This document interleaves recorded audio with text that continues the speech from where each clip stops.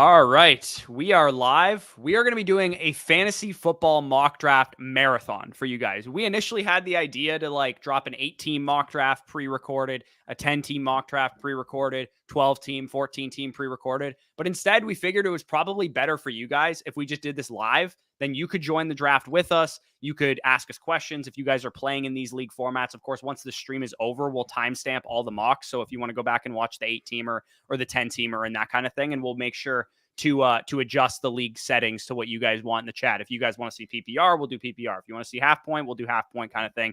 But this will be fun. We're going to start with the 8-team. We're going to go 13 rounds, and then, we'll do the 10-team after, 12-team, 14-team, so on and so forth. So, Danny, what's up?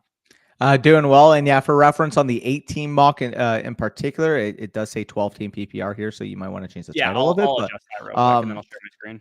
So myself and Corey are going to be sharing a pick in this. Obviously, want to give you guys an opportunity to get in the draft. So, but for the 10, the 12, and the 14 teamers, we will be controlling each of our teams. Yeah. We figured in the 8-teamer, we didn't want to take up 2 of the 8 spots. So we'll 6 of you guys get practice. Yeah, take it easy on that. So it's going to be an 8-team mock draft, 2 wide receiver, 2 running back, 1 flex, one of your bog standard, low scoring, shallow league formats.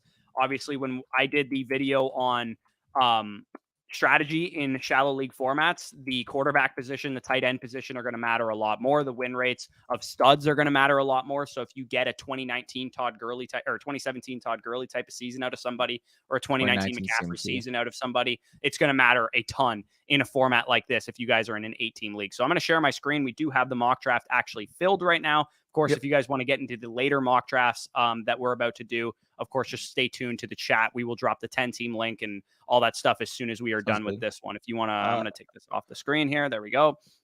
For reference, by the way, I can't see the board, so that's going to be an issue for us, but I'll just look at your stream when doing it. Yeah, that's fine. We'll just look at my screen while we're doing it. Okay, so I'm going to randomize the picks here, and we are going to get this thing going. So randomize draft order.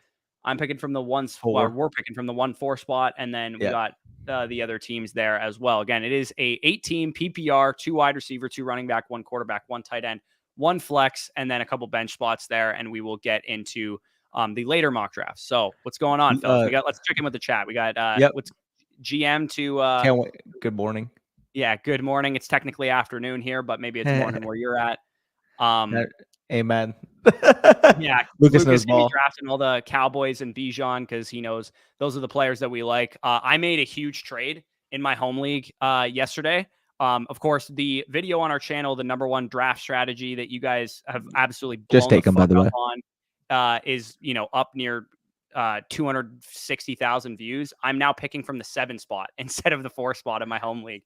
It worked out. The whole basis of that video was that I was going to be picking from 4th, and now I'm not picking from 4th anymore, which is kind of funny. So, what are we thinking here? There's one clear answer. Yeah, it's got to be Bijan. It's got to be Bijan. So the other player that I would consider here is Kelsey because it's an 8-team league. You want those positional advantages. It would be between Bijan and Kelsey for me. So, do you want to go Bijan and hope that I would get Andrews falling back to us in the 2nd or the 3rd? Yeah, I would go Bijan and hope that you can get Andrews at that 3-4 spot ideally. Now, because we say that, he's probably not even going to make it there. But, I mean, I would go with Bijan because, like you said, hitting on a 2017 Gurley, 2019 McCaffrey, if there's any running back that's going to do that in fantasy, it's going to be Bijan Robinson. And Kelsey goes off the board next pick, which is about standard from Flet. We have a couple more comments we'll quickly catch up on. What's up, all? Bring on the mock draft. No mocking the actual picks, though.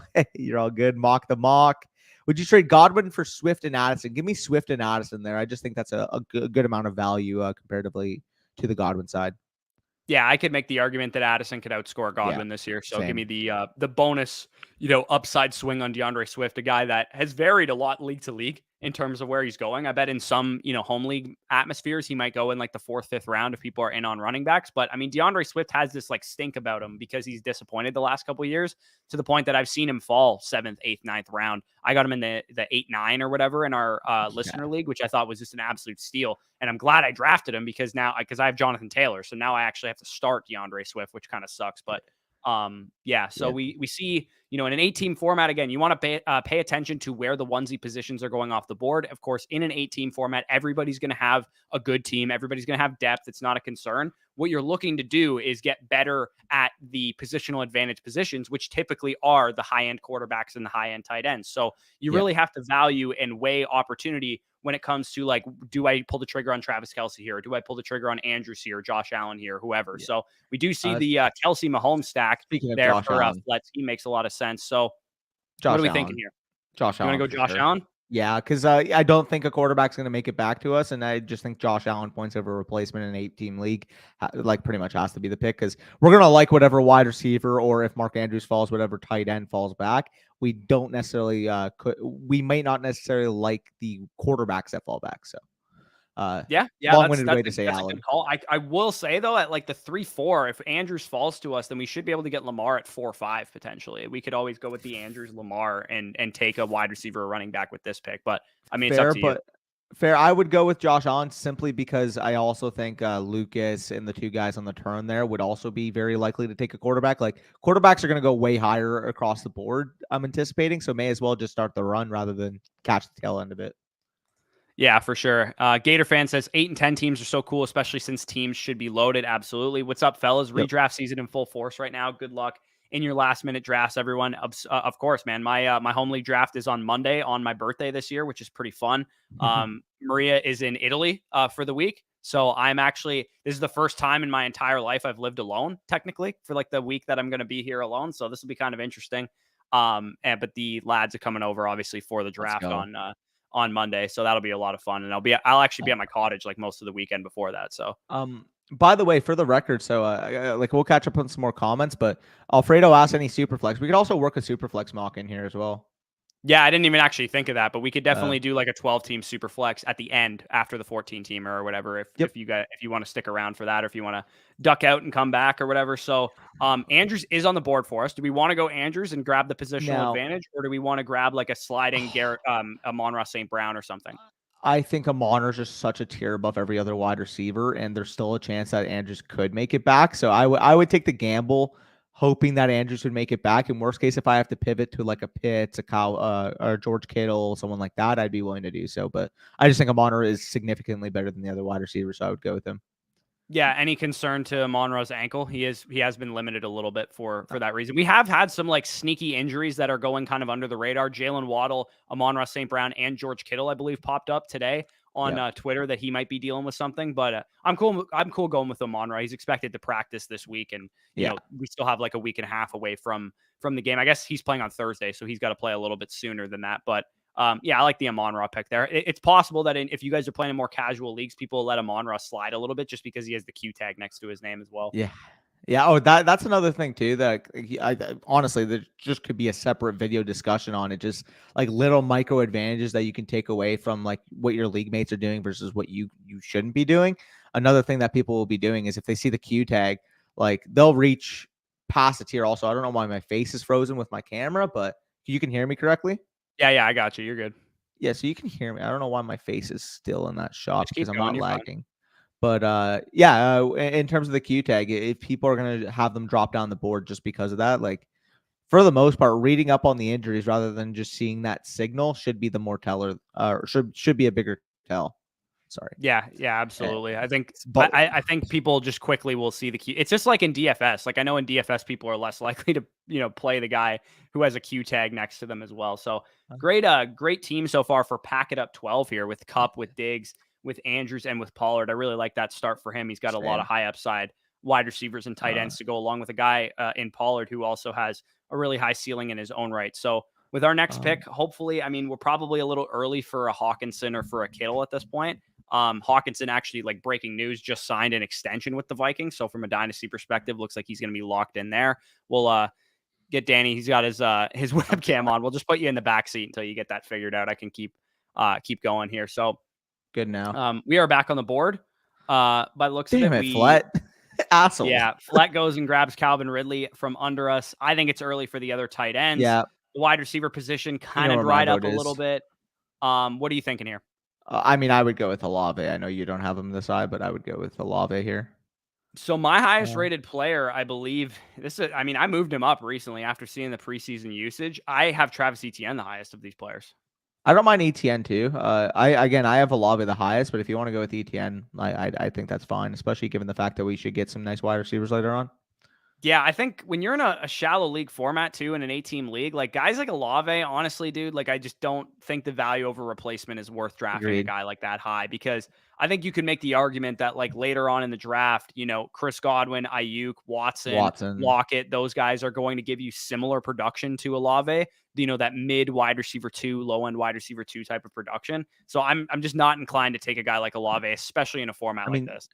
I regard Olave higher than that. Like I would have him like more so as a back end wide receiver one, high end wide receiver two. But at the same time, I do agree. Like he doesn't really have the opportunity to like smash as a top five guy. And in this type of format, you kind of need that upside with ETN. Like this guy can rush in 15 touchdowns to be the RB5 overall. Yeah, it definitely makes some sense there. Do we have a Discord? Yes, we do. If you go to flockfantasy.com, the Discord is linked up there. If you sign up, obviously using code FSE, you'll get access to our private channels. For our code users, you can get us added on Discord as friends, so that during the season, when you guys have start set questions and all that good stuff, you can ask us there.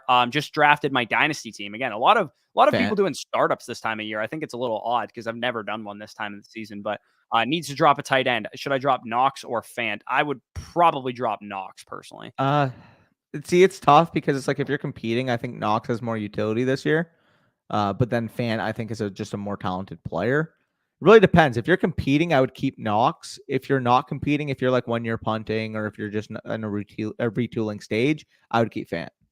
Yeah, Fant kind of strikes me as somebody that could reach the David Njoku career arc where we like kind of give Agreed. up on the guy and then towards the end of his rookie contract, early portion of maybe signs a second deal with somebody, then he kind of maybe resurges. Because I mean, we've seen this with tight ends a lot. They're not like wide receivers. They don't have, these like if they're not proven it by year 1, year 2, or year 3, they're like dead. We've seen tight ends break out in year 5, year 6 all the time. So we're back on the clock here. I need tight Uh, ends. the tight end I mean, position. all I of think them. we should push tight end one We more time. we we can because there's only 2 people behind us, and we have 3 guys we like. So, Yeah, I would say exactly. wide So, receiver or running back. so my highest rated wide receiver is Debo Samuel. Yeah. My highest rated running back would be Oh, Brees. I mean, I'll let you choose. Obviously, like I don't like the idea of starting 3 running backs in the first 5 rounds, but I think the upside of Brees in this format, especially because for the most part, we're gonna get a tight end at the next pick, and then the wide receivers like Brandon Ayuk, I would rather have 2 rounds later than Debo Samuel right here. That's So fine. Yeah, let's go with uh Brees Hall here. We grab him technically as our first flex, our only flex in this format. This is like an yeah, 8-team format with one flex. So if these guys all hit, like I mean, if they hit, Bijan's going to have a monster season. Travis Etienne will be a top 8 running back, and yeah, Brees Hall could be a top 5 running back. So we could have real hammers at the running back position carrying us throughout the season. In an 8-team league, the value over exactly. replacement that elite running backs can give you is actually quite valuable, even though you're taking a risk, obviously, on drafting all these running backs. We know that like we can pick up guys off the waiver wire at wide receiver, or draft them late in the draft that we can use in our flex if Brees is out to a slow start or whatever. And we'll probably draft a solid flex option to make sure that we don't have to play Brees right away. Yeah, 100%. And I mean, looking at the team, like people might be watching, like FSC 3 running backs in the first 5 rounds. Like, what's going on here? You guys always talk about like fading the running back position in an 8-team league because everybody's shooting for upside, anyways. You may as well go with the cleaner projection. And to be honest, as soon as Brees Hall accepts that full workload that we think he's going to by week 6, week 7 at the latest, I think it might even be closer to week 3, week 4, where he becomes a 70+% opportunity share type of back. And if he does hit on that, if ETN again can rush in, 12, 15 touchdowns, and of course, Bijan Robinson is Bijan Robinson, then you have elite players at every single other position. Whereas the wide receiver position, as much as I love Debo, as much as I like the talent of a guy like DK Metcalf, they don't really have a pathway to give you a wide receiver 4 overall season, in my opinion. Yeah, absolutely. It would really need to be like a, other players in their receiver cores got injured kind of situation for them to have that kind of ceiling. What else do we got here? We got Will says dynasty question, ETN in a late third for Burks ETN. and Howell. I will take That's ETN close, in the but late third, I think, if I was yeah. competing, but Burks and Howell's a good option if you're trying to rebuild there. So it really all depends on kind of your team situation. Yep, I agree with that analysis. Good morning from Las Vegas. Good morning there, Jason. Amazing. Thanks for the amazing info. Definitely Appreciate appreciate that. Cairo, what's up, boys? Quick question in a Superflex format with only 2 wide receiver slots. Are we still shooting for 6 wide receivers before round 10? It sucks when you can have a great. Yeah, if you can only start 3 per week, like you absolutely don't need 6 by round agreed. 10. Like 4 by round 10 is probably more likely what you're looking for. If four or five, the general rule of thumb is depending on the amount of wide receivers you start, the ideal place to be is having that amount plus 1. So if you can start 4 wide receivers, you want to have 5 through round 10. If you can start, 4 or 5 wide receivers, you could start 5 wide receivers, you want to have 6 through round 10. You kind of want to fill your flex and then have one off the bench in terms of just running back scarcity, in terms of like running back fragile builds. So realistically, Kittle, right? Yeah, it's probably got to be Kittle, just because you want the boom weeks, especially in this type of format. So yeah, I'm very much okay with pretty much any of the wide receivers that are going to fall back to us with our next pick. Probably not going to touch running back for a while unless we get later on in the draft and people are falling. Obviously, we have Allen, so we're not going to take another quarterback, especially in 8-team leagues, man. If you draft a quarterback early, do not draft a second quarterback. Yeah, exactly. Because you can get like Anthony Richardson types might be on the waiver wire. Like they will be. Like, well, I mean, if we're doing the math, he's going to be like the quarterback 12 or 13 off the board in a lot of leagues. Like not everybody's going to be rostering a second quarterback. So yeah. Yeah, you can stream like Geno Smith's off the waiver wire. You can stream Kirk Cousins potentially off of the waiver wire if Allen were to miss like 3 games with an injury or something. You just kind of figure it out at that point in time. I do see a lot of the time people in 18 leagues rostering 2 quarterbacks because they want to just like stream matchups. And I would say that might be a good strategy if you got like Deshaun Watson, Dak Prescott, but you don't want to do that if you have like Allen, Mahomes, Lamar types. Yeah, I'd agree there. Who do I pick at number 4 in a super flex 12-man? Lamar, Burrow, Fields, or Jefferson? I have my pick here, but I am curious to see if you would go with a quarterback or wide receiver. I would go with Lamar. Probably. I would go Lamar as well. Yeah, so, if there was any kind of passing accelerators, you could make the argument for Burrow over Lamar, but I think I wouldn't take Jefferson over those 2. I would take Jefferson over Fields, but I would not take him over Burrow and Lamar. Yeah, I think that's fair. I just got an offer, Barkley for Herbert and Drake London. What do you guys think about that trade offer? Which Herbert is that? I'm assuming that's Justin Herbert. It's got to be Khalil, right? It's not Justin Herbert. Unless this is a redraft league. If this is a redraft quarterback league, then I think I would take the Barkley side. But if this is a dynasty league and that's Justin Herbert, obviously you take the Drake London and Herbert side. And if it's a dynasty league and it's a redraft league, I'm literally confusing myself. If that's Khalil Herbert, and this is a redraft league, I would definitely take the Barkley side as well. Herbert and London in a redraft. Let's just say it's a 1 quarterback redraft league. I think that's dependent on how many players that you have to start. Like if you have to start 12 players a week, 11 players a week, then obviously you would go with maybe not that much because it's a redraft. If you have to start like 9, 10, 11 players, maybe you prefer the Herbert and London side. But if it's like a start 7, start 8, then you have Saquon Barkley literally being the anchor of your running back core. I don't mind that. So I would say it depends how much depth you can start on a per week basis. Yeah, absolutely. No. Where are you at this pick? Ayuk. You want to go Ayuk even though we have Kittle? Yeah, I don't mind it. Unless you want to go Lockett, I'd be okay with that as well. But I just think Ayuk's like got the most upside on the board. All right, yeah, let's go with Ayuk. We'll get the 49ers exposure. That's another thing with 8-team leagues too, is that like even more so than 12-team leagues. I really only want players from good offenses. There's really no reason to go dumpster diving for bad offenses. And like our team, I mean, other than Atlanta, I would say is like every offense is guaranteed going to be better than they were last year for the most part. Other than Atlanta, and it just so happens that we have literally the 300 touch back on that team. Yeah, and also they're literally like my number 1 breakout offense of 2023 in terms of pick. So, Reese says thoughts on my team: 10-team quarterback Jalen Hurts, wide receiver 1 Jalen Waddle, Amari Cooper. Also has Pollard and Alexander Madison. Superflex. It's a super flex league, so Fields and Jalen Hurts obviously matters quite a bit, and Kyle Pitts. So yeah, dude, I think you did a great job considering you have like pretty good wide receivers and running backs for having Jalen Hurts, Justin Fields, and Kyle Pitts at your like onesies and super flex spot. I think that's definitely a very strong team there. I'm not a huge Madison guy, but he's like probably like your 8th pick or something. So yeah, that's what I was going to point out. Not the biggest Madison guy, but everything else I'm a fan of. I'm buying so much stock in Amon-Ra this season. Yeah, you know ball there, Matalo. We agree. We love Amon-Ra St. Brown over on the channel. Agreed. Jorge already asked that. Bro. Bush, I would highly recommend. Oh my god, my fucking mic went crazy. Bush, I would highly recommend the Dos Hombres tequila. It's really smooth. Okay. True. Yeah. I Uh, do love me some I'm getting more into tequila because like tequila sunrises are like one of my favorite cocktails. My girlfriend's from Mexico, so she fucking loves tequila. So yeah, tequila I don't know shit about tequila. Literally. Like you tell me what's good I know Patron's pretty good tequila. That's about it. Fair enough. By the way, there's a clear answer for my next pick here, but depends if you're on the same page. Yeah. Gator fan says, how close are the likes of Waddle, Olave, and Higgins for these?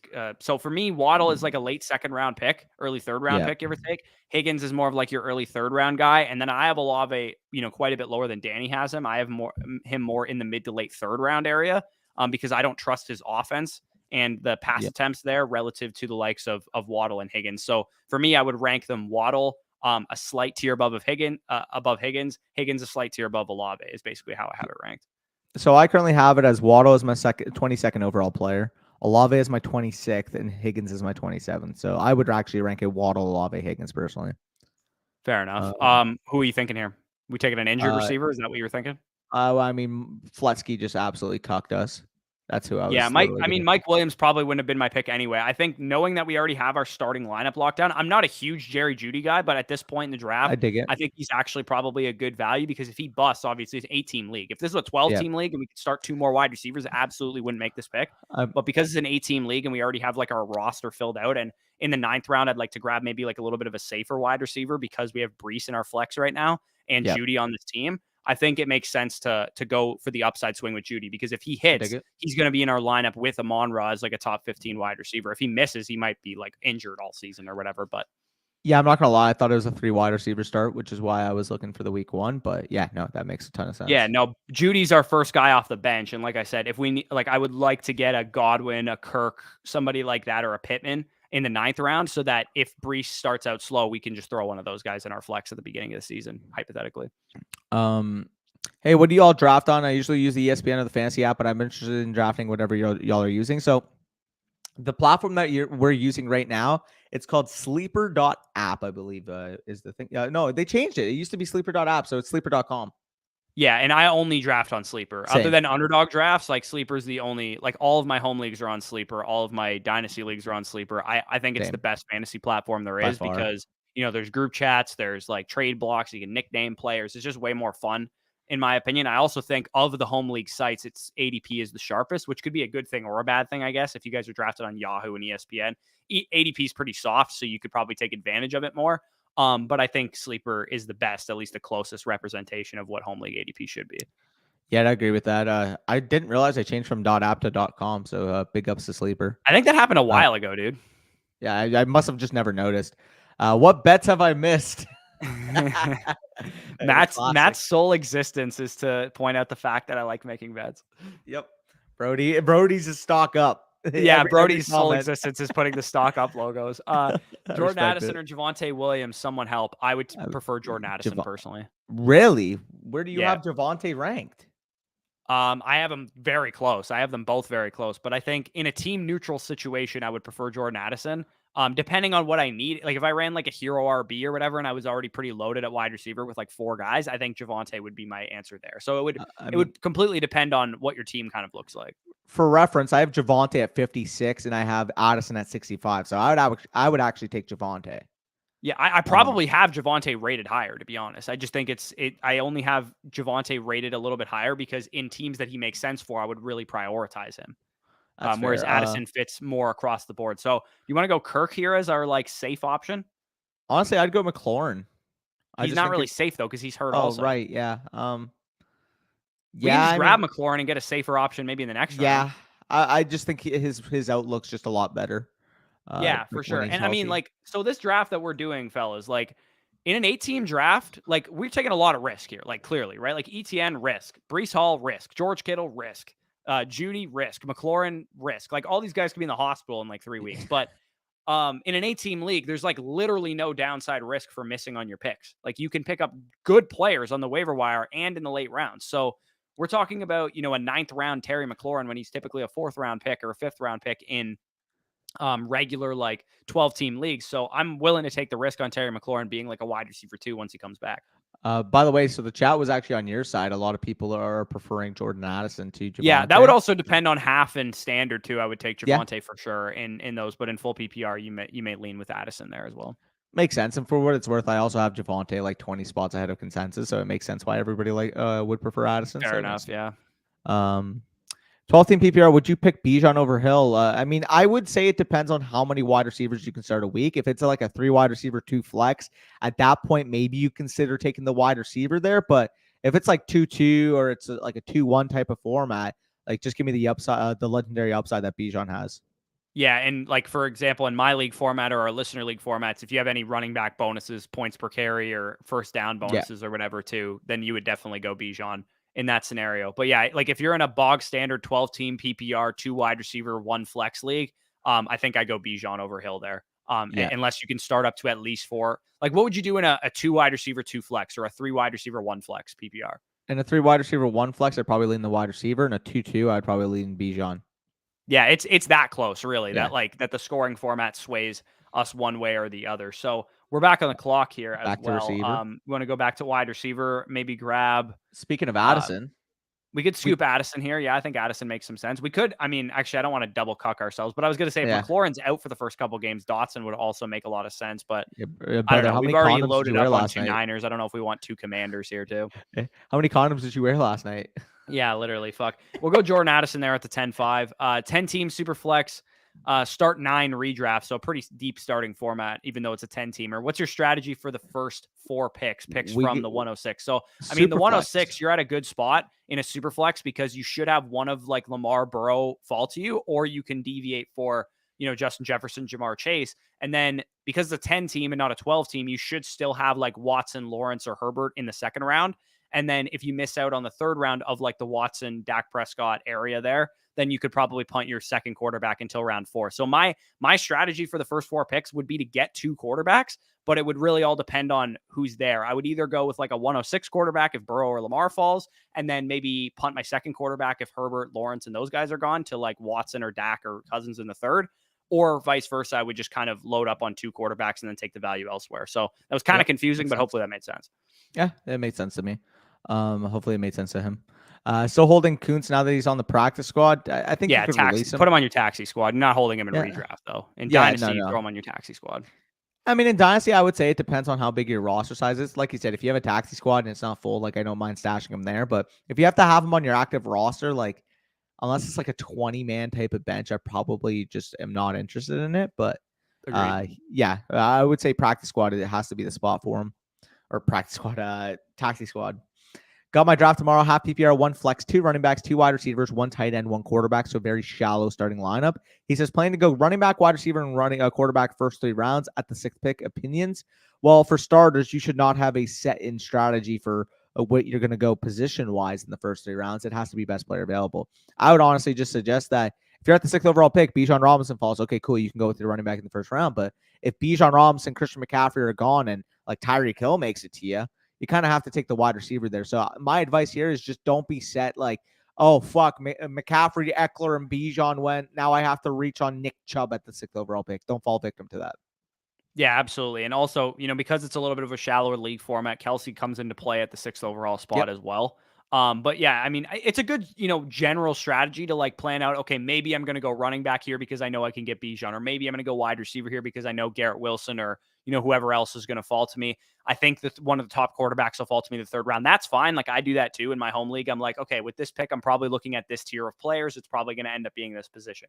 But you don't, like Danny said, you don't want to go into the draft with like exactly what you're going to do. A lot of people got mad in my number 1 draft strategy video that I talked, wax poetic for fucking 10 minutes about how running backs are fragile. Then I take Bijan in the 1st round, not expecting Tony Pollard to fall back to me, and he does. And then also Allen falls back to me in the 3rd, so I didn't have a wide receiver until round 4. So it all changes. It's best player available. When players fall to you that you're not expecting, you just take the value. You don't need to overthink it and go back to your set strategy. So what are we thinking here? We got like 10 seconds. I'm going to just grab George Pickens as an upside swing at wide receiver. I mean, I would have advocated for Quentin Johnson, but it's pretty much accomplishing the same thing.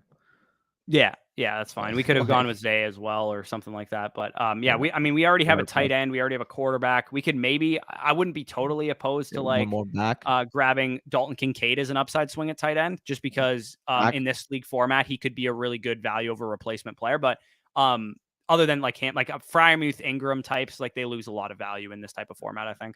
Yep, makes sense. Would you do Garrett Wilson for DJ Moore and Charbonnet? My quarterback is Fields, and I have Walker. Thanks. No, give me Garrett Wilson pretty easily there.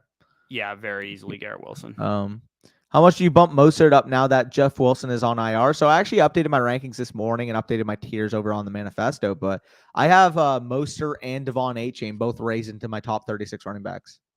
Yeah, dude. Like, so I don't want to spoil anything, but our sleepers videos, you guys have seen Danny's bust, Danny's breakouts, my breakouts. My bust will be coming later today, so around 3 o'clock or so. That'll be dropping. Our sleepers videos, Danny's is dropping tomorrow, mine's dropping on Saturday. Usually I drop it on my birthday, which is September 4th. But because my birthday's on Monday this year and everyone's going to probably already have drafted, I figure it makes more sense to drop it on the Saturday because a lot of you guys are probably drafting Saturday, Sunday, or Monday. So, Yep. in that video, Raheem Mostert's going to be in it because I think he's one of Okay. the best.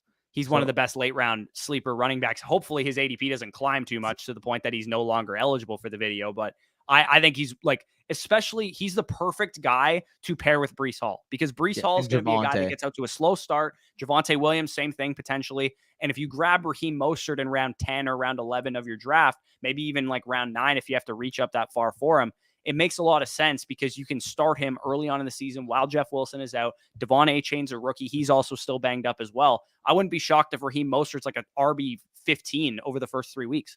Yeah, just like he was doing last year on a per game basis. So for the record, Corey, you mentioned that you're putting Raheem Mostert in. Can you message me in the private chat who you're dropping? Because I might actually scoop one of your players. I think I already took the player out that I was dropping.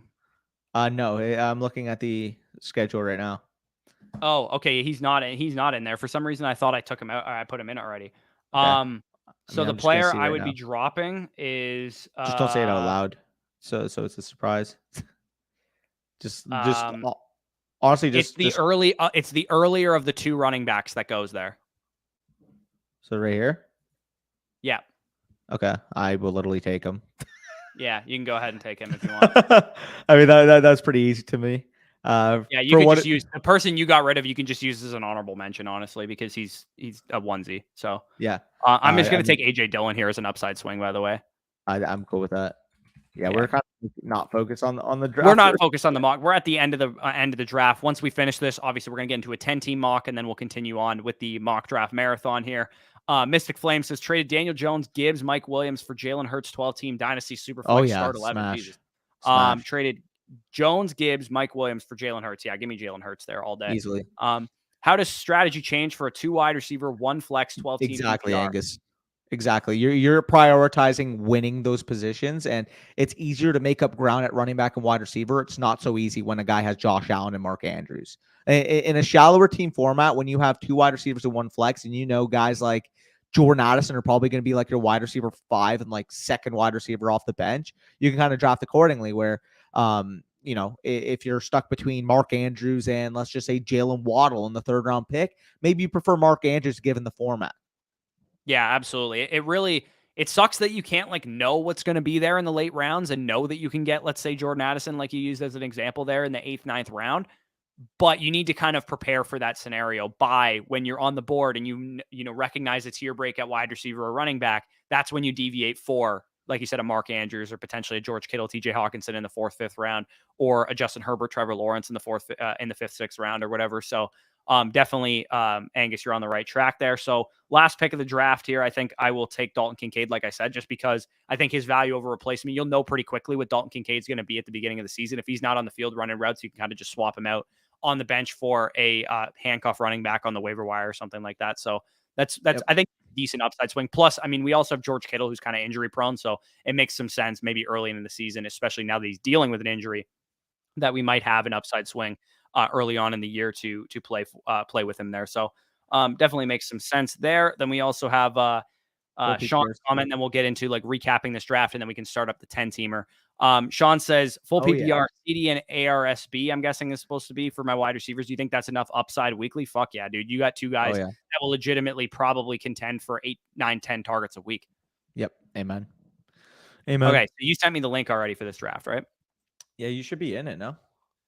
I'm not in it yet. You have it as a 12 team also, so you need to change Yeah, that. so I'll change that real quick. So 12 Anything teams. you guys want to see in this 10-team draft? Do you guys want to see a PPR? Do you want to see a half PPR? We're not going to do standard. We adamantly stand against that. Yeah. But what do you guys want to see? Yeah, Mark, also, I just saw your comment. He says, how do we get your updates to the manifesto? The manifesto is updated as of the Jonathan Taylor news, at least in our rankings. I need to go in and update the ADPs. So the ECR, the Underdog, the Yahoo, and the ESPN stuff is not quite up to date yet, but I'm going to do that today. So that will be updated by the end of the day today. So if you guys draft today, tomorrow, Friday, Saturday, Sunday, or whatever, you'll be just fine. In the manifesto, it should say like on our rankings tab, what day it's last updated since. Like I think it says like August 27th or something right now, but we have updated, me and Danny, both our individual rankings. We just need to go in and update the actual ADPs. Yep. So we'll quickly get to the super chat as well. Appreciate that from Brandon. Donates $9.99. He says, "Hey guys, had my home league draft last week. Last week, 14 team full PPR. So luckily for you, by the way, we will be getting into some 14 team mocks later on. But he says his quarterback is Daniel Jones, running back Bijan, Ken Walker, Lamb, Amonra. Oh my! For a 14 team league, how did you leave the draft with Bijan Robinson, CeeDee Lamb, and Amon-Ra St. Brown? How That's ridiculous.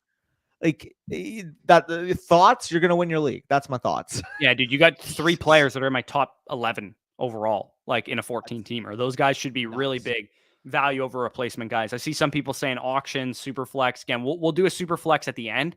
Actually, you know what? Let's do it after the 10 teamer because we're gonna do a 12 teamer after that. We'll split up the 1 quarterback mock drafts with a Superflex one in the middle. Any chance of some auction strategies? Not really. If special ed, one thing that we've been doing with auction, advice is most people that are in auction leagues are booking consults with us because it is way easier to give auction advice when we know exactly how your league is going to behave and we know what players go for more money and stuff like that. Most of the consults I've done, I don't know about you, Danny, have been auction leagues. Oddly or keeper leagues too. Like those are the 2 formats I think that people are choosing to go for consults with. And you can get a free consult if you sign up annually on flockfantasy.com using the promo code FSE. So if you're interested in auction strategy and you got a draft coming up, that is definitely how I would recommend we can give you the best advice. It's funny you mentioned that because I know you had mentioned like the most part for the consults has been like just like weird league settings where there's like auction or like it's a 16 teamer or stuff like that. For the most part, my consultations thus far has mostly just been like, I'm going to be in my draft, come draft with me. Like, so I've been like doing more so that, but like I can like handle whatever you guys want. If you guys want to talk about weird strategies, you guys want me in your draft room with you, you guys want to talk, potential opportunities for trades in Dynasty, like whatever the fuck you guys want to talk about, we are open for. And like Corey said, in order to access that annual membership over on flockfantasy.com, promo code FSC, 30% off of either package, whether you want to be a mother flocker or a flocker over there. Yeah, for sure. Drop the link in the chat. Kyrie asked, how do I get in? So that is how you get in. The link is in the chat. Yep. We're doing a 10-team PPR draft. Like I said, after this draft, we'll run a Superflex draft, and then we'll go to a 12-team 1 quarterback, and then a 14-team 1 quarterback as well. And as far as auction strategy is concerned as well, too, like one of the things that's just the easiest thing that we can give you as players that don't really play in auction leagues is using tiered based rankings is extremely important in auction, because if you have a player in one tier and all the players in his tier are going for $50 in the auction and he's going for $25, then obviously he's a huge value. So tiered based drafting and in managed snake draft leagues or whatever versus auction draft kind of have some they coincide a little bit when it comes to the tier breaks and things of that nature. And for what it's worth, even though I technically don't have a lot of experience in auction, it's like if you know what you're doing and you understand your tiers and you understand value like quite a lot, especially from a market standpoint, you can build some absolute dominant auction teams. Like if hey, listen, like if people are going to overpay at running back, guess what I'm going to do? My first 5 nominees are literally just going to be running backs I don't want to target. You get everybody in your league absolutely blowing the crap out of their budget. And then at that point, like a guy that you would typically have to spend $15 on, maybe you can get for like $6 because nobody else in your league has money left. Yeah, and running like 0 RB and hero RB builds in auction at the end of drafts when people have run out of their budget on that position definitely makes a lot of sense there as well. You can just grab up the handcuffs, grab up the ambiguous backfields because the uncertainty avoidance factor in auction really comes into play because people are like, I don't want to spend, 22 of my 250 auction dollars on a running back I don't even know who's going to start. And you might get a really good discount on, your DeAndre Swift types or your, Rashad White types or guys like that are typically like dead zone running backs. But because people are are going to overpay for the known running backs, you might actually have a decent value on those. So for what it's worth, the league format of this is a 2 wide receiver, 2 flex. So it's a little deeper than the one that we did, but it is still a 10-team draft. So the quarterback and tight end position still going to have a lot of pull in that type of format. We also here we got Flet said I traded Allen yesterday for Burrow and Hill. Not the biggest fan, but I'm trying to go for the W. So I think this was a dynasty trade, right? Yeah. So I mean, if you're doing the evaluation, what would it take you for you to move off of Allen to Burrow? Honestly, I don't have a problem with this trade. I think Burrow and Allen is a lot closer of a discussion than people think in Dynasty because Burrow, I know, is an elite quarterback, and that's that same insulated value that you get out of Josh Allen. And if you're going for the win, getting an extreme value over a replacement wide receiver, PPR, 3 or 4 redraft pick makes a lot of sense to me. I don't think this was a bad trade at all, to be honest. It sucks trading Josh Allen away, but you got a superstar quarterback in return and a superstar wide receiver for the next year, 2 years, potentially 3. I agree. Well, the reason why I was going to say, I'm like, probably the difference between Allen and Burrow would probably be about a 1 and a 2, which I would equate to Tyreek's value anyway. So with your perspective, like you said, you're trying to go for the win. A 1 and 2 versus what Tyreek Hill is going to be able to do you from a production standpoint. Like you would much rather have Hill there. So I do like that. He says he also has Hurts. So he has Hurts, Burrow, and Hill now as like his main driving forces. Yeah, absolutely go for the championship there. Yeah, absolutely. 12-team Superflex, Hurts, J.K. Sharps. Okay, all the players listed here. Kirk for Pierce and Nico. So Damian Pierce and Nico Collins for Christian Kirk. I don't know what he's asking, to be honest. Does he want us to evaluate the team, or is he getting offered a trade? I think he's getting offered a trade here. So he has a period here. Godwin, Sharp, and Kirk for Pierce and Nico, I think is what the question is. So give me Godwin, Charbonnet, and Christian Kirk. For sure. Pretty and he easily. Also has Godwin and Kirk for Swift and Addison. I would rather have Godwin and Kirk there as well. I would rather have Godwin and Kirk, but like it's not, honestly, it's closer than like I thought it would be, to be honest. But yeah, I would still rather have Godwin. I'm assuming he's panicking at running back, and that's why he's looking to make like a trade for like a Pierce or a Swift or whatever. I just don't think the value's there, to be honest. Agreed. Like you're in a super flex league, you got Hurts as your main quarterback, and Allen, Josh Allen is your other quarterback. Like those guys are going to be such positional advantages to the point that you don't need good running backs. So I don't know who he has at running back. I don't really see who are his running backs here.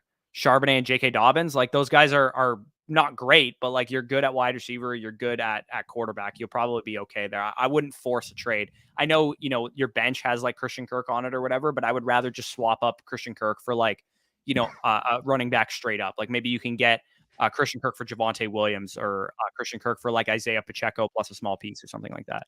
Yep, makes sense. So where did we leave off in terms of the thoughts on Raheem Mostert now that Jeff Wilson's on IR? He's a perfect like 9th, 10th round pick if you guys need early season production. I think he's going to be one of the better sleeper running backs. It gets out to a hot start at the beginning of the year. What's the strategy with a 12 team? Okay, so we're going to talk about the Superflex strategy once we're in the Superflex draft, but shoot for a top 5 quarterback first round. The way that like the tiers kind of break up for me is that the top 4 quarterbacks are ahead of Justin Jefferson, Jamar Chase, and then once those quarterbacks are off the board, you could deviate for those guys, but I'm not willing to take like Justin Fields, Trevor Lawrence, and those guys over Jamar Chase and Justin Jefferson. So I would ideally like to get like a top 3 or 4 pick so I can get a top quarterback. But if you're towards the end of the first round, hopefully one of us gets that pick and we can kind of talk through the strategy there. So I'm on the board again here. You went with Bijan and Amon-Ra. I'm back on the board at the end of the first round. Josh Allen, by the looks of it, is going to be my highest overall player. Running backs, not really interested. Wide receivers are okay there. I'm going to grab Josh Allen for sure.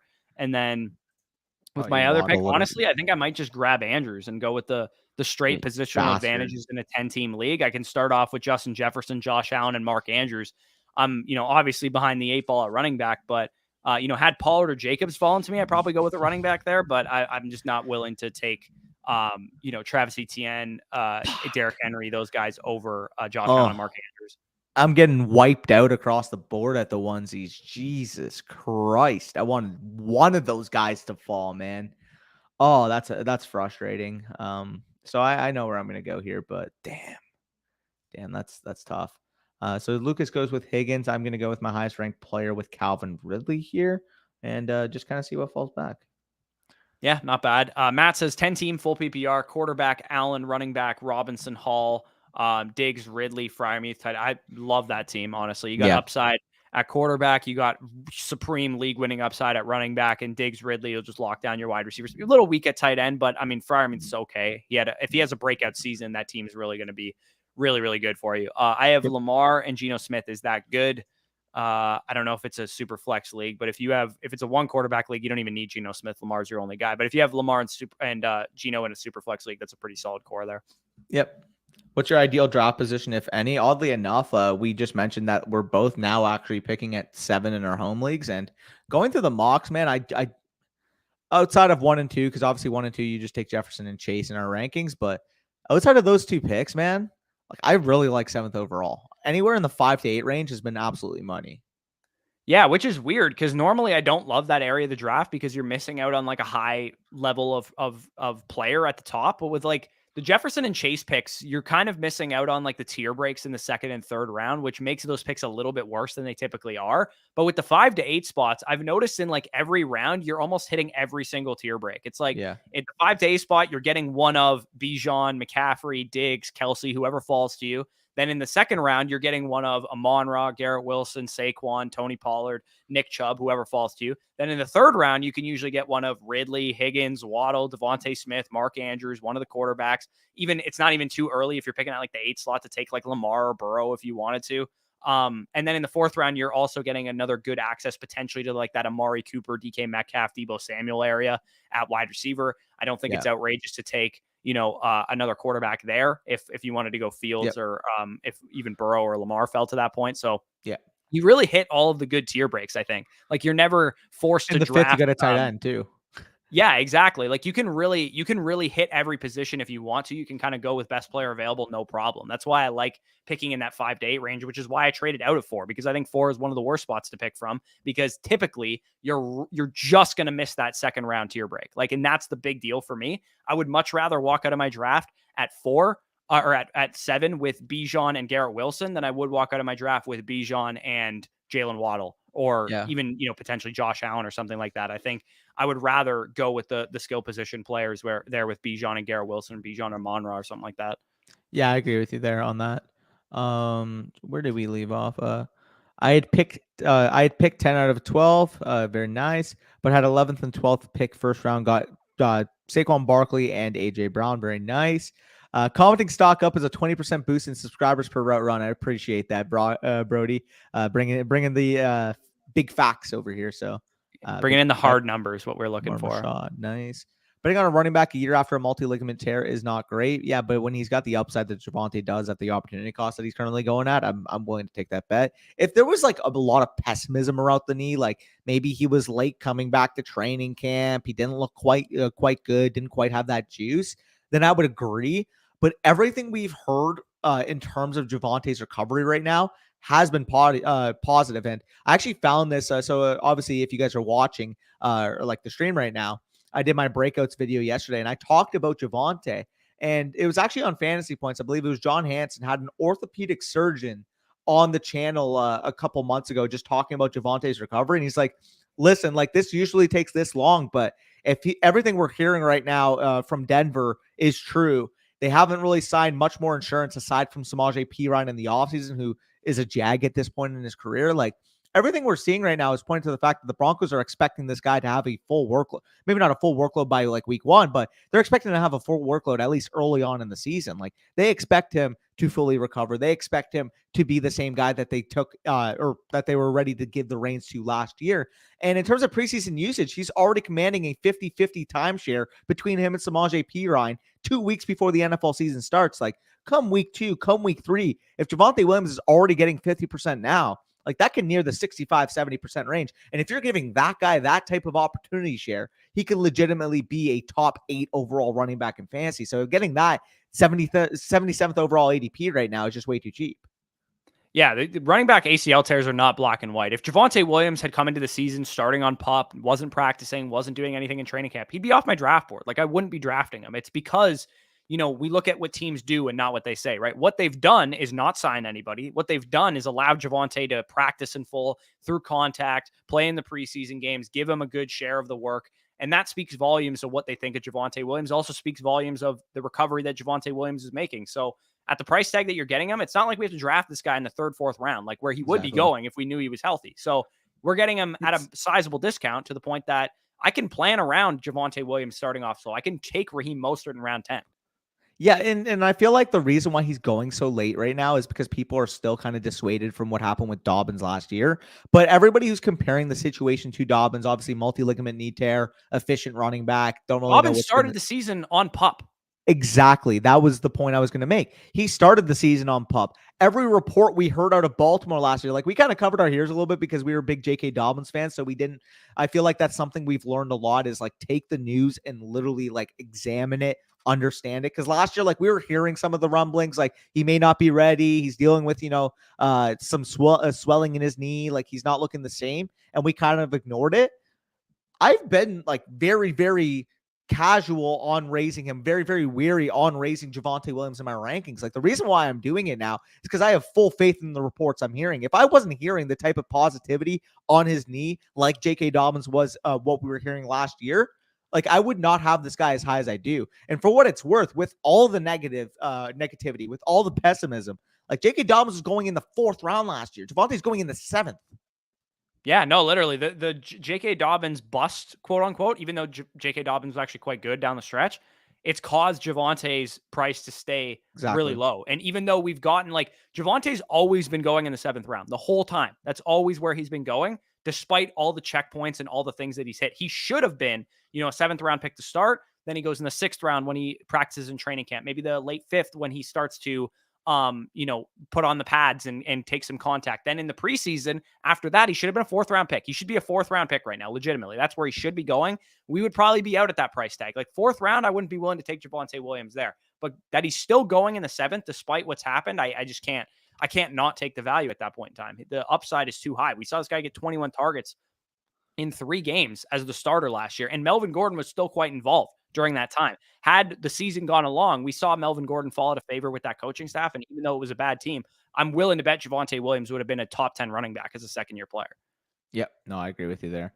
By the way, for the record, where does your RB dead zone start this year? The name that starts off the running back dead zone in ADP is a guy by the name of Najee Harris. He's the first guy that I always kick off the dead zone with. So for me, in terms of where the dead zone starts, guys like ETN, Ramondre Stevenson, Gibbs, and Breece Hall are the last running backs that I say are on the board before the dead zone begins, even though sometimes those guys go in the 4th round where the dead zone actually starts. So for me, like the dead zone backs that I actually like, if you want to call those guys dead zone backs, I really like them. At their cost, I really like Kenneth Walker, Damian Pierce, and Javonte Williams. But other than them, and J.K. Dobbins as well, other than those guys like Mixon, Najee Harris, Miles Sanders, who else is on the board still? We got Aaron Jones. I think Jonathan Taylor is kind of a dead zone back now after the 4-game start that he has. I mean, I talk about in the bust video later, Alvin Kamara is somehow still going in this area of the draft in home leagues. Alexander Madison as well. Sometimes you'll see James Conner and Cam Akers slide their way up the board in this area. Sometimes Dalvin Cook slides his way up the board in this area as well. DeAndre Swift, if he goes off the board in this area. Those are like the dead zone backs, in my opinion. But like I said, Pierce, Kenneth Walker, J.K. Dobbins, and Javonte Williams, if he's outside the top 6 rounds, are guys that I'm definitely fine with in that area of the draft. Yeah, and in terms of my running back rankings, so I currently have it as ETN at 9, Breece at 10, Ramondre at 11, Gibbs at 12. I think that's the clear next tier after the Jacobs of the world, the Henrys of the world. My dead zone pretty much starts at running back 13, if you want to call it that. Like we said, we have some targets in this range, but RB 13 right now, Kenneth Walker. Obviously, Zach Charbonnet is a lingering figure to make him a dead zone back. RB 14, J.K. Dobbins. He's a lot of volatility there, a lot of question marks there in terms of, is he going to be fully healthy? Is he going to get the full workload? Or he had a holdout earlier in the offseason. We don't really know exactly what's going on there. Obviously, I'm higher on him, which is why I have him at RB 14, but he's typically going in your round 5, round 6, round 7 area of a lot of your guys' drafts. RB 15, Damian Pierce. very bad offense. We don't necessarily know if he's going to get the full 3-down workload, although we have very, very much a lot of optimism based on preseason usage that he may just be a 3-down back there. So he's a guy I'd be comfortable taking over your Najee Harris types, over your Aaron Jones types, over your Joe Mixon types. Speaking of Joe Mixon, like he's going to go in the 3-4 turn of a lot of your home leagues. And I have him ranked 19th overall at running back. You might have him even lower. I have him lower than that. Yeah. I have him at 22, 23, I think. Yep. Makes sense. Yeah, I'm quite low on Joe Mixon. This has been established for sure. So you're not backing on Joe Mixon goal for the channel for the end of the season. I mean, so our sub goal for the channel by the end of the season was 30,000, which we're already at. So really appreciate you guys. That was our goal, and we hit it. So like based on like how we've grown in years past, we like the projection was that, you know, exponential growth and all that kind of stuff. We gained like, I think it was like 5,500 subs from May to December in 2021. Then it was 7,400 last year from May to December. This year, we were like, oh, we think we can gain 10,000 in that period of time, which from May to December would have taken us from 20,000 to 30,000. You know, very sound logic in our opinion. But then you guys decided to absolutely blow up one of our videos for like 270,000 views, and all of our videos have done really well. So again, really appreciate all the subscribers, all the new support. I'm sure a lot of you guys listening to this are new to the channel. So definitely welcome aboard, and hopefully you stick around with us all season.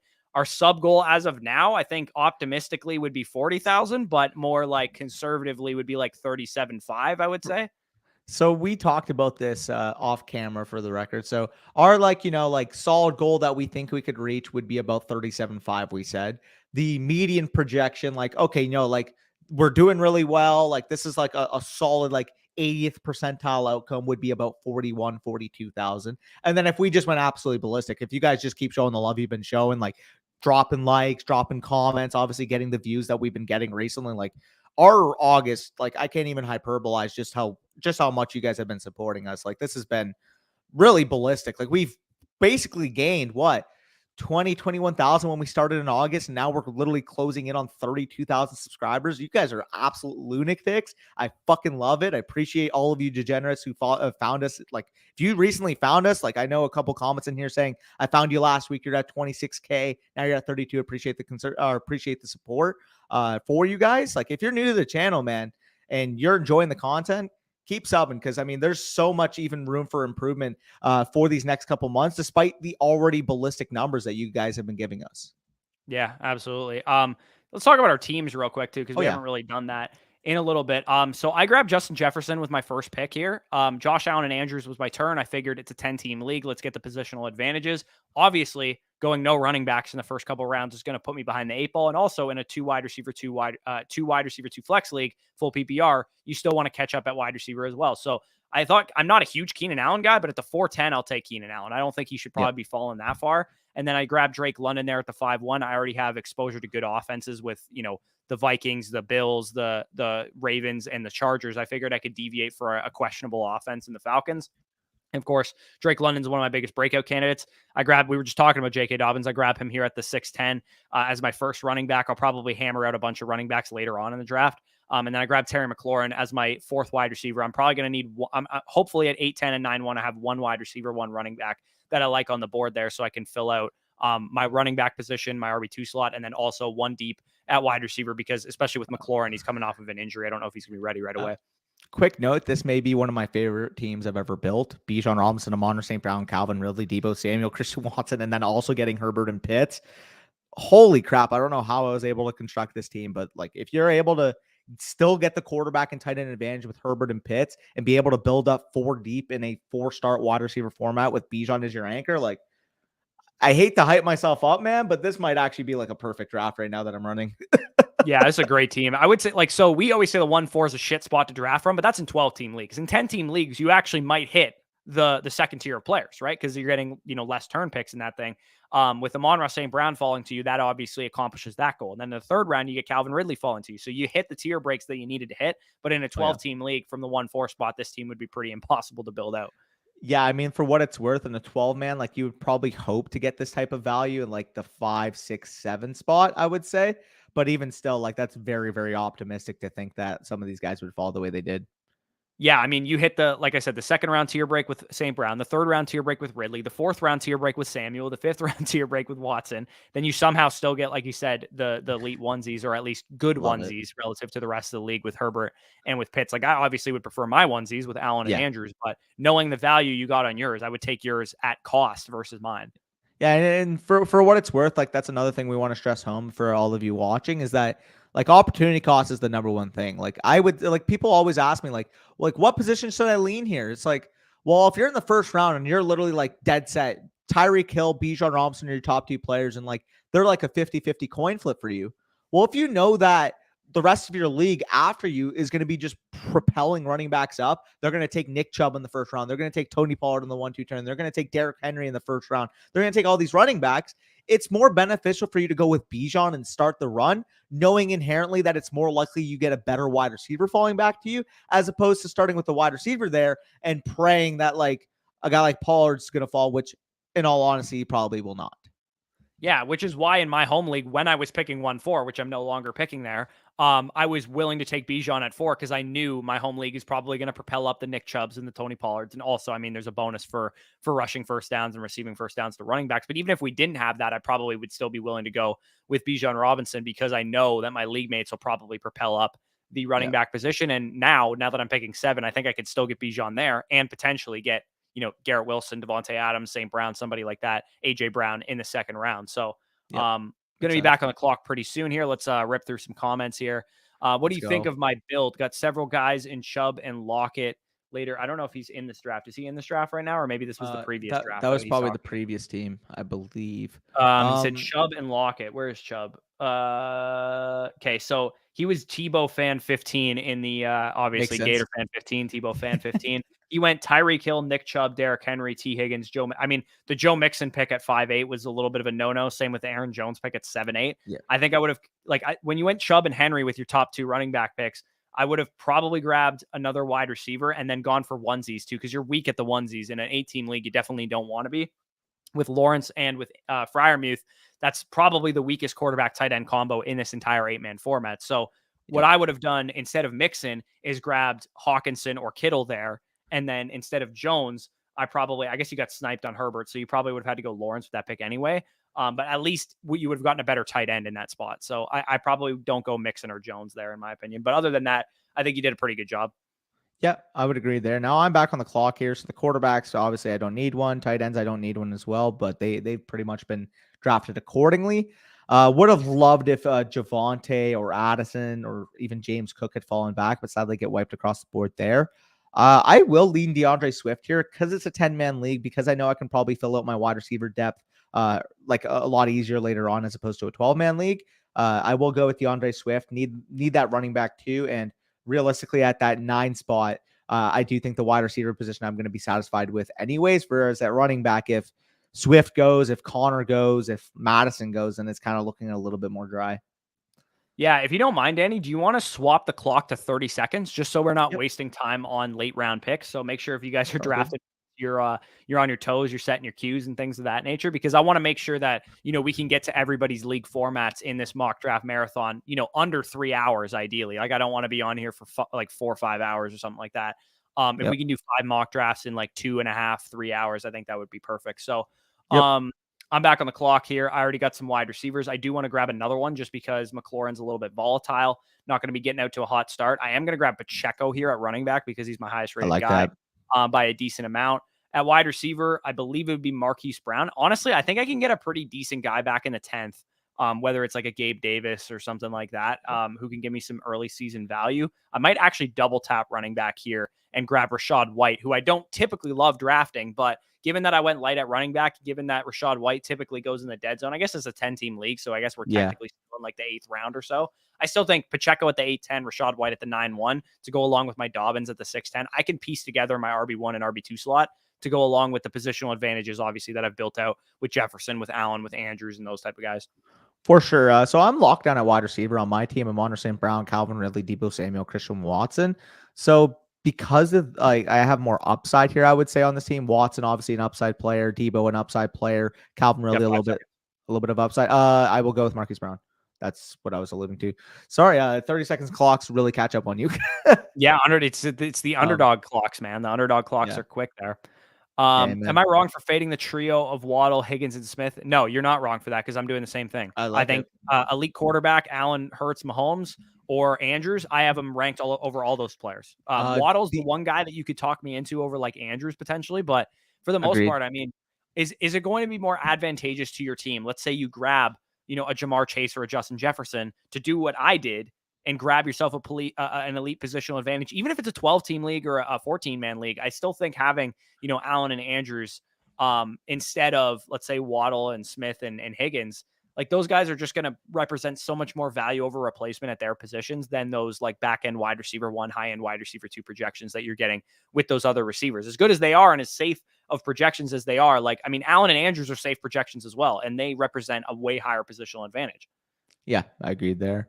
Where do we leave off in terms of comments? I feel like Danny's got a way funnier story for this. I've never really done anything too crazy when I've been hammered. On my 19th birthday, I pissed on the back of a bar that happened to be connected to a special constable station for one of the universities nearby. So I got a $255 ticket for public urination on my 19th birthday. So that's probably the most embarrassing thing I've done while hammered, but I'm not the type of guy that gets like too crazy when I'm like drinking. I usually like keep myself tamed. I'm like the dad of the friend group. I'm the guy that's like, calling cabs and, putting buckets out for people when they're throwing up. I'm not the guy that like gets hammered usually.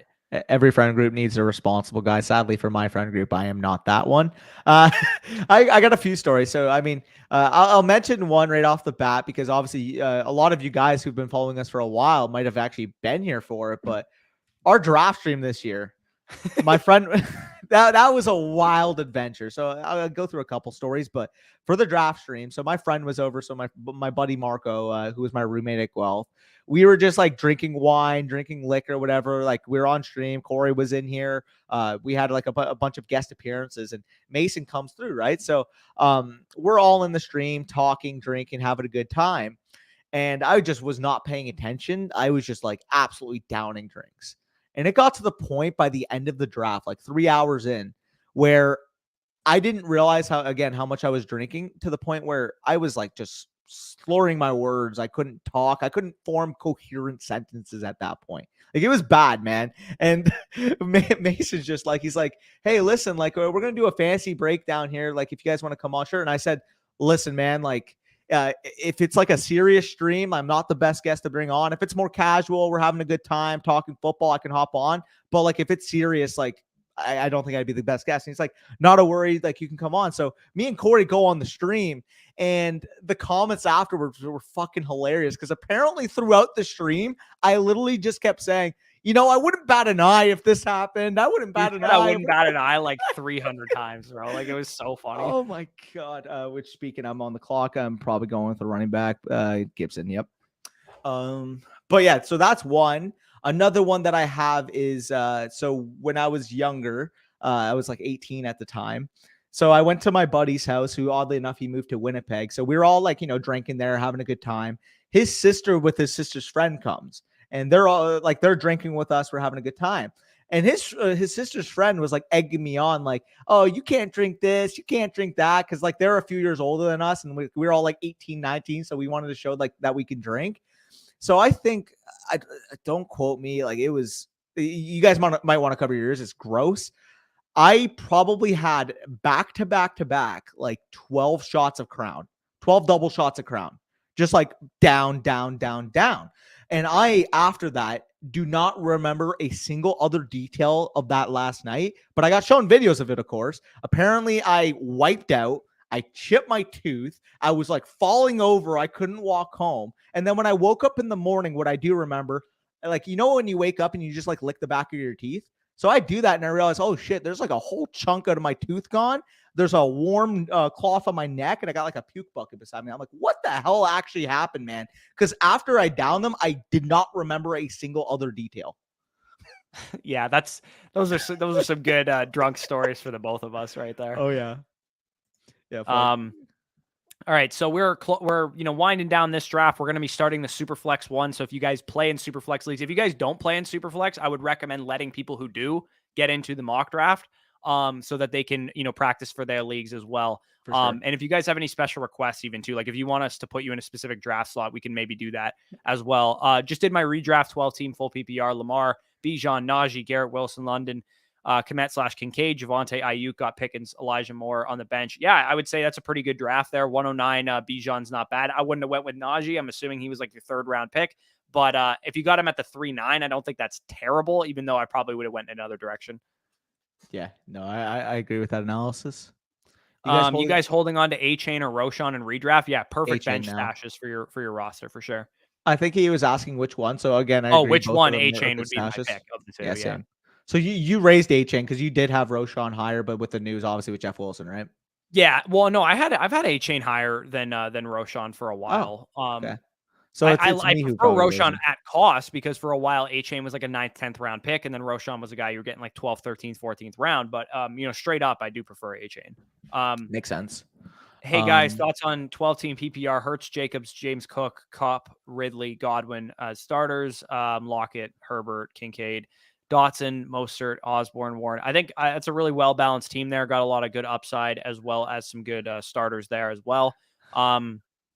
Dustin says, picking from the 107, keep leaning Kupp/Pollard, but sometimes want to go. I mean, first of all, at a 10-team full PPR, Kelsey should be the pick if he's on the board. Yeah. Second of all, I would go Kupp of that option and then hope that Pollard slides back to you. And if he doesn't, then you just grab ARSB. Yeah. I mean, for what it's worth, I think he's asking if he should take ARSB over Kupp. We would both lean Kupp there. Because I'm assuming that's a 1-2. Well. Yeah, okay. That makes sense. Yeah, oddly enough, when he's healthy. Can ARSB be locked in as a wide receiver 1 full PPR? Absolutely, dude. Yes. He can be a locked in top 5 receiver in full PPR potentially if he hits his ceiling. I agree with already answered that question earlier. 12. Yeah, a lot of people are saying Superflex, PPR mock 10 team. Okay, that's what we're doing. Full PPR 12 team with 2 flex spots. Hammer wide receiver early. Yeah, if you could start up to 4 wide receivers in a 12 teamer. Wide receiver, you ideally want to have like 5 or 6 by round 10 and probably, 3 or 4 through the first 6 rounds, I would say as well. Agree with that. Can you do the 12 team PPR drafting tonight pick 4? Yeah, we will absolutely do a 12 teamer after the Superflex mock as well. So make sure you stick around for that. I'll also the timestamps are linked for the start of our 10 teamer and the start of our 8 teamer as well. So if you guys are just catching the stream and you're in an 8 team draft or a 10 team draft, you want to go back, you should be able to see that. And I will make sure to mark the timestamps for the other ones as well. I'm on the board here. I'm probably going to grab an upside swing somewhere. It's a 10 team league, so I'm not looking for safety. I'm going to just grab an upside swing on Damian Harris, I guess, as a running back that could have a role. And then final pick of the draft here. What do I want? I already have a tight end and a quarterback advantage, so I'm probably not going to look in that direction. Wide receiver wise, it's kind of gross. Running back wise, it's kind of gross as well. I'll just grab another upside running back, I guess, at this point in the draft. I'll grab Tyler Algier in case something happens to Bijan. I just built out, I grabbed so many running backs with this team with Dobbins, Pacheco, Rashad White, Khalil Herbert, Damian Harris, Tyler Algier. I'm really relying on Jefferson, Keenan Allen, Drake London, Terry McLaurin, and Sky to lock down my wide receiver spot. I didn't really love the value at wide receiver anywhere else. So I think if I were to need wide receivers at some point, I could package together Terry McLaurin and Khalil Herbert if he's kind of breaking out with the Bears and go after a better wide receiver. That's probably what I would end up doing with a team like this. Yeah, I dig it. Anytime there, Alfredo, by the way, he says, thanks. There's no way in a 14 team. No way what, EJ? No way what? How do we get in? Like Corey said, it will be linked in here. I'm catching up on the stream. Trust me, Patron is not good tequila. Maybe I'm just an idiot. I don't know. I have no idea what good tequila is or not. Fair enough. Am I wrong for fading the trio of Waddle? We already answered that. In my 14-team home league, my wide receivers are deep, but my 5 rostered running backs are Chubb, Pierce, Elijah Mitchell, Bigsby, and Roshan Johnson. Thoughts? 2 running back, 2 wide receivers, 3 flex, full PPR. Yeah, dude, that's more than fine. I love that. For 14-team league, Chubb and Pierce, locking down your top 2 running back slots. You said your wide receivers are deep. You're going to be starting 5 a week. For the record, we will be doing a 14-team draft, and you guys will see how ugly wide receiver, just in general, the teams may get. What do you think about third down reversal? Does it even out the draft order? I prefer it in Dynasty, but in redraft, honestly, I would just rather a bog standard, 1 to 12, or just a bog standard snake style in redraft. Danny, do you mind starting the Superflex draft and then making the link and all that stuff while I go through some comments? Yeah, you get some comments. I'll make that stream or make that draft right now. All right. We go. Cheers. Thanks, guys. No problem. Ban says, would you rather James Cook and Peoples-Jones or Michael Pittman and Deontay Foreman in redraft? So I would rather have Pittman and Deontay Foreman in redraft because I think Pittman over a James Cook, especially in full PPR, I would definitely prefer Pittman, but it's not outrageous. If you were in need of running backs, I don't think James Cook versus Pittman's like a very far off discussion. Took Mahomes at the 2.5 last night in underdog best ball. No, in underdog drafts, I think Mahomes at the 2.5 is just fine because you're getting that high weekly ceiling there. In a managed league, I'd probably assume there's better options on the board at 2.5, but even in a managed league, if you took Kelsey at the, what would that be? The 1.7 or the 1.8 or something? I don't think that's outrageous either. Yeah, I agree with that. Where did we leave off? Am I trolling? Oh, yeah, we passed the super chat. Okay, we're cooking. Any concern for Josh Allen with the Diggs drama? Not at all. Like they're on the same page. And in fact, if anything, I just view it as Diggs saw what the usage could be in that first half of the year. Probably was a little bit disappointed, upset with how the year ended up finishing out after Josh tore his elbow. And I do think with Josh fully healthy, like this guy should be commanding north of 28% of the targets on what should be a top 3 to 5 offense in the league with Buffalo. So I have no concerns with both Josh Allen and Diggs. Josh Allen, if he stays healthy, is the quarterback that can hit 30 plus points per game. Like if there's one quarterback this year that can have a Patrick Mahomes from 2018, Lamar Jackson from 2019 level season, I think it's Josh Allen, given what he can do with the legs and with his arm. Yeah, absolutely. I mean, 30 points per game would be like a fantasy football record also. That would break fantasy football, and his win rate in best ball leagues in Josh Allen, if he had a 30-point per game season, his win rate might be like 30-40%. So you're talking about like absolutely a ludicrous ceiling with Josh Allen if he can stay healthy. If Diggs is obviously still the same guy, maybe Gabe Davis takes a small step forward in his contract year. Dalton Kincaid comes in and he's like the main guy there. Maybe James Cook contributes out of the backfield as well. Things could really break right for the Bills offense and Josh Allen this year. And that's part of the reason why I love taking Josh Allen early on in drafts. Make sure you get into this draft, Danny, because I'm about to drop it in the chat here. Oh shit! Oh, okay, yeah, I made it. I was gonna say, did you send it to me? I made it. Yeah. Okay. We got a super. Real quick, Yeah, we got a super chat here from Austin. We actually already answered this question, but because you asked it again, we will answer again. Am I wrong for fading the trio of Waddle, Higgins, Smith for an elite quarterback, or Mark Andrews, 2 wide receiver, 2 flex full PPR? Like we said earlier, the elite quarterbacks I would personally take over any of those options. And then if you want to argue Waddle versus Andrews, I would say in that format, 2 wide receiver, 2 flex is where it is a decision point. Like, I think I have Waddle 1 or 2 spots higher than Andrews right now in my base rankings. But if you want the positional advantage with Andrews, I wouldn't blame you. Yeah, like it's weird because in my home league, that's like the format, but we also have a half point for tight end first downs, which makes me lean Andrews pretty comfortably over the rest of these receivers. But if you didn't have that bonus, I think it's really a discussion point, Waddle versus Andrews. I think I still slightly lean Andrews, to be honest, because I think the positional advantage is comparable to Travis Kelce if what I think the Ravens offense does indeed materializes this year. So if you guys want to join the draft, I am dropping the link right now. We are doing a 12-team Superflex league.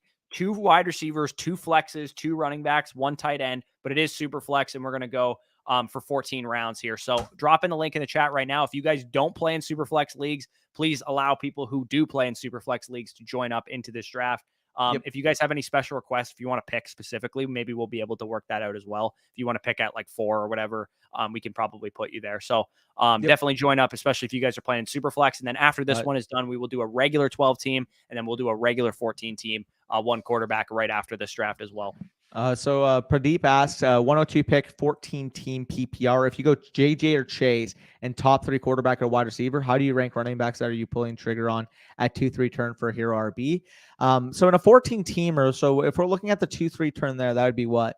14. The 28th overall pick would be your last pick of the second round, 29th. So in terms of my 28th and 29th overall players, assuming, of course, everybody else before them get wiped off, you could be looking at maybe Lamar Jackson plus maybe even Lamar Jackson and Andrews. A 14-teamer, though, it's kind of tough not grabbing another wide receiver there, I would say. Like, I would want at least a running back or wide receiver. So if you go with one of the onesies, I would say try to prioritize maybe a guy like Calvin Ridley there. If you can get like JJ, Calvin Ridley, and Lamar Jackson or Mark Andrews, I think you're in a good position to just attack value the rest of your draft. Yeah, for sure. I'm just making sure that nobody specified where they wanted to pick from. So I'm just going to randomize the draft order.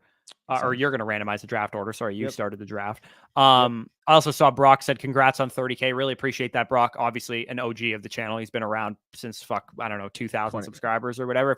Let us know down below when you guys subscribe to the channel.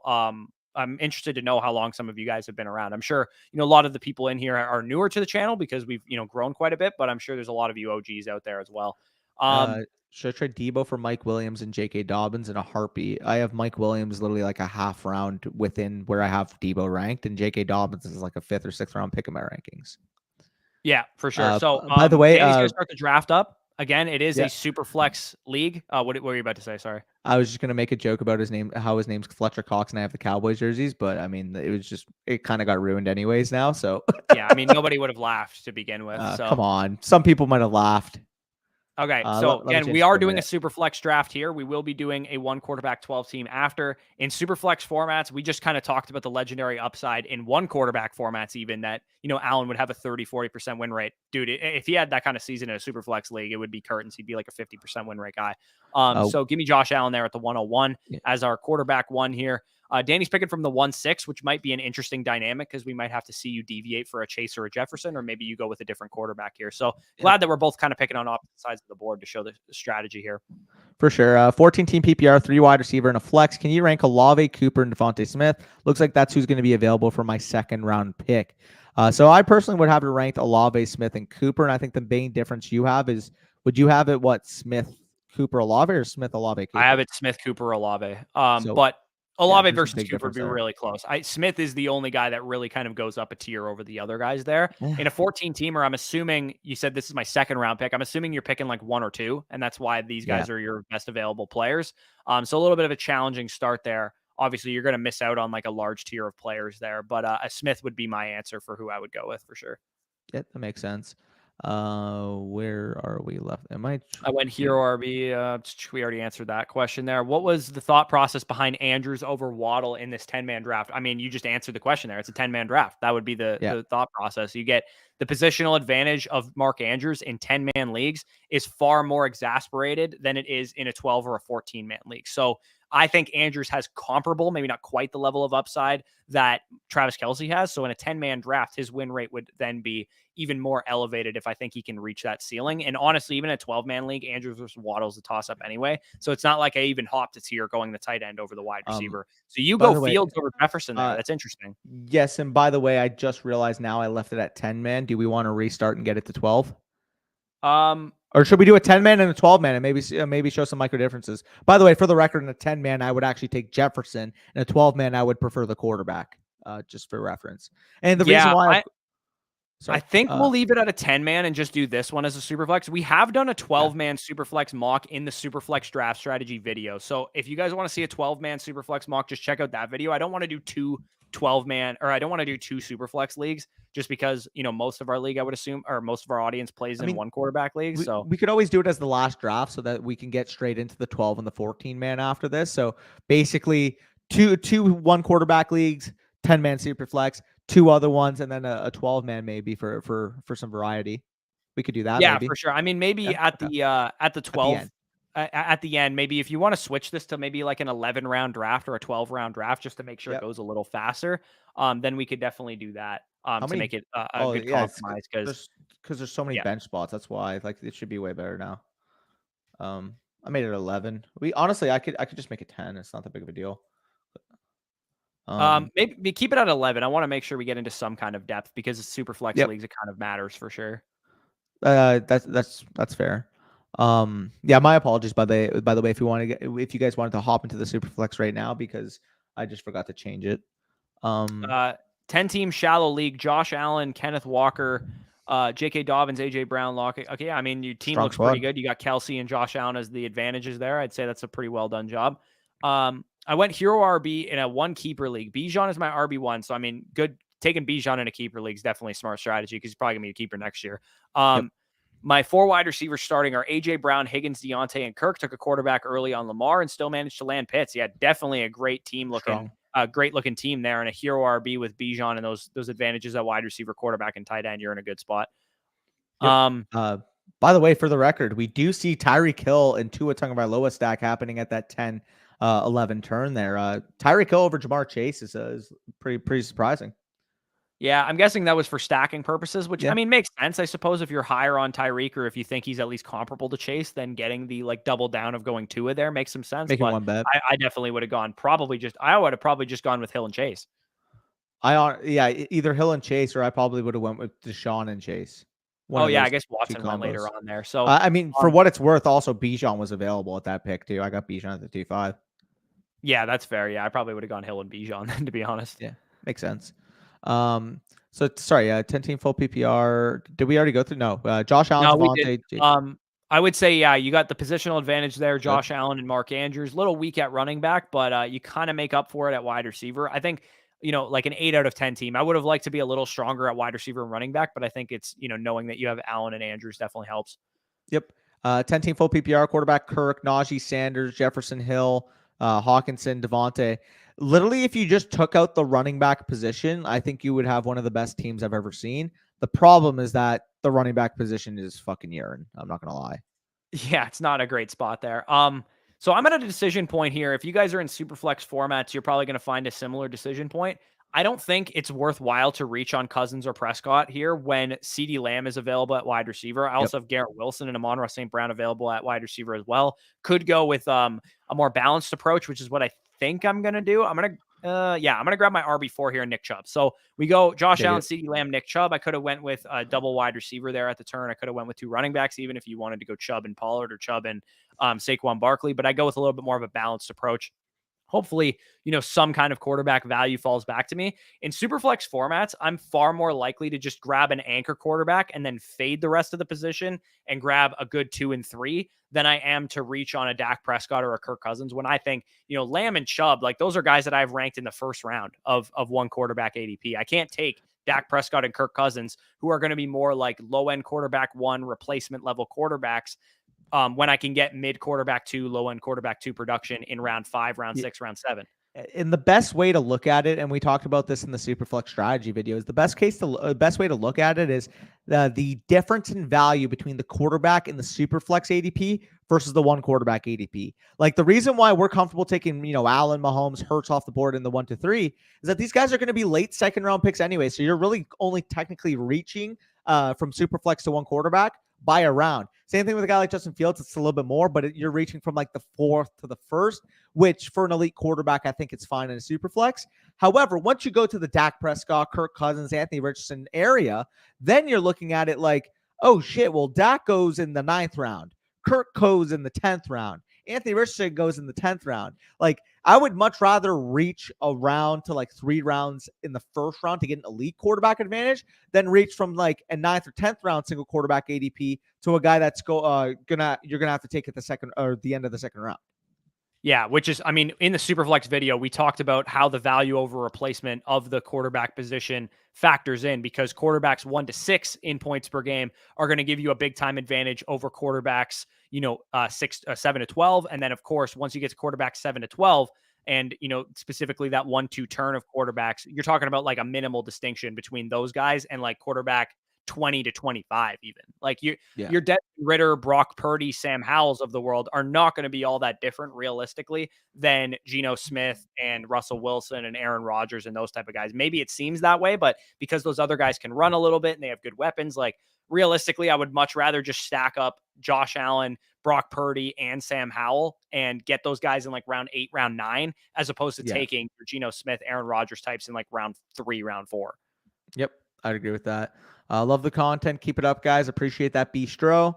18 PPR redraft standard lineup. Quarterback Allen and AR-15. Running backs Pollard, Brace, Javonte, Dobbins. Wide receivers Hill, Diggs, Higgins. Oh my God. Yeah, that's a strong good team. there. You got a good tight end too with Waller. Allen is your great quarterback. Yeah, it's a very good draft there. Got all the upside in the world at the running back position too. Oh yeah, absolutely. There's a bunch of names that I'm still really liking on the board, so I'll see where I lean here. Yeah, JPro says, started watching you guys when you had roughly 26K subscribers. Now a week and a half later, heading towards 32K. Good work, fellas. Yeah, again, couldn't have done it without you guys. We've been making content now for like 3 years, and we have never seen growth like this. So we really do appreciate it. Hopefully it's, just a result of our hard work paying off, because we have been at this for a long time, but also, you guys have given us a lot of feedback as well. So it's due in Oh, yeah. part to what you guys have told us. Like, it's not just us coming up with new ideas and things of that nature. You guys have told us, hey, we don't like this. We do like this. Maybe you should do this differently. And that's kind of shaped how we deliver our content. So we really appreciate that. Yeah, sorry, that was just my reaction to Ridley getting absolutely freaking sniped out of my face right here. Oh no, this is tricky now because do I take a guy like Kirk Cousins knowing that he's nah, I can't. I gotta go with the wide receiver probably. I probably gotta take T. Higgins, but yeah, I'm surprised that Kirk Cousins doesn't take Kirk Cousins. Like, he has Jefferson and has his Kirk Cousins logo as his fucking thing. I'm really surprised he didn't go Cousins there. Yeah, it is pretty surprising for what it's worth. By the way, I'll just give you guys an insight to my rationale on why I would go with a guy like T. Higgins there over maybe one of the quarterbacks or even one of the running backs. So for starters, it's a 2 wide receiver, 2 flex league. I don't want to be too far behind the 8 ball wide receiver if I went with a running back there, knowing that I probably have to take a quarterback at the 5 or the 6 area, depending on the board, what the board looks like. And the reason why I didn't take Kirk Cousins is that I still think guys like Kirk Cousins, Aaron Rodgers, Daniel Jones, Anthony Richardson are guys I'd be comfortable falling back, and I should be able to get at least one of them on the way back, but we'll see if anybody in this room has other plans on that. Yeah, for sure. Also, for what it's worth, we just got an email from Underdog that I think is cool that we should share with people because we've had a number of new Underdog signups recently. I wanted to share this because they do have, that's an overlay. Hold on. Let me put this on. Is it a video clip? I can't even tell. No, it's not a video clip. Hold on one second. Let me go to the brand thing and put this up. And speaking of Underdog, I do have a couple picks to make while we play that. Yeah, I'm back on the clock here. So I'm on 39 seconds here. I think so as I talked about, you don't want to reach on that area of quarterback like the Dak Prescott, Kirk Cousins, but I actually think this is pretty reasonable value for Kirk Cousins, who I think has a top 6 to top 8 ceiling this year with the amount that the Vikings are going to pass the football. So I grabbed Kirk Cousins there. Could go with Breece Hall, who would be my highest rated running back. Could go with Deebo Samuel, who I believe would be my highest rated wide receiver. Could go with TJ Hawkinson or George Kittle at tight end. I am going to actually go and take the risk here on Breece Hall. The value above replacement of a running back has a little bit more value actually in Superflex leagues, as Sean Siegel and Blair Andrews of RotoViz have kind of broken down already. Getting an elite running back like a Breece Hall, or like, we've talked about 2017 Todd Gurley, 2019 Christian McCaffrey. That's the type of upside I see for Breece Hall, and that type of upside has more value in Superflex because the wide receiver position is diminished a little bit. Yep, exactly. Sorry. I have 4th overall pick in a half PPR standard 12-man league. What is a fair trade to take back a later pick like 7 to 10? Well, if you're Corey, you're just swapping it 4 to 7 straight up, and I actually prefer the 7th pick over the 4th pick. So if you can move down to 4 to 7 and get juice on top, like, I'm all for that because I would rather pick at 7 than 12 or 4 to begin with. Yeah, absolutely. So real quick, Dustin asked, curious where you guys are located. I can't figure out the accent. So we're both in Southern Ontario. So I'm just about an hour from Toronto. You're what, a little bit further than that, right? Yeah, about an hour and a half from Toronto is where I'm out from. We always reference our proximity to Toronto, knowing that a lot of you guys only know Toronto if you're American. So it makes it easier to relate to. By the way, I got completely wiped at quarterback. Was hoping any of those guys fell back. All get sniped off the board. Shout out NMB there for ripping my heart out there with Anthony Richardson. However, I do think Travis Etienne is a tier break at running back, so I will snag him and kind of see how a hero quarterback build looks in a Superflex. Yeah, that's not a bad. That's not a bad look there. So I am seeing what this mystery special is that Underdog sent us an email. So because we've had a lot of new Underdog signups as a result of our draft guide, I wanted to showcase this new thing that they have, this new promotion they have going right now. So they have a mystery pick'em special where when you guys sign up as a new user, so you sign up as a new user. It's an exclusive offer for new customers only. So if you guys have not taken the plunge and signed up on Underdog Fantasy, they have a ton of fun games going on. Obviously, Best Ball Mania 4 is starting to wrap up. Weekly Winners starting to wrap up. But during the season, of course, if you guys want to do some pick'ems where you pick 3-player props to go after and those can go either higher or lower. Those are a ton of fun as well. And of course, if you sign up using promo code FSE, you'll get 100% back on whatever you put in, and you'll also get access to our draft guide and our weekly start sit rankings throughout the season. But basically right now, an additional new customer offer is that you'll be given a mystery pick'em special. So it might be like a Josh Allen half passing yard or something that can help boost one of your pick'ems, but you won't know what the pick'em offer is, the pick'em special is, until you actually sign up on Underdog. It's going to be different for everybody. So I thought that was a pretty cool promotion that they're doing. Yep. And of course, you'll get that mystery boosted pick'em line or pick'em slip there if you are a new user. So just interesting. Just because we just got the email, I figured that was something that we should mention there. Makes sense. I knew it was Canadian. Sorry, I just saw this. I knew it was Canadian from the Hawkinson. Yeah, that TJ Hawkinson, eh? TJ Hawkinson, indeed. Are you still drafting Andrews in the early third and 12-team PPR leagues? Yes, I am. I'm still drafting him in the early third area. Yep. This is fun. John says, what's your ranking of the top 5 dead zone running backs? So how I'm interpreting this question is the guys that represent the dead zone, not the guys that I think are the best picks in the dead zone. So we'll give you both. The top 5 ranks for the best dead zone picks, like guys that I actually like in the dead zone, for me would be technically Breece Hall qualifies. So he would be the first dead zone running back. He's the best pick of all Ramondre if he falls. Yeah, then I would go, for me, I think you disagree on Kenneth Walker a little bit. He's the second best dead zone running back, in my opinion. I have Kenneth Walker as my RB13, so I agree with you there. Okay, yeah. So Kenneth Walker would be the second best dead zone running back, then J.K. Dobbins, then Damian Pierce, and then Javonte Williams. Those would be my top 5 actual dead zone picks. But as far as top 5 guys that represent the dead zone that I would be avoiding, number one on that list Joe Mixon, in my opinion. Najee Harris. Najee Harris is right up there as well. I think Miles Sanders is like a prototype dead zone running back. He'd be third on that list for me. Alexander Madison would be 4th. And then who'd you say? James Conner? And for what it's worth, up there as well. I actually think Alvin Kamara is even worse. By James far, Conner, because he goes like where Connor goes, except he's suspended 3 games, which doesn't make any sense. So I think those guys are all right up there in the dead zone. And then people love overdrafting them. Well, I think Cam Akers is also quite a pretty strong dead zone candidate as well. Yeah, and real quick too, it's funny that you mentioned that.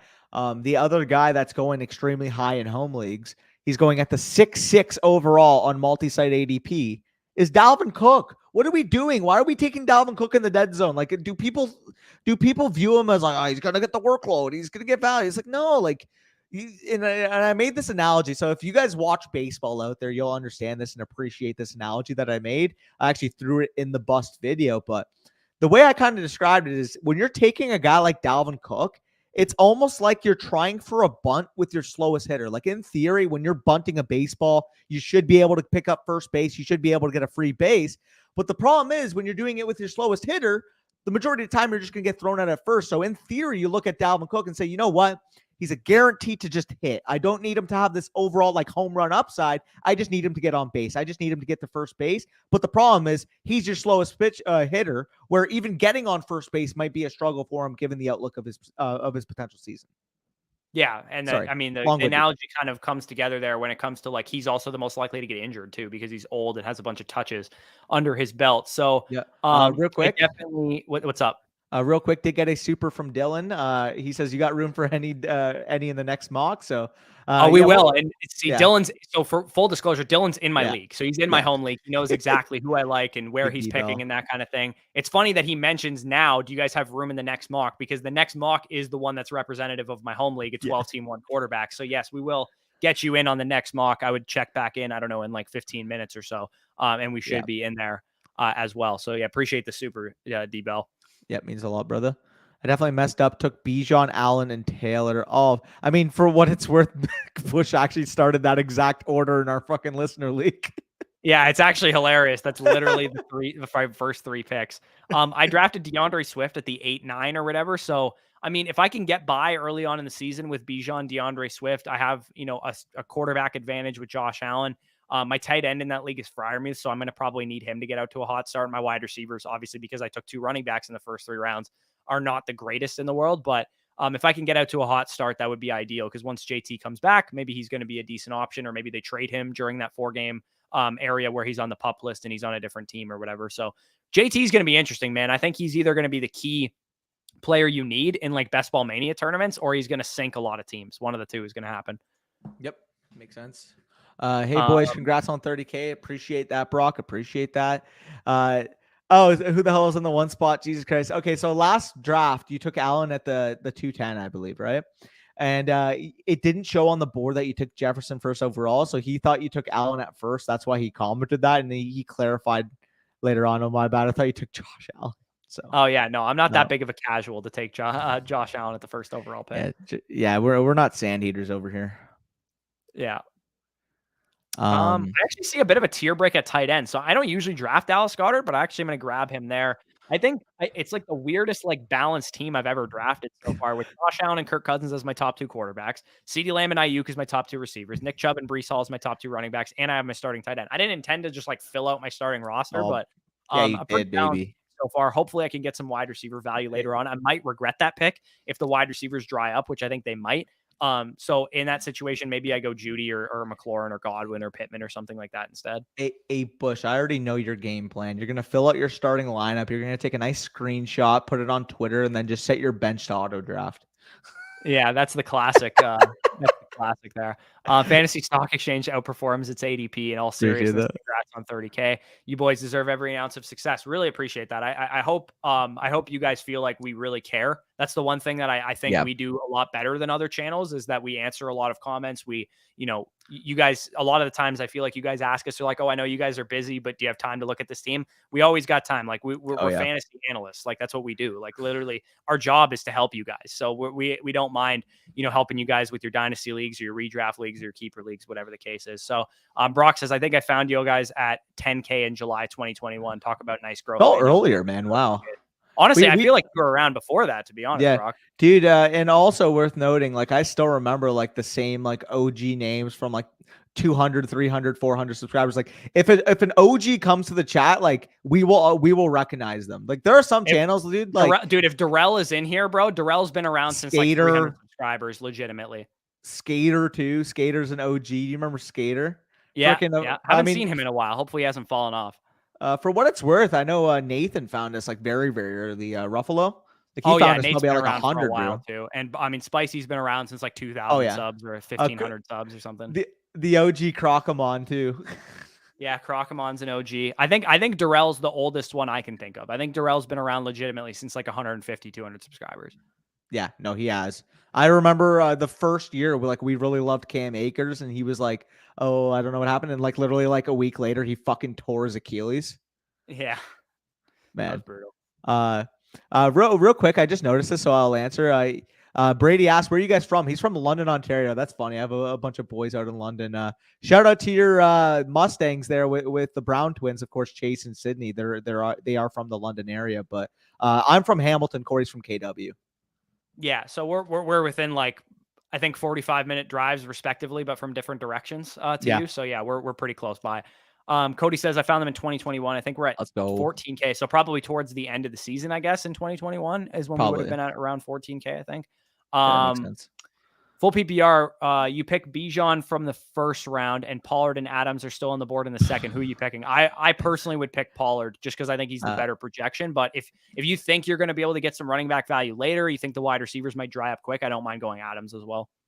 Yeah, no, I would agree with that. I for what it's worth, I think I have Adams 2 spots higher in my base rankings right now, especially in a full PPR. So I would slightly lean Adams. However, knowing your home league, like if you know dead zone running, like Najee's going to go in the early third, Kenneth Walker's going to go in the third round, like fucking Joe Mixon's going to go in the third round. Like if you genuinely believe that like 20 to 25 backs could be gone by like round 4, I actually don't mind starting a double hero in that format, knowing that you have elite upside with your 2 running backs and knowing that you don't have to take another one till round 9, till round 10. So I'm back on the clock here, by the way. I'm just going to quickly take a look at tight end, kind of a flat tier here. Take a look at quarterback. I don't mind Russell Wilson. Russell Wilson would probably be my highest rated guy. And I know taking a quote unquote quarterback 2 isn't really advantageous, but I do think the opportunity cost here for a potential Russ bounce back at the 8.5 is appropriate. So I actually will go with Russell Wilson. Yeah, for sure. That's not a bad option there. I think relatively speaking, I think you guys have been pretty smart with these middle tier quarterbacks. Like generally speaking, I think in most super flex leagues, they'll go higher than this, which is why you saw me take Kirk Cousins, Danny take Russell Wilson. They probably go higher than this in most home leagues, Superflex leagues. But I mean, sometimes people are a little bit smarter with that position. So I'm Yeah. like legit starving. After I make my pick, I might quickly run to my kitchen and just make like a small snack So to get me by. I'll Because just get I through am some literally comments then. starving right now. I'll get through some comments. So you do that, and then when you come back, I might just go and make myself something because for what it's worth, shout out Ahmed was in the last draft. I had a consultation with him this morning. Wasn't quite able to make myself some breakfast before everything, and obviously the overlap time from that to the stream there wasn't much, but this guy sounds psychotic to some of you guys. Like, I'm a big guy, obviously. I'm like fucking 250, 255 pounds, but my eating schedule is actually the most random thing you'll ever see. Like, and for what it's worth, that's probably contributing, but like, you would think that I have, three big meals a day, given like, I'm a big guy, I'm a strong guy, but like, I'll like eat at the most random periodic times in the day. Like, I'll just like, oh, if I'm hungry at 3:30, like that's when I'll have my first meal sometimes. And I know it's not healthy, but like a coffee gets me through the morning for the majority of the time.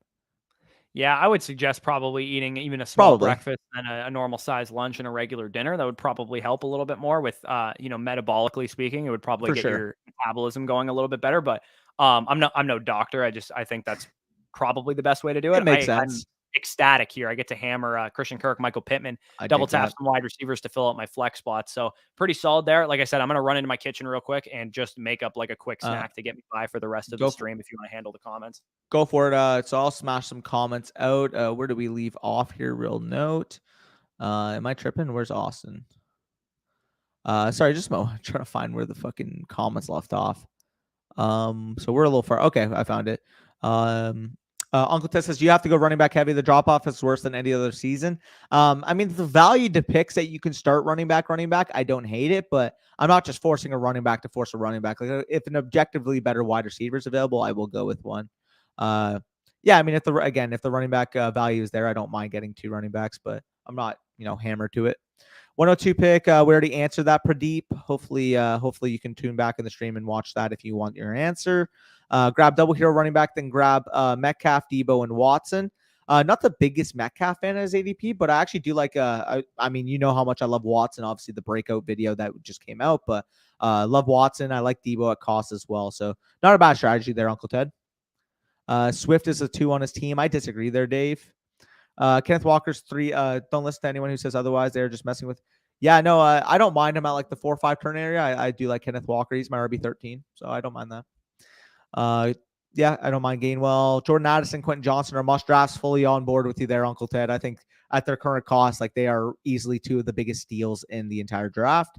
Grab Tank Bigsby, Roshan Johnson, Kendre Miller. Yeah, I like those names as well. TJ says, to 10-team PPR, I have pick 5. How about taking Kelsey in the first round and Mark Andrews in the 4th to use as a flex? Yeah, no, I can't do that. Unless it's like a heavy tight end premium, like 0.5, 0.75, full point tight end premium. Maybe you consider taking a double tight end, but that's just way too much opportunity cost. Honestly, just if you think you can get Mark Andrews in the 4th, bypass Kelsey at 5 for a wide receiver and get Mark Andrews in that 4th round, because I do like that opportunity cost. But I'm back on the board here. I could go with a tight end now, and I probably will. I mean, like, what's the team? So I just gotta wait on one guy, actually. So I'm actually gonna go with a receiver and hope one of those guys bank back. No running backs here that are overly. The wide receiver kind of, I kind of got to go with the running back here. I will go with DeAndre Swift again. I don't mind him here at the 9-6. And hopefully a tight end that I like can fall back, assuming these guys don't go with backups. But pass on London in the 7th round for Hollywood. I don't know. Yeah, that's kind of a noof. I'm not going to lie there, WN. But Steve Smith said that Quentin Johnson was the best wide receiver in this year's draft. Last wide receiver Smith said was great was Cup. This dude knows a beast when he sees one. Yeah, I don't mind the Quentin Johnson taking. Honestly, at his current cost, 8th, 9th round, man. Like, you're getting access to Justin Herbert. You're getting access to potentially 700 plus passing attempts in that Chargers scheme. So, yeah, I've been getting a lot of Quentin Johnson, especially in best ball. London's so hot and cold. Yeah, I mean, it's more so the offense last year, but I do think it can improve. The last thing I want is I like the Falcons. You struggle with coherent sentences sober. Yeah, you are not lying there, brother. I sometimes talk too fast for my own liking. I disagree, but if you're pro Jordan Love, I do see some upside there. finally attending my first draft party tomorrow. I'm scared to drink now. Don't be scared, because oddly enough, man, fucking drinking, having a good time, like it's all part of the draft experience, especially if it's with guys that you've been friends with for a while. You maybe met in high school, maybe met in university, or your work buddies, whatever the case is. Just have fun, man. Enjoy it. At the end of the day, draft season happens at one period of time every single year, and it's what we look forward to. As we know, once we have that draft season, then we look forward to the NFL season. Then we have more, obviously, of course, affiliation with whatever's going on in the NFL. So I just think like that level of camaraderie with everyone in your league, that level of like friendship that you have, is one of the biggest pillars of fantasy at the end of the day. Danny, that 12 doubles a crown in a row was not my finest moment. I just remember freaking getting my front tooth absolutely replaced the next day at the with the dentist. I remember you called Todd. Yeah, I did call Todd Monkey. For those of you that are unfamiliar, we were talking through the draft, or like from the NFL draft, like the post values of like the rookies and everything. And we went on to Zay Flowers. I was talking about the Baltimore Ravens pass attack. And I said, like, this is not your Greg Roman offense. Like, we got Todd Monkey coming in, and he's going to be offensive, or he's going to be a more pass volume centric offense. And it was like arguably one of the funniest things ever, because I think everybody was just laughing at me calling him Todd Monkey for like a good 10 minutes there. So I appreciate you, Bobcat, for bringing that up. That was a fun memory.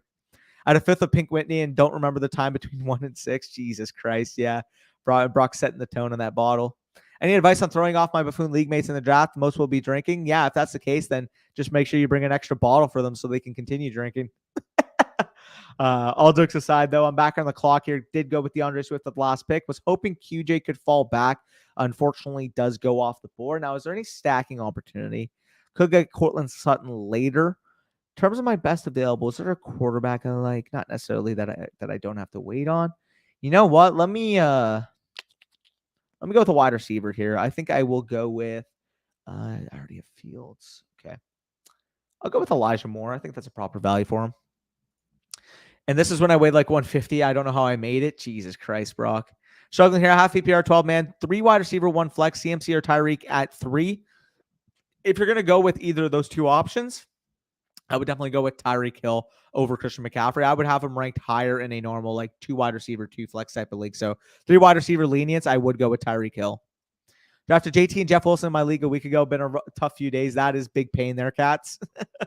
You already asked that a few times. We're going to put you on timeout for a little bit there. Or I mean, Ahmad can, because you don't have to ask the same question that many times there, Pradeep. So quick timeout. I drank 15 beers for a pool party last weekend. Didn't realize my draft started. I came 3 rounds late, hammered, and so you're fucking goated for that, dude. Honest to God, just knowing that you can be intoxicated and still absolutely crush your league mates is like some of the best feeling. Because I'm the type of guy, man, like I will obviously stay responsible, stay managed throughout the week. But when I have like an opportunity, like I know I'm meeting up with some friends, I know, we're having a draft party, we're going to the movies, this and that, whatever the fuck we're doing, man, like just enjoy life sometimes, man, at the end of the day. That's my biggest advice. So for whatever it is, obviously a lot of you out watching in the chat right now are more OG than I am. Like if you could take anything from a 23-year-old male, it is just enjoy every day of your fucking life. And when you have opportunities to kick it back with some of the OGs, then make sure you do so. By the way, Patron is not good tequila. Yeah, that's fair. JT, Ayuk, and Deontay are ARSB and Pittman. 12-team full PPR, 2 flex. I mean, we were talking about this in the DM. So, I mean, for what it's worth, Pittman, Deontay's kind of a washer. I prefer Deontay. So then you're looking at JT and Ayuk versus Amon or St. Brown. It's a little bit of a toss-up. If you think you can supplement your depth, I don't mind making that move for Amonra. It's tough because I love Ayuk, but the risk of JT, I think I would rather have the Amonra side here. I'm assuming I decided to full out make my lunch instead of a snack. You're good. I had a bunch of chicken fajitas left over, so I just heated those up in the pan and shit. I was having a nice little like heart to heart with the chat. Like all jokes aside, though, some comments were like, oh, like what about drinking in your draft? Like, what do you think about that? And I just said, like, at the end of the day, like I'm always gonna have a couple drinks when I'm drafting, because Like, that's the beauty of it. The vibes, like the feeling like, yo, I'm with my buddies. Like, we're having like a week or a day where we're just enjoying ourselves. Like, I like that vibe. And people are like, oh, like, how focused are you in during the draft? I know what I'm doing. At the end of the day, if I have a couple drinks, like, it's not going to get me off my game. Like, for example, our listener league draft that we did this past Monday, like, we're having a couple drinks. I had a fucking strong team on that team too. So yeah. Yeah, I'm generally team like stay sober at the beginning of the draft, and then as the draft goes along, maybe you pound some drinks. But Makes I sense. like I try. I think I know what I'm doing too. Like I'll probably be Yeah, fine if I have like a couple drinks. Don't get shit faced, but like exactly. have a drink or two before the draft starts, and then maybe gear it up as the draft is going along, kind of thing. And then maybe don't make any trades after the draft. By the time you're all hammed up and shit. Yep. But we can start the next draft here in a second. While you are closing that one up, I will actually get the next one set up, so we're just ready to go right into it.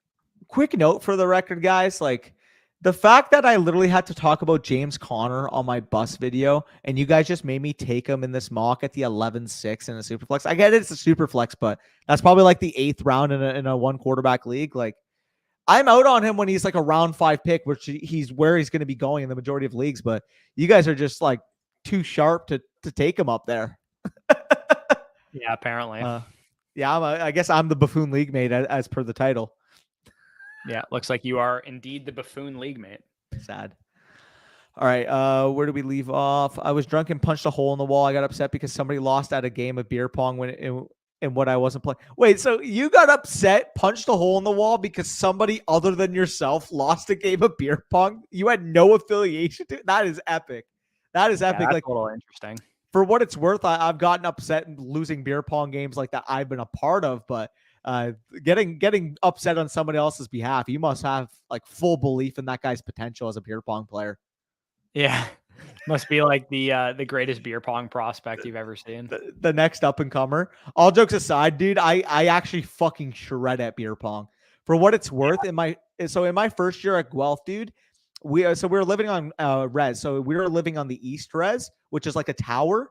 And where I was living, so I had a roommate, and there was about like 8 rooms in the area. So there was about 15 people like sharing a common area, right? So we would all go out there, play cards. Like I'd bring my poker set there, like try to teach them how to play that, shit like that. But the thing that I also brought was a big fucking folding table where constantly in the middle of the dining area, like there's the couches, there's the table, everything.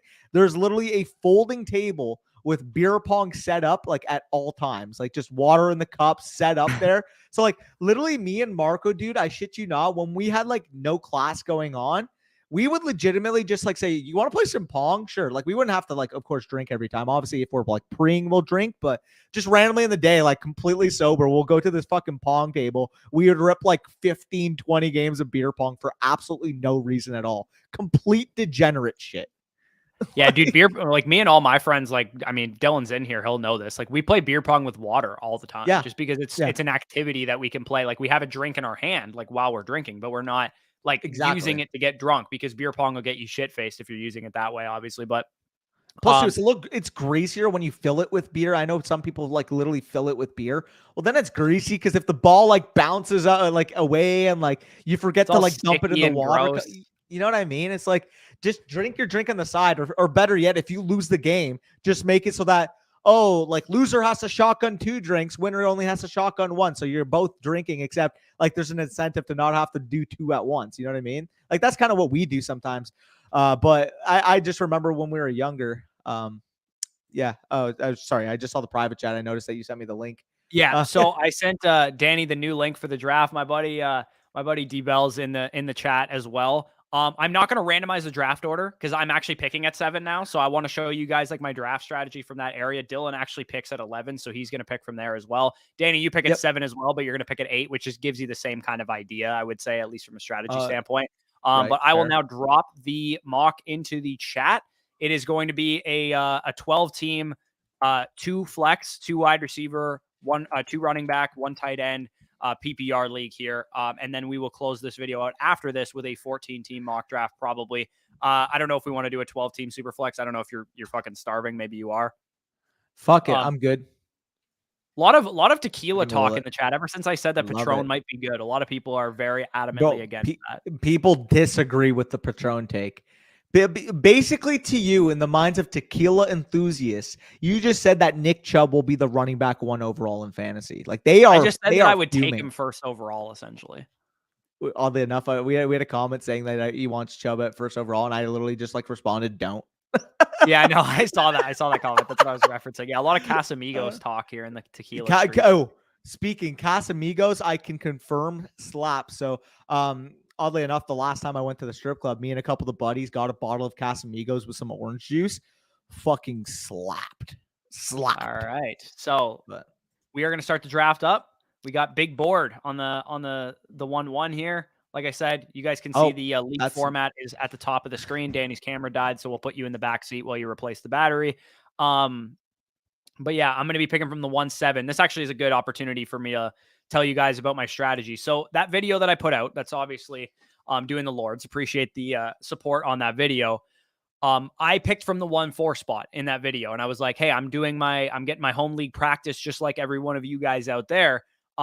But now I'm picking from the 1-7 because I decided to trade back. My league's commissioner was picking 1-7. He doesn't like the options, or he doesn't like having to choose between all the options at 1-7. He traded up. He said it's for a specific player. It's a half-point tight end premium for first downs and a half-point point per first down for running backs. So I'm assuming, and he also told me he isn't taking Bijan, so I'm assuming he traded up for Travis Kelce potentially, or maybe for Tyreek Hill as well. But in any instance, I'm picking from the 1-7 now, which I actually love picking from this area of the draft because you're guaranteed like these tier breaks falling to you, right? Like you could go Bijan, you could go Tyreek, you could go McCaffrey, you could go Diggs, you could go Kelce. Whoever kind of falls to you here at the 1-7 is definitely the guy that you can go after. So given that it is a half-point tight end premium for first downs, I'm just going to draft as if this is my home league. You guys don't have to draft that way. I'm just going to do it.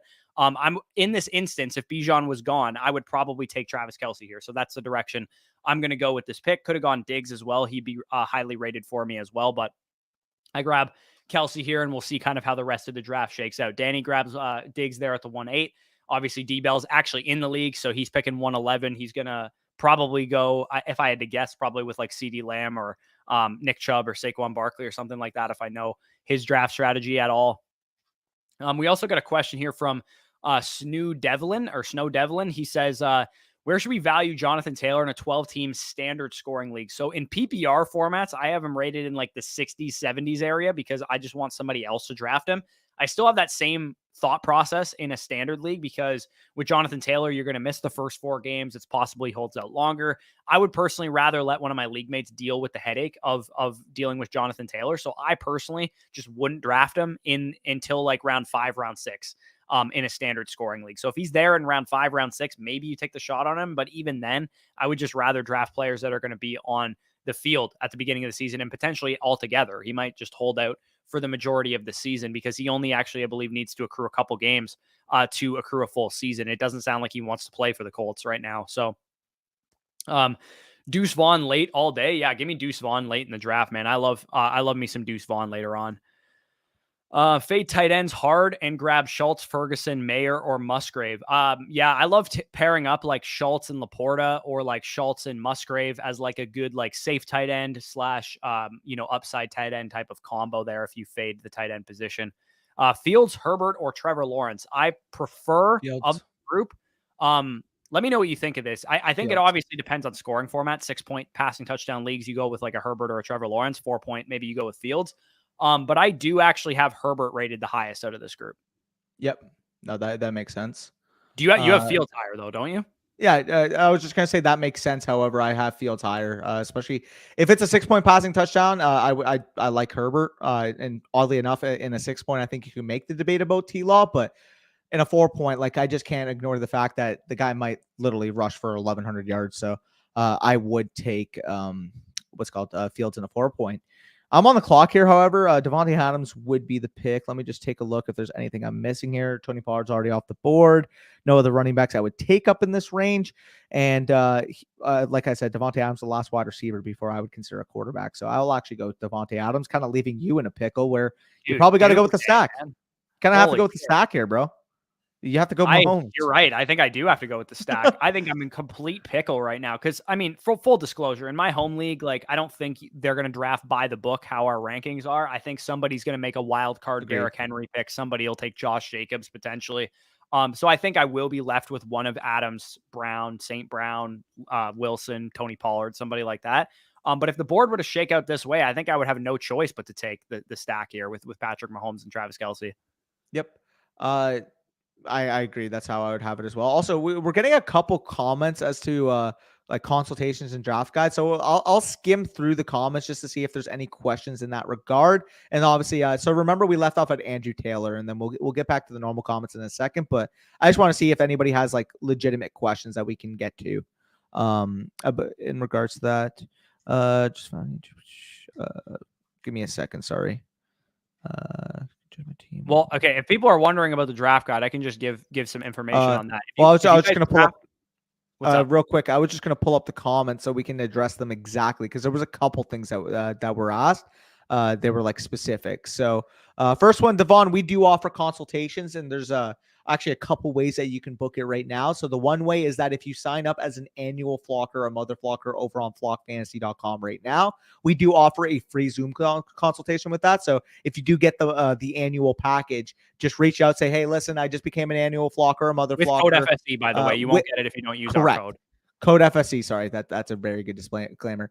Code FSE, annual mother flocker or flocker membership on flockfantasy.com. Mention, say, hey, listen, I got the annual package. Then from there, you will still fill out the form for the consultation as if you're purchasing the $30 or $50 option. But then just email us, say, hey, this should be free because of what happened, and just give us your Flock Fantasy code. We'll search it up. We'll make sure verify that you are on the system, and if you are on the system, you'll get a free Zoom consultation with your choice of myself or Corey. Yeah, for what it's worth, you don't need to fill out the form. You can just reach out to us and tell us your Flock username, and we can double check it that way. But most people tend to fill out the form and say that they signed up on the site.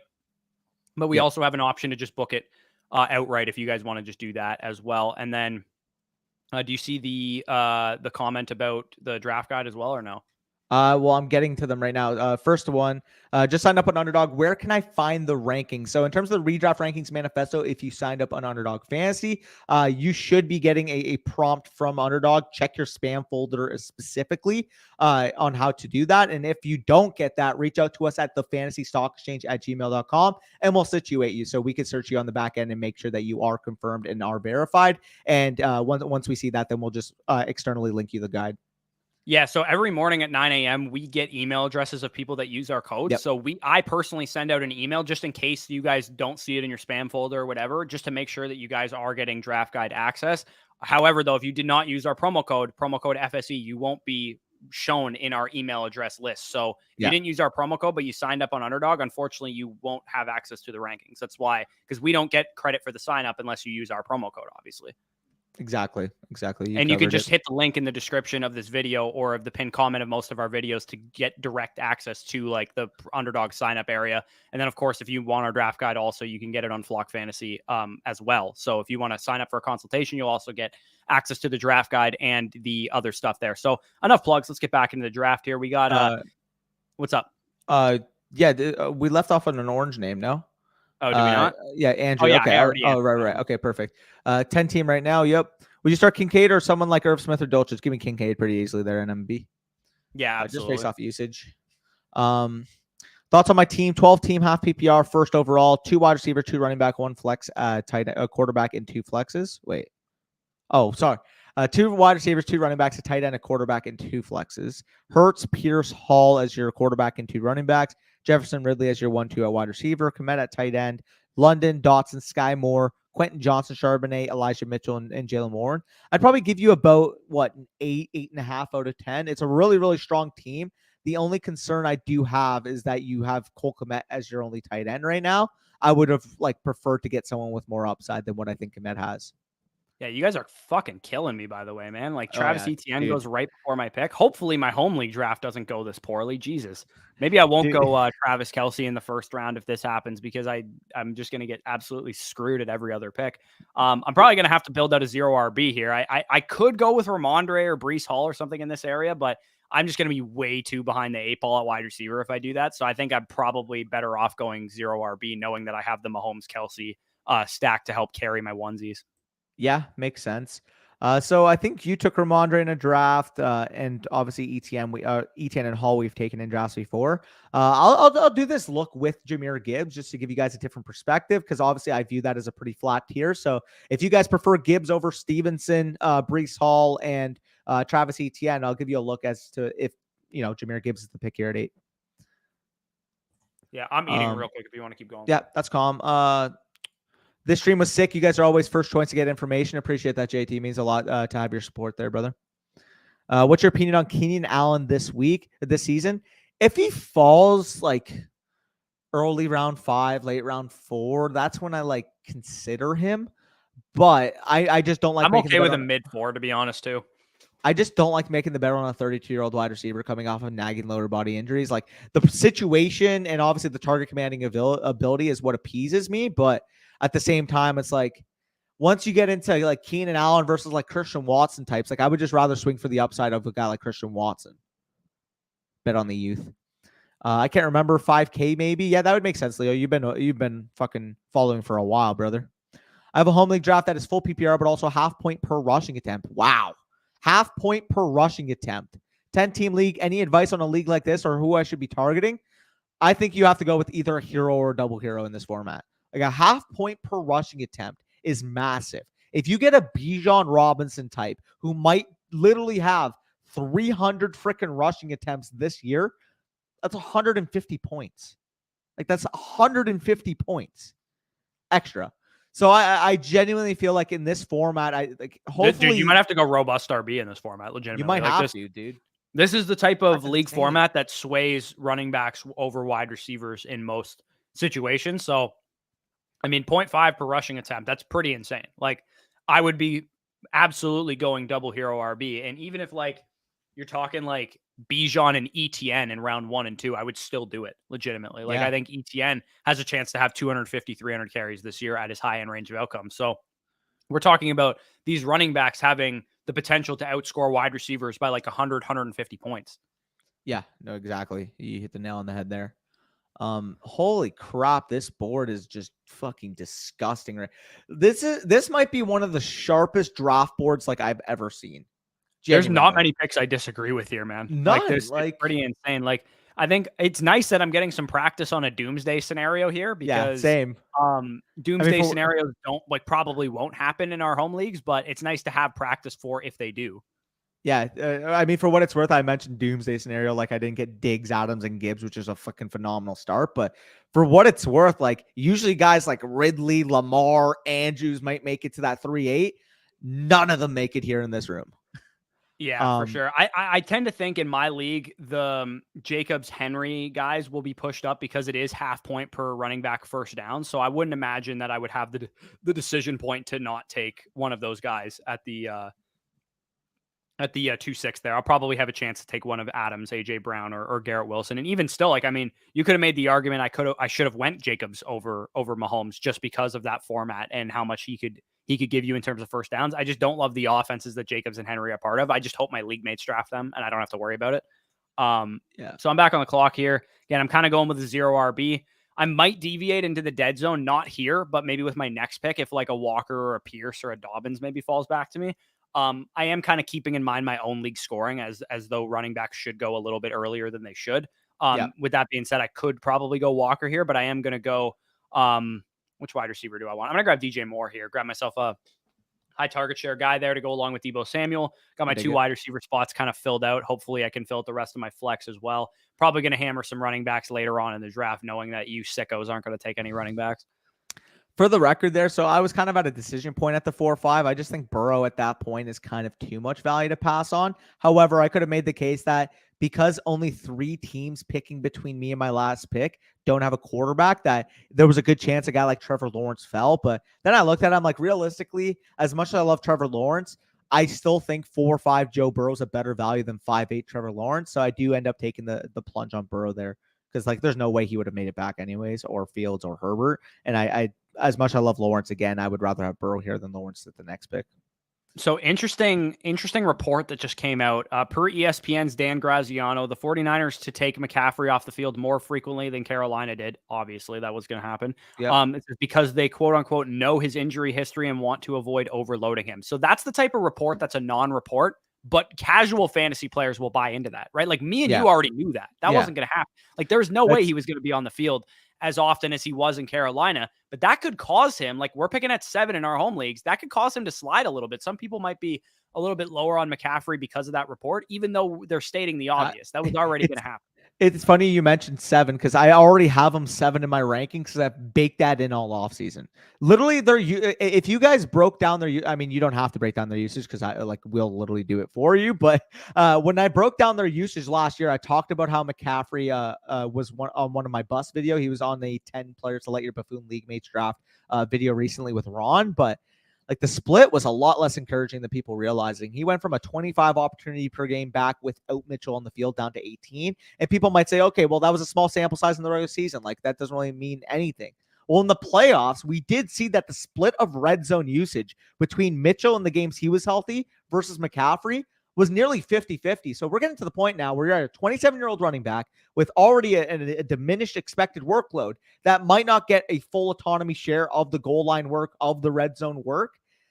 I'm getting a little bit nervous. Again, nervous relative to people taking him 2nd, 3rd overall. Like I'm still more than comfortable taking him 6th, 7th, 8th overall in my drafts. Just in 99% of the drafts, he's not falling that far. But maybe with the support, he falls a little bit more.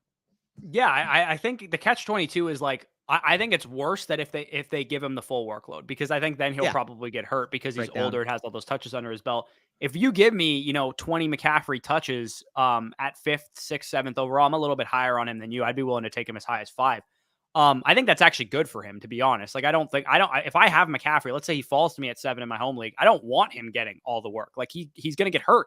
So give me 70% of the snaps, Christian McCaffrey on the 49ers offense. He can get it done through the air. He can get it done with big plays and on the goal line. That team's going to be in the red zone a lot. So I think I actually don't mind this report for my own perspective, because if, Bijan potentially goes because people are worried about this report in my home league, everybody in my home league knows I love Bijan and knows he's my RB1. It's possible that they just kind of parrot what I'm doing and take Bijan ahead of him. So I will take McCaffrey at 7 if people are going to let him fall.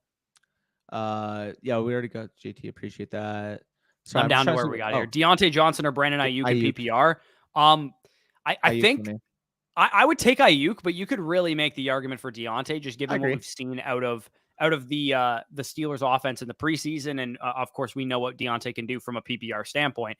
I'm sure he's not going to score 0 touchdowns again this year. You get 5 or 6 touchdowns out of Deontay Johnson with his exact role last year. We're talking about a guy that would have been like a top 24 wide receiver, top 20 receiver in PPR points per game. He would have been better than like Christian Kirk and Chris Olave. Yeah, no, I agree there. Let's do outlook on Pitts. I mean, dude, if the Falcons throw the ball more than like league low, dude, I'm gonna kill you, Brian. Honest to God, bro. This guy takes Travis Etienne on my 3rd pick, and then he snipes me on Dameon Pierce here. Brian, for the record, Brian, I appreciate having you in these rooms because you will take the running backs when nobody else will. You will take 3 running backs round 3 to 5. I fucking love it, brother, because I do not want to take them. So I appreciate that you are, so I don't have to. Yeah, for what it's worth, if you guys are unaware of what Danny's referencing, he was in our listener league and he drafted like 5 running backs in the first 6 rounds. What do I want to do here, man? Oh, I think I have to. I'm not going to take Dobbins. Actually, you know what? I am going to take Dobbins. I'm going to take Dobbins over the rest of these wide receivers. Just like if Terry McLaurin and Jerry Jeudy weren't injured, maybe I go with those guys instead. But I think I can get a decent wide receiver left on the board. And Leonardo asked outlook on Pitts. Danny just took him. So we'll see what you think. Yeah, well, I mean, if you guys watched yesterday's video, he is my number 1 breakout candidate. It's just the way people talk about him is mind-boggling to me. First of all, if anybody tells you that Pitts isn't a phenomenal fucking player, you should take their ball knowledge with a fucking grain of salt, because they literally know nothing if they're saying Pitts isn't great at football. The other thing, you're getting a 6'6", 245-pound, 4.4 speed tight end that went 4th overall and is going into his 3rd season.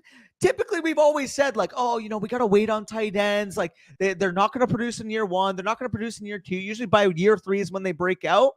But then with Kyle Pitts, you'll get the other frame like, what happened in the last 2 years, even though he had literally over 1,000 yards as a rookie tight end and had a 34% target rate in his second year last year. His usage numbers is mind-boggling to me. Like, people will say, oh, well, Arthur Smith doesn't use him right, this and that. It's like, dude, he may be the best used tight end in the NFL. The guy had fucking 13 deep targets in 10 games played last year, which literally led the position despite him missing 7 games. Like, his usage is fucking phenomenal. If this team just throws the ball 450, 500 times this year, this guy can legitimately have 130, 135 plus targets with the already insane athleticism profile he already represents. Yeah, I mean, it's August 31st today, so you guys have probably heard our spiel on Kyle Pitts in Atlanta a couple times, potentially. The Falcons are the one that, like, you know how at the end of the offseason we start to get burnt out of, like, repeating the same arguments? Talking about the Falcons throwing the ball more is the one that I'm really getting bored of talking about, because I just know it's going to happen because they can't historically throw as many pass attempts as they threw last year with Mariota. But yeah, Pitts...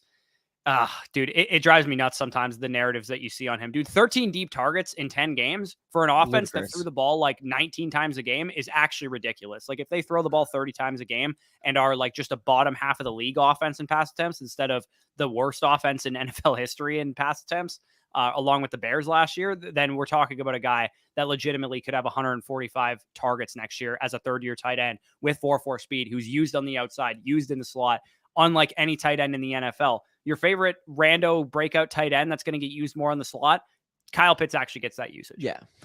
By the way, I appreciate the super chat. Jacob says, signed up on Underdog. Where are the rankings? So because you signed up on Underdog, you will get a prompt from them. So you'll get an email basically confirming. I think it's within like an hour or two that you should get the email from Underdog. If you don't get it right away, of course, email us and tell us your email that you signed up with on Underdog, and we'll cross-reference our thing.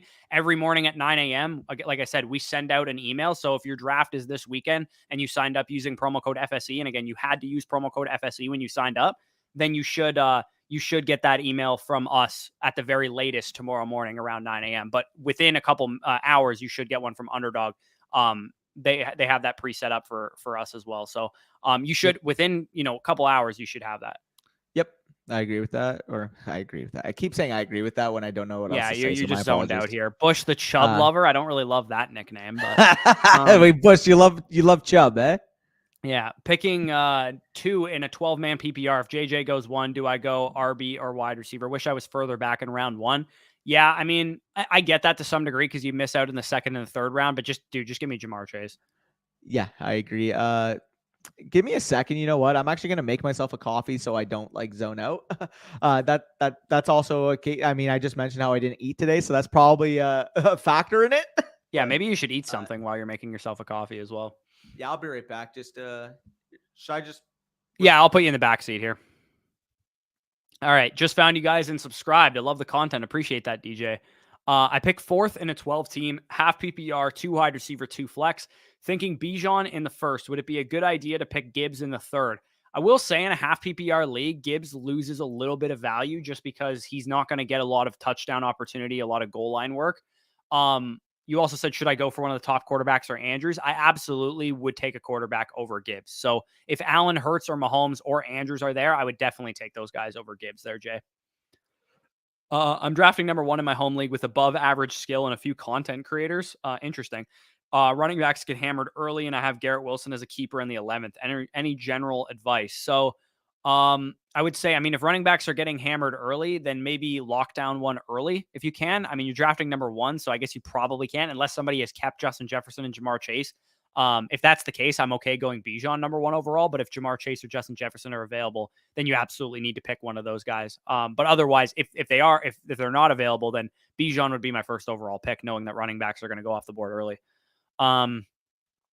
Same W. I know Laronto. Okay. I knew it was Canadian from the Hawkins, in fact. Dynasty League got offered Jalen Hurts for Debo Richardson in a 2024 first.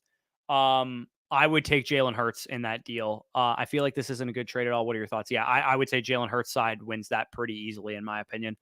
Also, for what it's worth, if you guys are, have left comments and you're wondering, like, how come we haven't gotten to them yet? We are at 1:40 p.m. in terms of the comments. So we go in chronological order when the comments are left. So if you left a comment at like 2:06 or something, like, we'll get to it eventually. We just haven't gotten there yet. So what are your ranking of running backs outside after the dead zone? Okay, so that's a good question as well, Bruno. The dead zone to me ends. Obviously, like round 7, round 8 is like the official time that it ends, but sometimes those running backs actually slide a little bit. So, I mean, sometimes you'll see, James Cook and Cam Akers and Isaiah Pacheco and Rashad White, Alexander Madison, DeAndre Swift. Sometimes those guys will slide to like round 7, round 8. And to me, that's when like the dead zone is over. Like if you're getting those guys in round 7, round 8, they're no longer dead zone running backs anymore, which is kind of the dynamic we saw play out last year with Josh Jacobs and Miles Sanders, where they were kind of going outside the dead zone. But as far as like traditional where they go in normal ADP, to me, the dead zone ends once you're looking at players like, Brian Robinson, James Cook, as I mentioned.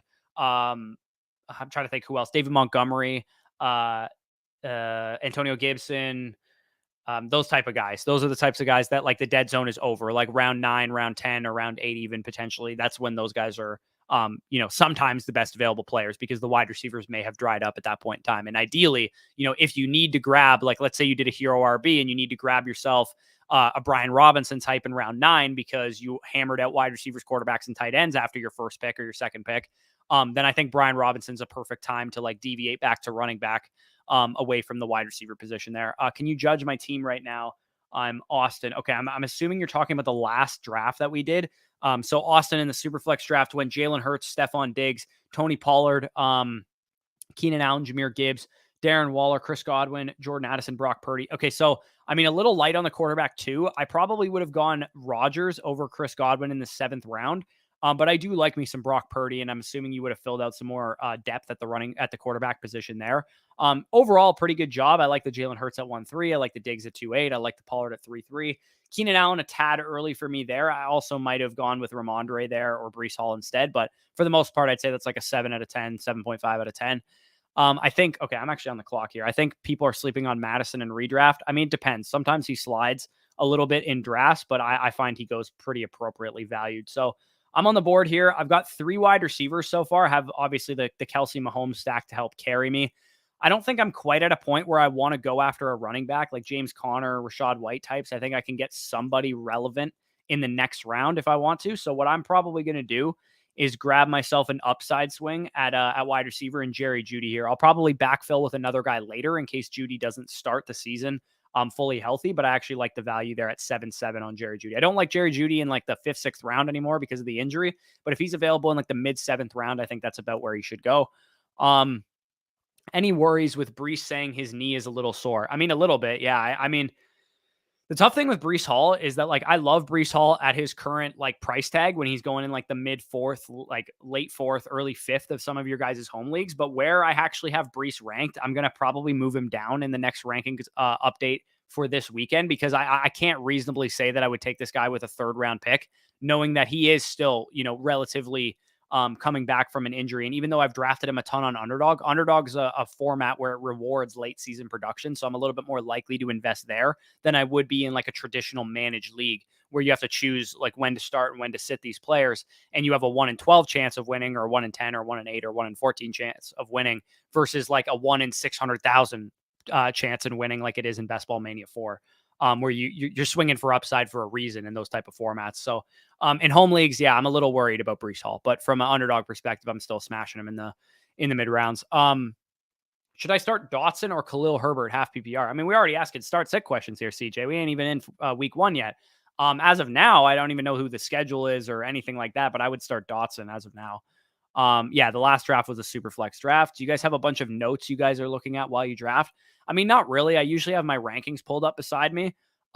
Generally speaking, J Pro, like, I mean, because we make content on this kind of stuff, I like remember the notes, like, honestly, like when it comes to like where players finished last year and like how they were in game splits and that kind of thing, like that shit's like in memory now at this point. So we don't really need notes when we draft, but we do have a lot of that kind of stuff in our draft guide. If you want like our contextualized game logs and the risk ratings and all those kind of things, those are available there. But I mean, we've gotten to a point now, we've made so much content on these players. We don't need notes when we draft.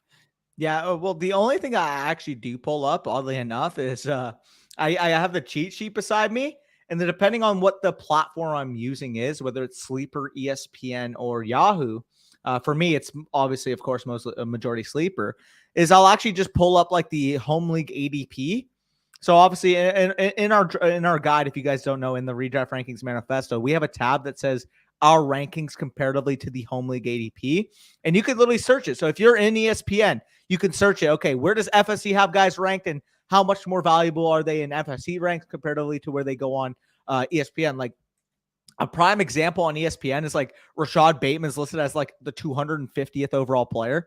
And so if you literally sort on our tab, it'll show like how high we have Bateman comparatively to where he's going on ESPN. So you keep that in mind, right? You remember that. Hey, listen, I don't know exactly where we have him, but FSC has Bateman listed as their 114th consensus player. Well, guess what? If he's listed at 250 on ESPN, I could probably get him in the 13th round, in the 14th round of my draft, and get him after, everybody forgets about him. Yeah, and I actually just real quick, I just want to showcase before. Actually, you're back on the clock. I'll showcase it after we pick, but we do actually have a cheat sheet in our draft guide that shows you that you can check off players as they go off the board. You can check off players that you draft, and some of the data that's available for you there is like last year's points per game, where the average home league ADP is, the difference between our rankings and that average, and if they're like if they featured in some of our videos as like smash players or fades and stuff like that. I'll show that in 1 second after I make this pick here. So I'm actually glad that I faded running back with my last pick because Rachaad White came back to me. I'm not super high on Rachaad White, but full PPR league. I mean, again, I'm pretending that this is my home league format. He probably wouldn't fall this far in my home league, but given that it is, you get points for first downs and he's the clear starting running back for the Bucs right now.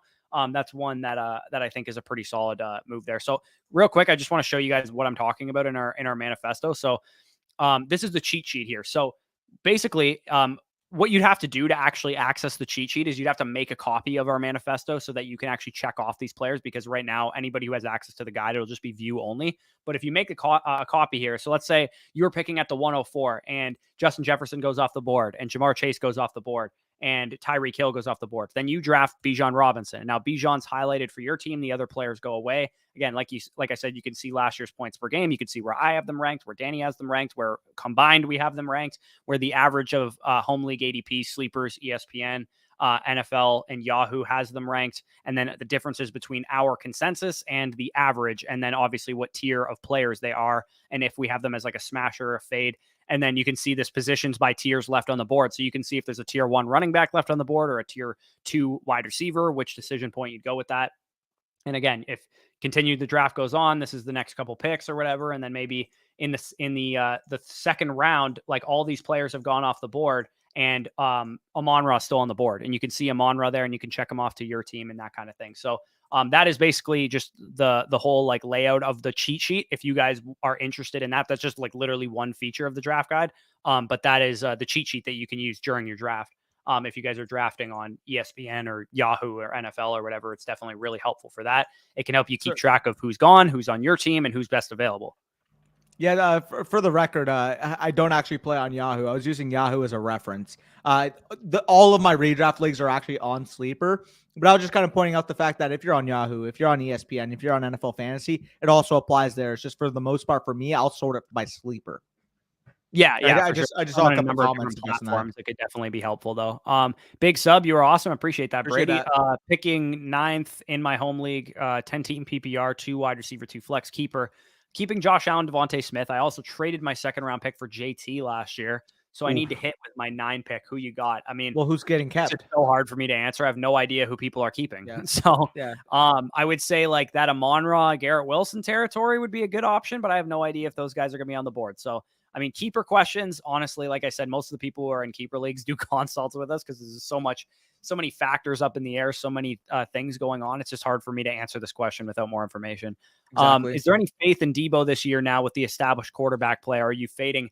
I mean, I would say generally speaking, I would rather take Ayuk in like the mid 5th round or the early 6th round versus Debo in the 3rd or the early 4th.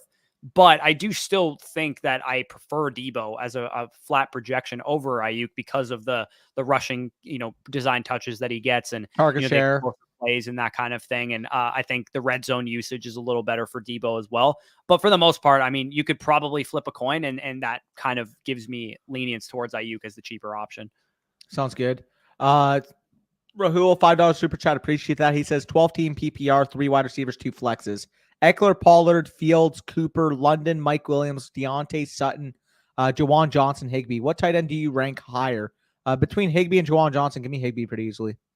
Yeah, I'll take Higbee. He has a chance to actually be like the second target on his offense, Yeah. whereas and not only that, but Jawan Johnson's probably going to split a lot of tight end snaps Taysom. with Taysom Hill and maybe even Foster Moreau as well. I don't know if Jimmy Graham is still there. They signed him for some reason. I don't know. It's a crowded tight end room. Jawan Johnson's just somebody I would not waste a draft pick on, honestly. Like, I just don't think there's any kind of upside there. He had a couple spike weeks on touchdowns last year. Don't think that's going to keep up.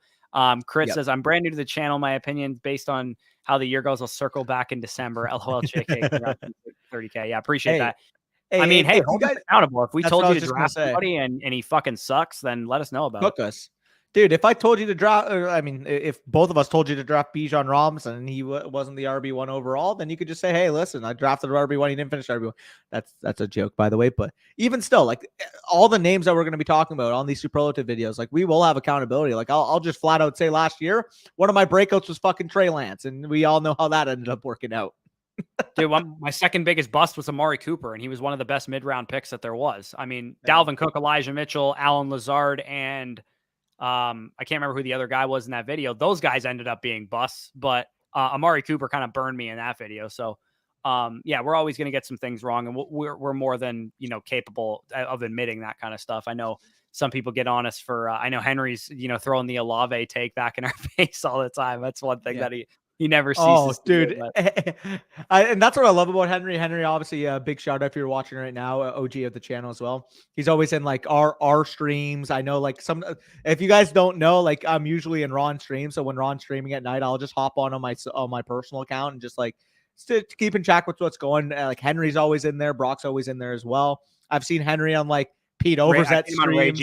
Ray GQ. Well, dude, like Henry literally probably has like 3 monitors, like 1 stream on each of them. Like, he's grinding. So I appreciate that, man, because he does hold us accountable flat out. He'll give us credit when we do make a good pick, but at the same time, it's like, oh, you guys told me to draft this guy last year. Like, if you guys Okay, you're on the clock, by the way. And the take that Henry holds us accountable on is at the 108 or the 109 in his rookie draft. We told him to punt that pick for a 2023 first. And obviously that pick became Chris Olave, who is worth more than a 2023 first. And I think the first that he ended up getting was like a later first. So that obviously didn't age well. At the time, I think it was decent process, like a low end, first round pick in one draft class. You punt it to a future draft class that's supposed to be good on paper. I don't think that was terrible process. It obviously didn't work out very well. For the most part, though, I don't think I was just comfortable trading away Olave's pick for a 2023 first altogether, but I understand why we would have said that in the moment.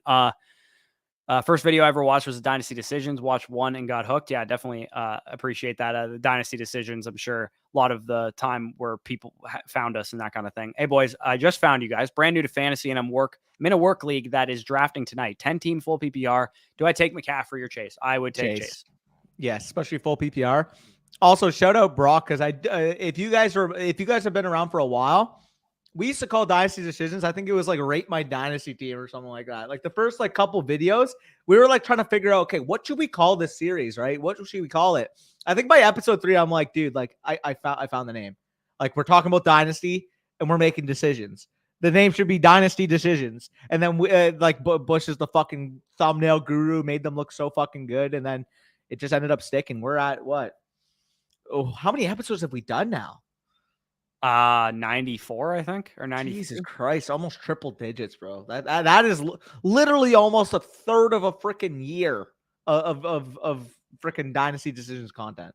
Yeah, oh, absolutely. And I think, a couple of people have asked when we're going to get back to Dynasty Decisions. In season, we will have more than we are. It's just this time of the year, people are getting ready for their redraft leagues, so we're not really prioritizing Dynasty Decisions. But we will have them, probably after week 1, I would say. Like, right after week 1's a perfect week to have Dynasty Decisions, because there's going to be a lot of overreaction and buy lows and all that kind of stuff going on as well. So definitely, we might even just have like a Dynasty Trade Targets video right after week 1, because like, people are going to overreact to week 1 as they always do. You probably could have gotten CeeDee Lamb for fucking nothing last year after week 1. And I'm just going to quickly note as well, because there's 156 of you watching right now, and I'm sure a lot of people will watch it on the playback as well. But if you guys just think we are redraft content, we're only working in August, we're only working in September, we're only working in November. If you guys play Dynasty Fantasy Football, make sure you leave those notifications on year round, because come February, come March, come April, we are the degenerates that are literally putting out 5+ videos a week during the dead period of fantasy. Like, we're talking about your guys' dynasty teams. We're talking about your guys' dynasty trades. We're talking about risers and fallers in dynasty. We're talking about, potential implications. Like, we literally every day, year round, talk or research or get into fantasy football. Like, this isn't just a seasonal thing for us. We do it every single day. So come February, like I said, if you guys have the inkling, I know a lot of people will follow, seasonal fantasy football content, unsubscribe in the February area because they're not getting content. If you do that and you unsubscribe to us in February, you're going to miss out on 6-7 months of content. Yeah, I mean the Dynasty Wall Street Journal. If you guys have access to our website, Flock Fantasy, the Dynasty Wall Street Journal is like a 45, 50-page draft guide of all of my write-ups, all of my evaluations during the 2023 NFL draft, and that's mainly what I'm working on for the majority of like January to March area. I'm watching film on the prospects. I'm, giving you guys my opinion on them. And all that stuff is available still. So if you guys are just getting back to the scene, you know nothing about this rookie class, I would highly suggest checking that out. Only available on our website, flockfantasy.com/FSE.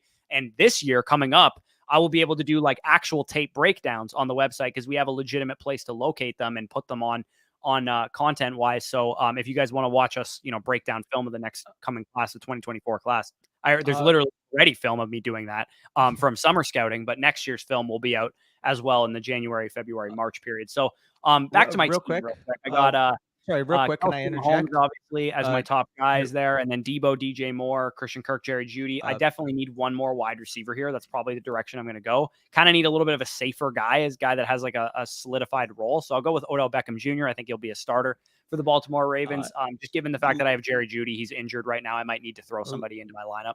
Let me interject. So Ray says, do you get the same draft kicks from Flock as you do from Underdog? I did the 2-day trial and the sheet looked different. The reason why the sheet looked different is when you go to the Flock, you have to click the view the database button that will appear. So when you go to Flock, it'll show it as if it's in the Flock Fantasy website layout. In order to access it as though it's the Google Sheet, you just click view database and it'll literally take you straight to the sheet. So that's another thing I noticed too. Like if you go on Flock, it'll show in the framework of the website. In order to get it as though it's just the sheet, you just have to click that button and it'll take you right there. Yeah, and of course, I mean, like on our site, we also have our dynasty trade value charts. Like I said, the Wall Street Journal, all that stuff is available. Only like you won't get that for signing up on Underdog. So there's definitely reason to sign up in both places. How much do your rankings vary from full PPR to half PPR? I would say like only for specific players. Like, is it going to vary a whole lot? Like, your Derrick Henry types of the world are going to get a boost in half PPR. Somebody like Jahmyr Gibbs is going to get a downgrade in half PPR. It's not a massive difference. I would say the running back position also sees like a slight uptick in half PPR relative to full. In a 2 running back, 3 wide receiver, 1 tight end, 1 flex, 1 quarterback. I mean, he says from full to half PPR. If you're in a half PPR setting there, that's a pretty good balance. I mean, you got 3 wide receiver spots, so wide receivers are going to still be valuable. It's a half PPR, not a full PPR, so not going to be overpowered. So I would say that's a pretty balanced, like a look that you're looking at there. So in that type of league format, it's really all going to depend on like what your league mates are after. Are they after running backs? Are they after wide receivers? I'm actually more likely to lean with a wide receiver early with a 3 wide receiver, 1 flex in a half PPR than I would a 2 wide receiver, 2 flex full PPR. The reason being is that you have to start a wide receiver. Huh? You have to start a 3rd wide receiver, which is why we see Underdog, of course. Correct. Notoriously, the wide receivers fly off the board, and it's a half PPR 3 wide receiver format. Yeah, Michael, the best advice I would give you is go draft an Underdog. That'll give you the best strategy and practice for your draft. Yeah, literally practicing on Underdog right now, by the way, if you haven't already signed up using promo code FSC, we'll get you the redraft rankings manifesto. And if you deposit $25, you'll have $50 on your account. If you deposit $50, you'll have $100 on your account. Underdog will literally match back your first deposit up to $100. So literally, if you want to put $100 in, you'll have $200 in site credit. And I mean, if you're doing the math there, you can get into 8 BBM contests. You can get into, what would that be? 20 puppies, 40 puppies? Well, I don't think they're going to drop any puppies for the rest of the offseason. But if you are practicing for your home league, I would recommend potentially doing some fast drafts, just some 12-team like cash games, because those will give you a good atmosphere and a good feel for your home league as well. Yeah, no, there's a ton of contests over on Underdog. I just said the puppy because it came to mind, but there's the point I was trying to make is there's going to be your $25 plus contest, and there'll also be your $5 contest that you can enter depending on what they're releasing on a day-to-day basis. So it is by far the best practice, especially considering that your league format is literally the same settings that Underdog uses. Yeah, exactly. I've been around since today. Let go. Yeah. Let's go. You guys are finding us just on this stream. We definitely appreciate you you Appreciate tuning it. in and hitting the subscribe button, all that good stuff. So I am back on the clock again here. I already have I have Kelsey and Mahomes, so I do not intend to draft another quarterback or a tight end. I'm probably going to grab another wideout here just because I'm kind of weak at that position. Actually, I don't know, man. The running back position is kind of a little interesting as well.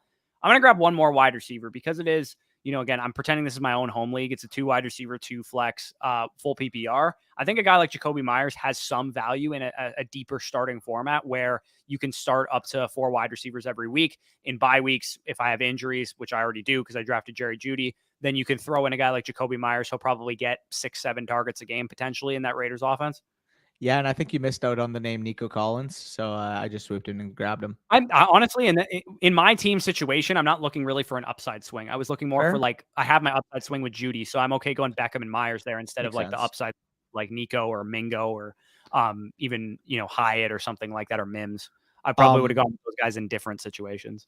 For the record, man, I'm so extremely high on Nico Collins. It's not even funny. It kind of feels like at this point, like everybody's high on Nico Collins. Like, do you know anybody that's actually like anti Nico Collins given his profile?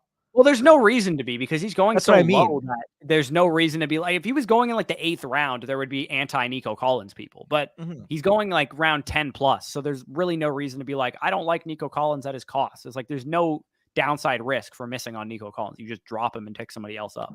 100%. The one I want to start up 1 quarterback dynasty. Should this be one of the wide receivers? Yes, it should be. Justin one Jefferson quarterback. Give me Jamar Chase. Would be my. I mean, sorry, Jefferson or Chase, but I would take Jefferson. Corey would take Chase. They're literally 1A, 1B. Pick. If you are literally like in that situation and you don't know who to pick, my advice is literally just grab a coin and flip it because there is no wrong answer. Yeah, my lenience of Chase over Jefferson in a 1 quarterback startup is just that Chase has Burrow. Realistically, that's the only difference. I mean, Chase, I guess, is a year younger as well. But for the most part, I just lean Chase because he has Burrow. And, as good as Cousins is, he's not going to be around forever. He's a little bit older. He's 35 years old or whatever. So I want Chase. And also I feel so confident that Chase and Burrow will stick around in Cincinnati. If anybody gets the axe there, it'll be Higgins. So you also might have Chase and Burrow without Higgins at some point in time as well. Yeah, that'd definitely be nice for the targets. For the record, too, people might be like, oh, I don't want to draft Chase because Higgins is there. Like, I'm concerned. It's like Jamar Chase was averaging 11 targets per game when he was healthy last year. If you're seriously concerned about the volume of 11 Joe Burrow targets a game for Jamar Chase, who can literally take any one of those targets to the house on any given moment, you have other things you should be worried about. But, yeah, I do. I think Chase legitimately, if he told me he was only going to get 7 targets a game, he might still legitimately be a top 10 receiver in fantasy. He probably would, bro. Like 7 targets a game for Jamar Chase, he might still score 10, 11, 12 touchdowns, and it's not hard to be a top 10 wide receiver with that much touchdowns. Yeah, especially when you're as good as Burrow is and as good as Chase is, you don't even really need that much volume, and he's gonna get it too. So yeah. No, I agree.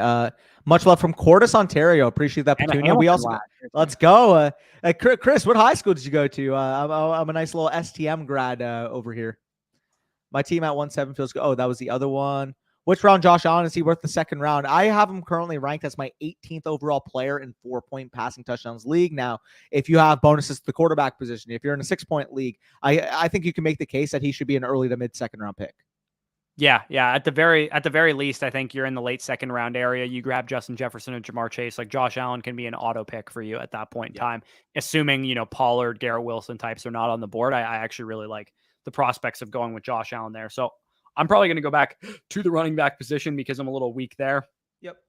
Danny grabs Kendre. Roshan went the pick before him. That kind of sucks, but I'll grab Kenny Gainwell, get myself some exposure to a good offense. I don't know how much I believe in Gainwell. It's probably not going to be a great pick, but I mean, who knows? If he hits, then he's a guy that I can use in my lineup in my flex if I need to. Probably just a guy that I would churn the waiver wire with, though. Sorry, real quick, Chris, did you graduate in 2001 or are you like a 2001 baby? Because if you're a 2001 kid, he said I'm 2001 baby, so he must have been right there with you. But that's what I mean. Is he born in 2001 or did he graduate in 2001? I'm 2001 baby. I'm assuming he means I'm a 2001 baby. Let me know, because if you're a 2001 baby, like I 100% know you. Yeah, like I mean, Danny's a 2000 baby, Yeah. so like you guys would probably definitely know each other at that point. Yeah, that's fucking hilarious. 10 team PPR 2v1 Najee Harris and Terry McLaurin or Devontae Smith. I will take Devontae Smith personally. Yeah, Especially in a 10 team, a shallower league format. Give me Devontae Smith, bro. There's no way he's 22. Yeah, so we literally went to school together then. Maybe you don't want to type this in the YouTube chat, but if you message, even if you want to DM me on Twitter, DM me what your full name is, because I might actually know you. True. That's fucking wild. I'm drafting number 1 in my PPR home league with above average skill. And actually, we already answered this question, but yeah, general advice would be just kind of do whatever your league is not doing. If they go early running back, you could maybe fade the public there. Kick ass and take names, DJ. I don't agree with hard running back at all. I drafted Bijan first round and then went 2 wide receivers, quarterback, got Javonte and Miles. Yeah, I mean, we don't typically go hard running back either. So give me 1 second. Actually, I'm going to show Chris something. You've already seen it, but I'll be right back. Danny's about to flex his old school football shit right here. Just get ready for it, fellas. Got a dip, but got to this channel around August of 2021. Can't remember the subscriber count. August of 2021, Daniel, we probably would have been around like 6,000-7,000, give or take. But yeah, you've definitely been around for a while, so we definitely appreciate you. Matt says, asking for a friend, 10-team full PPR, quarterback Fields, Henry, Connor, Adams, Olave, Ingram. I mean, fuck, it's a good thing this is your friend's team and not yours, because if you're going to have Fields and Ingram at quarterback and tight end, which is, I guess Fields is a quarterback advantage, but Ingram is not in a 10-team league, I would expect you to have much better running backs and wide receivers than Derrick Henry, James Conner, Adams, and Olave. So, and Christian Kirk there as well. I think that's like a C- type of team there, Matt, whoever's team that is. DFS advice. I mean, we're not typically DFS bros, but we will be talking some DFS stuff in terms of what we do during the regular season on our Sunday morning live streams. Danny, I knew he was going to flex something from his high school football days. I got the jacket out just for reference, 2016. And then if you can see that, that's fucking Danny. dope. Danny is literally, if you guys know the Twitter account, like 3-year Letterman or whatever it is, Danny's that guy that like still wears his Letterman jacket, even though he's 37 years old. Hey, bro. Hey, at the end of the day, you got to appreciate the times when they happen. So I'll always appreciate the football memories. Yeah, the glory days. Care if I get the 101 and got the, oh shit, I'm sorry. We could have rigged it up for you to get the 101 there. My apologies. Sorry, okay, we already answered that. Yeah. Such a hammered thing to do. Probably something I did. Value class as well. Yeah, my girlfriend likes Casamigos a lot, so I probably might have to dabble with that. My friend said during my draft, it was a Zoom draft, I kept saying "Gimme Gibbs" in the first 15 rounds. That's fucking epic. Went off the board in the third. Everybody's just like, yeah, he is already gone, for fuck's sakes. Yeah. I pick at 8 in a 10-team PPR. I'm leaning 2 wide receivers to start unless Bijan or Saquon fall to me. Also, let me just farm this out to the chat. Does anybody care if we don't do a 14-teamer? Just because we're going on 3 hours already. If you want us to do a 14-teamer, we will. But if you guys are not in 14-team leagues or whatever, we'll probably sign out after this draft. Just curious if you guys want to see it or not. But B-Wall says, leaning 2 wide receivers to start unless Bijan or Saquon fall to me. I mean, Bijan falling to you is an auto smash. And Saquon, even in the second round, potentially might be a good value for you there. But 2 wide receivers is also viable. You got a lot of flexibility there. 1 sec. Fantasy Stock Exchange, come for the talk. Fantasy talk and stay for the strip club stories. You'd love to see it. What a fucking time. Yeah, we got to do the 14-teamer, bro. This is a fucking marathon for a reason. Yeah, dude. Mason came here for the 14-teamer going or what? Dude, everybody wants to see the 14-teamer. Don't skip out Stephen on me. Mason's in here saying he wants to see the 14-teamer. All right, everyone see the 14-teamer. We'll do the 14-teamer. Brother. I mean, if you want to leave discriminating against the 14-teamer, bros. If you want to leave for the Superflex one, I can handle that on my own if you're feeling tired. But we are definitely not doing another Superflex after this. We already did a 10-team Superflex. We have a video on our channel called Superflex Draft Strategy that we did a 12-team Superflex draft. They can check that one out for sure. Dude, I still got to get today's Mason. bus video up, and I still haven't edited it yet. So I still got work to do. Okay, that makes more sense. For what it's worth, if you want me to handle the 14 teamer, I can do it, but No. I can call, stay man. up for the 14 teamer, but if you Okay, want to do a 12-team Superflex after this one, fuck you it. can do that. I will be there for the boys. Like Mason said, if he can do 3 hours a day of a stream, 200 days in a row, we can fucking rip it like a band-aid. Let's go. Mason notoriously always says he just does not have a life. All he does is stream drafts. I respect it, bro. I'm trying to be. He lives to stream drafts. It's essentially his life. In all honesty, if I was in the position where we could literally just fucking stream underdog drafts every day, we would. Yeah. Oh yeah. We just can't. I don't know if I'd be streaming 3 drafts like he does every day. I would definitely stream 1 at least though. Marlon Mack, let's go. Oh yeah, that's a meme. Love that, Dylan. Been loving the content, fellas. Appreciate all the analysis and breakdowns. Appreciate that, Richard. Strip club anecdotes. What do you guys? Yeah, we're gonna break down 14 teamer right after this. 16 team. Okay, I don't know if we're gonna go that excited. We're not gonna go that crazy. But some tips in a 16 team league. I would never recommend this in any other kind of league format. But do not take any risk. Like draft safe players. You know what my biggest advice is for going into a 16 team league? Decline the invite.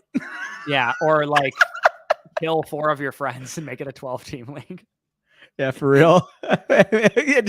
Dude, just like make like 4 or 8 guys just share 4 teams at that point. Like fuck. Yeah, or make like 4 new friends and split it into 2 10-teamers and have like a final championship or something. Mason 8. Imagine an 18 team league. That might be the most disgusting number for a league count I've ever heard. Because at least what day is Memorial Day, by the way? Memorial Day, is that the day after Labor Day? I don't fucking know. I just made that up. It says Memorial Day is Monday, May 27th, 2024. Am I high? Memorial Day already happened. Fair play. Dude, by the way, if you guys just like tell us something is American, like we will just believe you because we honestly have no clue. It's fucking hilarious. He must mean Labor Day, I'm assuming. Whatever the hell this Monday is, that's Labor Day, baby. Let's go. That's Labor Day. Yeah, where we left off, by the way, I'm making a couple underdog picks. If you want to, by the way, I'll make it. The 14 teamer. Go ahead and do it. Yeah, I got it. Fucking jokes. I'm not on the board in any underdog drafts. I just wanted to check that real quick. We're almost done our slow draft hell from Buffalo. So. Oh yeah, dude. My fucking exposures are gonna look diffy. Yeah. What if Bijan and Kelsey are both gone in your home league? Should have thought about that too. Yeah. If Bijan and Kelsey are both gone in my home league at the 7th pick, what probably happened is that Tyreek slid to me. So I'll just take Tyreek. And if Tyreek, I guess, is it possible for that to happen? I guess if 3 goes Bijan, 4 goes Kelsey, 5 goes Tyreek, and 6 goes McCaffrey, maybe, then my best available player would be Diggs. So that'd be worst case scenario for me. Which is still a really fucking good I'm glad I'm so glad I'm guaranteed one of those 7 players between Jefferson, Chase, McCaffrey, Bijan, Tyreek, Kelsey, and Diggs. I'm guaranteed one of those players.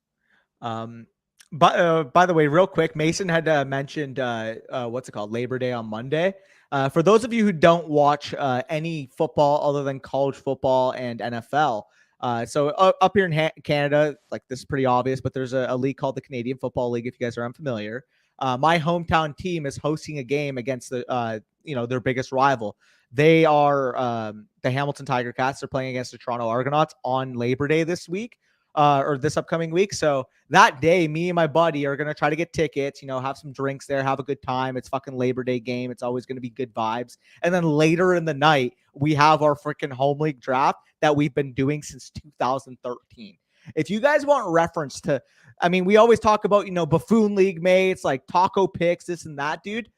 13-year-old me attacking his first fantasy draft.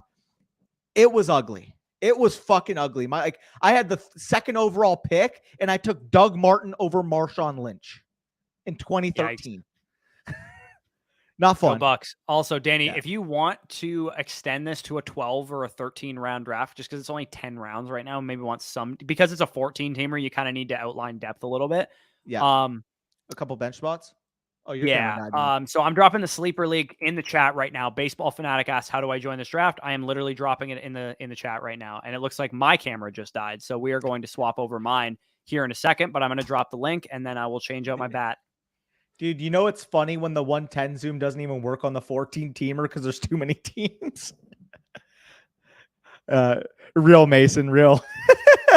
That's fucking funny. My buddy's the running back for the Hamilton Tiger Cats. What's your buddy's name? I might actually I know a few guys on the team because I played with a bunch of guys that are like in the CFL now. So let me know because that'd be nice. Now where did we leave off in terms of comments? We did that. Just like I was okay. No, we didn't get there yet. Sorry, my apologies. I'm trying to find where we left off on the comments because I think Corey had us. Thus you're both gone. Cup. Where to draft Breece Hall in 12-man PPR with the news that he would potentially be limited now. He's still a guy we'd feel comfortable taking on that 3-4 turn area. He was a guy that prior in the offseason, prior to the Dalvin Cook news, we were taking on the 2-3 turn. So if we can get him at the 3-4, I think that's a nice enough discount for me to take the plunge. Because at the end of the day, if I'm going to be drafting a running back in that range, it has to be due to their upside scenario, not their median projection. And with Breece Hall, I think his upside scenario is quite literally a top 3 running back. But I'm just going to randomize this draft, and we will kick off. So let's see what happens here. Laporta or Kincaid. I will go with Dalton Kincaid there external. Matt Weber agrees. Finding draft position tomorrow. Then I'll have your draft strategy videos on repeat for 2 days straight. Appreciate that, Jonathan. By the way, if you guys didn't already know, if you do have access to the Redraft Rankings Manifesto, big shout out to Jonathan. He was the one that actually created the cheat sheet, created the plugins and everything, created the ability to check people off, to put them on your team. So big shout out to Jonathan. I'm working hard for that. We do appreciate it a ton because it's just going to make the quality better, going to make the content better. And at the end of the day, we want to make sure that the product for you guys is as top class as it possibly can be. Sorry. Just mumbling my words. We're 3 hours in. Let me off the hook a little bit, but we just want to make sure the product's as top class as it could be. 1-2 turn, 10 team. Would you guys trade BK to the can you I'm kind of confused what you're asking here, to be honest. Would you trade back? Okay. So you're pick 5. Would you trade back to the 1-2 turn? In a 10-team league, honestly, I'm just probably gonna stick at 5 and take like Kelsey or Bijan or Tyreek Hill personally. You guys have the best fantasy football videos. Appreciate that, Evan. Appreciate that. I know last season, a new offense, I think Keenan will cook. Yeah, I mean, that makes sense if he stays healthy. Just did my draft last night and felt great. Thanks to y'all's videos. Appreciate that, Cloud. It means a lot, man. Glad we were able to help you out. I hate that Cooper pick. I got nervous. Bro, I mean... Cooper's going to fall in my home league, dude. Nobody likes him. Cooper, eh? You got the classic guys. You take Amari Cooper. Everybody's just going to be like, yeah, you got Amari Pooper on your team. Yeah, pretty much. Thoughts on... Yeah, dude. Okay, so this is such a fucking lazy take that I'm about to make, but like he's Amari Cooper. That's like why I'm off of him.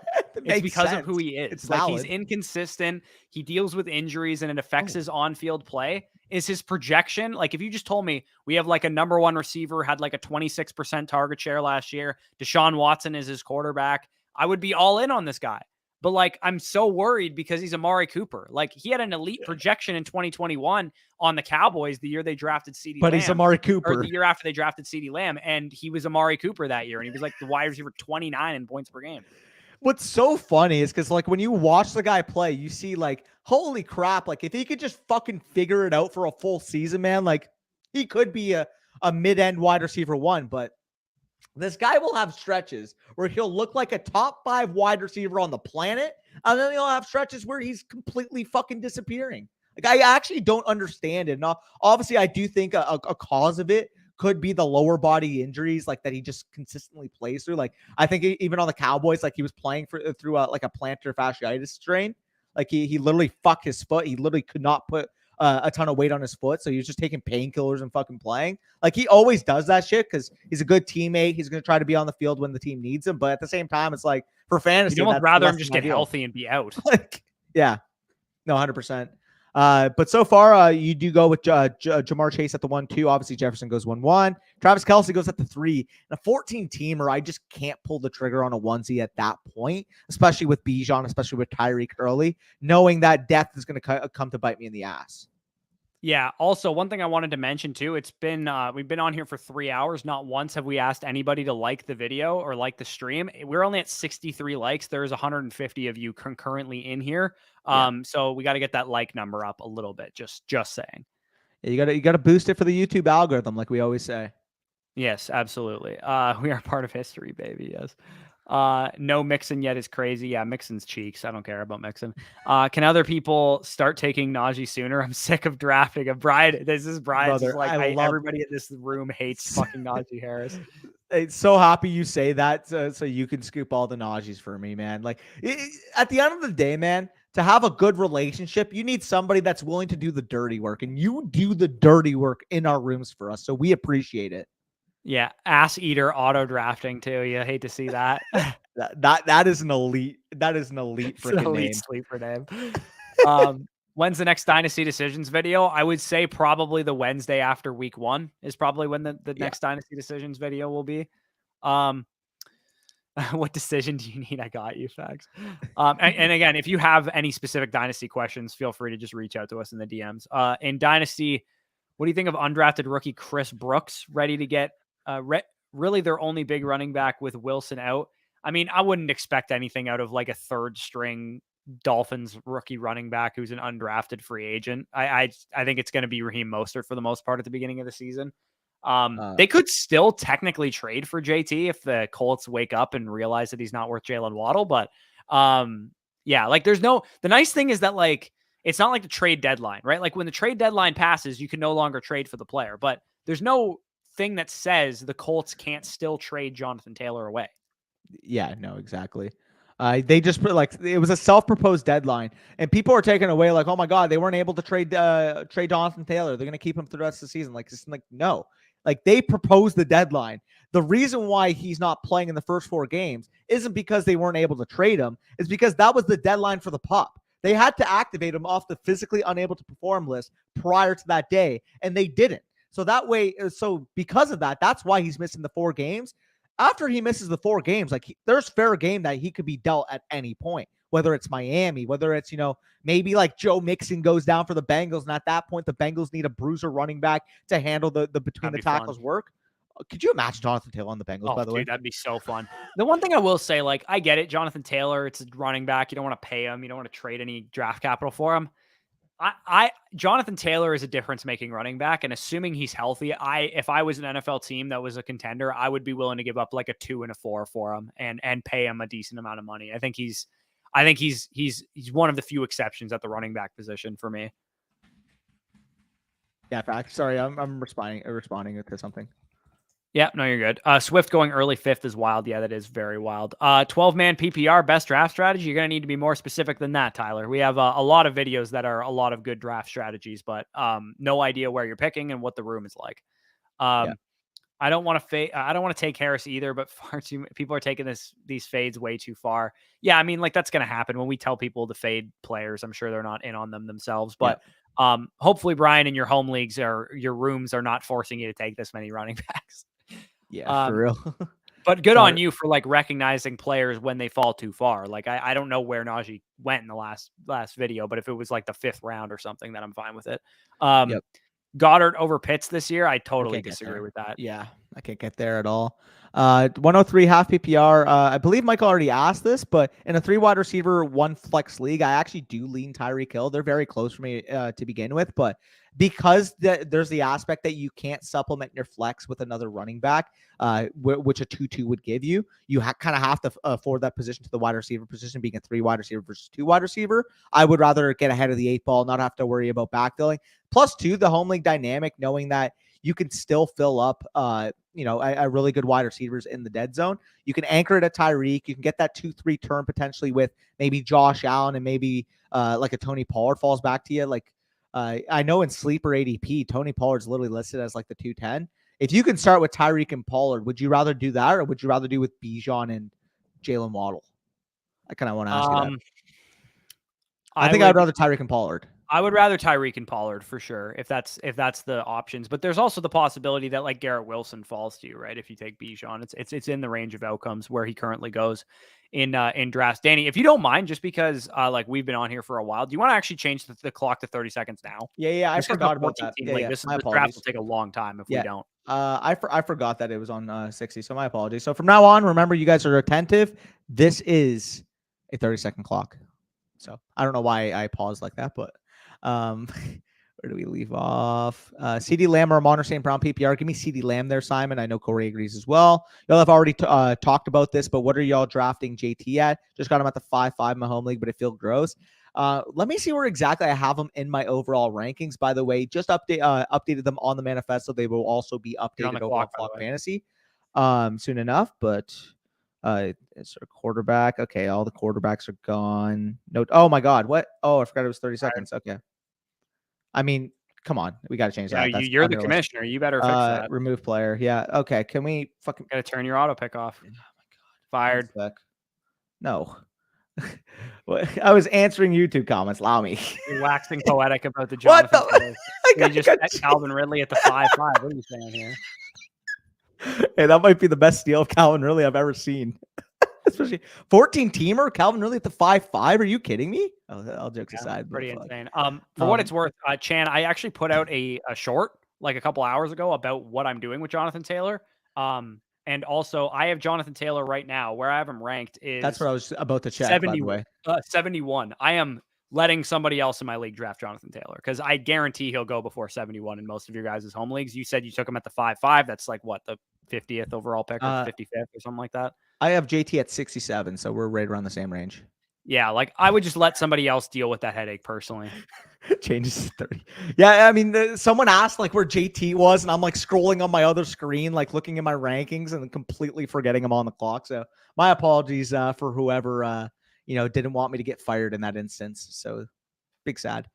Yeah, where we left off, by the way, in the comments. Yep. Yeah, I got it. Right, is it horrible to take Bijan over CMC at pick number 3? Absolutely not. Exactly what I would do. Promo code, he's asking, I'm assuming for underdog or for flock. In either case, it is FSE. Yeah, I'm just going to pin that, to be honest. Actually, wait, I can't even pin it from the studio. Never mind. Nah, you're good. Theoretical pin. Theoretical pin. Okay, so I go Chase ETN at the 1-2 turn there. Too early for the tight ends, in my opinion. I think I'm probably going to end up going wide out again, knowing this room that we're in. Yeah, I think I'll go with like a hero. Or I guess I could take Burrow here. Nah, not a onesie at this point. I think you kind of. Well, I have Chase. That's why I'm saying I could take Burrow. I'm gonna go. If Smitty wasn't there, I would have taken Burrow. If Smith was gone, I would not have taken Burrow. Or I would have taken Burrow though. I just can't reach on the onesies in a 14 teamer personally.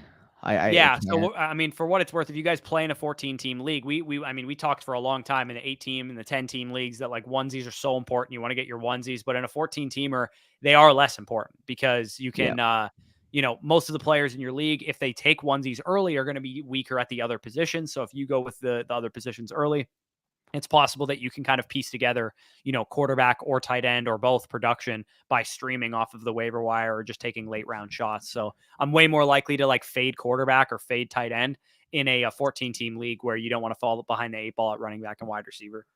Yeah, agreed. Just give me a moment. Okay. In my first Dynasty League, and I'm unsure how to value future picks with 14 teams and 26 roster spots. Seems like really slim pickings after round 1. Yeah, I mean, I would agree. In a 14-teamer for the Dynasty, it is kind of tough, especially given the fact that there's 26 roster spots. I would say because there's so many roster spots that they're going to maintain more value than a typical 14-team league. However, be wary when you are trading for picks that it isn't a normal 12-team draft. So if you project a team to be a late first-round pick, we're talking about 110 to 114 rather than 108 to 112. And same thing, if you project it to be a mid-round pick, we're not talking about the 105 to 107. We're talking about like the 106 to the 109. So there is a lot more differences in the 14-team versus the 12-team. My advice would literally be just be more wary when you're trading with draft picks and understanding what their value is in relation to your league format. Yeah, absolutely. Sorry, Maria's sending me a look of like what her street looks like at her Airbnb in Italy. It looks fucking very European. She's in Italy? Yeah, that's where she is. Holy crap. That's fun. I told you I was driving her to the airport yesterday. Where did you think she was going? I thought you were meeting. She was meeting with someone. I didn't even like take it in. That's awesome. What the fuck? Yeah, no, her and one of her girlfriend's birthday is today. Okay. And she's from the Ukraine. She's like, she came over, her friend housed her during the like war, and she wanted to spend her 25th birthday in Italy. So they went to Italy for over this time. Unfortunately, that means my girlfriend is missing my birthday, which is on Monday. But I've been promised that I got a very good birthday gift coming to me as soon as she gets back on the 7th. So this will be the longest week of my life for what it's worth, because not only is football starting next week, but I'm also like alone in my place because my girlfriend's gone. So I'm just going to be like counting down the days until like my home league draft happens. And then after that, I'm like, just let's give me football. I was gonna make such a cringy joke, but I might just, I'll share it. Okay, it's 3 hours. How about we restrain yourself here? I was gonna make the joke. I'm like, hey, I'll just fucking fly over and we'll repeat Brooklyn. I was gonna joke around, but no. Oh wait, you want to share a bed with me again? No, fucking is Jeff in here, bro? He always holds us accountable for that. Yeah, bro. Could use some help. Have 2 first-round picks 2 and 11, 14-team PPR. Wow. 2 running back, 3 wide receiver, 1 flex. 2 first rounders. I mean, picks 2 and 11. I'd be grabbing Chase with one of those, and then CeeDee Lamb. Yeah, another receiver, and it's a 3 wide receiver, 1 flex, full PPR. You can really get away with going wide receiver heavy in that type of league format. Of course, I mean, if you want to go with like a Pollard or a Chubb or a Barkley there at the end of the first round, or hell, if Bijan somehow falls, that would be elite. Then I don't mind that as well. But you're probably looking at like a Chase Lamb start or something like that. Yep, I dig it. Definitely don't go Bijan at 2. You have there's an actual reasonable outcome that he falls to 11, so there's 0 point of doing. And I would take Chase over him anyway. Yeah, I agree. Take Chase or Jefferson. It's PPR. If Bunyan's Bijan, Bijan, Bunions. I think it means Bijan, but Bunions is fucking Bunyan's Robinson. Bunions. Also, if you guys are college football fans, we got a nice little slate this week. Do you see? Go Blue. I mean, Ellis, or what's it called? Yeah, what are Texas the main games? Destroy Rice, so that's nice. But LSU Texans usually Florida destroy State. Rice. LSU and Florida State play on Saturday night though, or Sunday night, or something. One of the two. A pro better here, in my opinion. Florida State. Give me that. I don't know what the spread is, but I just want to see like some fantasy prospects. Florida State and LSU got some of them. Like we got Malik Neighbors on the LSU side. You got Jordan Travis, Michael Wilson, and Trey Benson on the Florida State side. So that'll be an interesting game from just like a draft perspective. Yeah, that's actually a peak game. Obviously, Michigan's going to beat the shit out of East Carolina, so I don't really have to. Like, I'll probably watch like the first half of it. It'll be like 48-0, and then we could just watch like the LSU game. But when is the LSU game? For the record, I'm just not showing up. I think it's Sunday night. I think it's not Saturday. I think it's Sunday. You're on the clock, by the way. It's kind of epic. Okay. What are we looking at here? Wide receiver. Okay, Mike Williams. Oh fuck, Justin Herbert went. I was hoping I could get him on the way. He wasn't gonna make it on the way back. Who am I kidding? So LSU is 2-point road favorites. I like Florida State in that game, dude. I like Florida State at home. Florida State's got the better quarterback for sure. I think better quarterback, better offensive personnel, in my opinion. Like that Florida State offense may genuinely be a top 5 offense in college football this year. Between Trey Benson, between the wide receivers there with Johnny Wilson, and they just got Keon Coleman from the transfer portal. And for what it's worth, Keon Coleman, man, he's a fun prospect. He's 6'4", 210 pounds. Might actually be more than that. I'm not 100% sure. I just kind of made up a number. Over 200 pounds. He's 6'4", 208, I'm pretty sure. Yeah, so okay, good guess. And he was relatively productive last year, so I am curious to see how high this Florida State offense can go.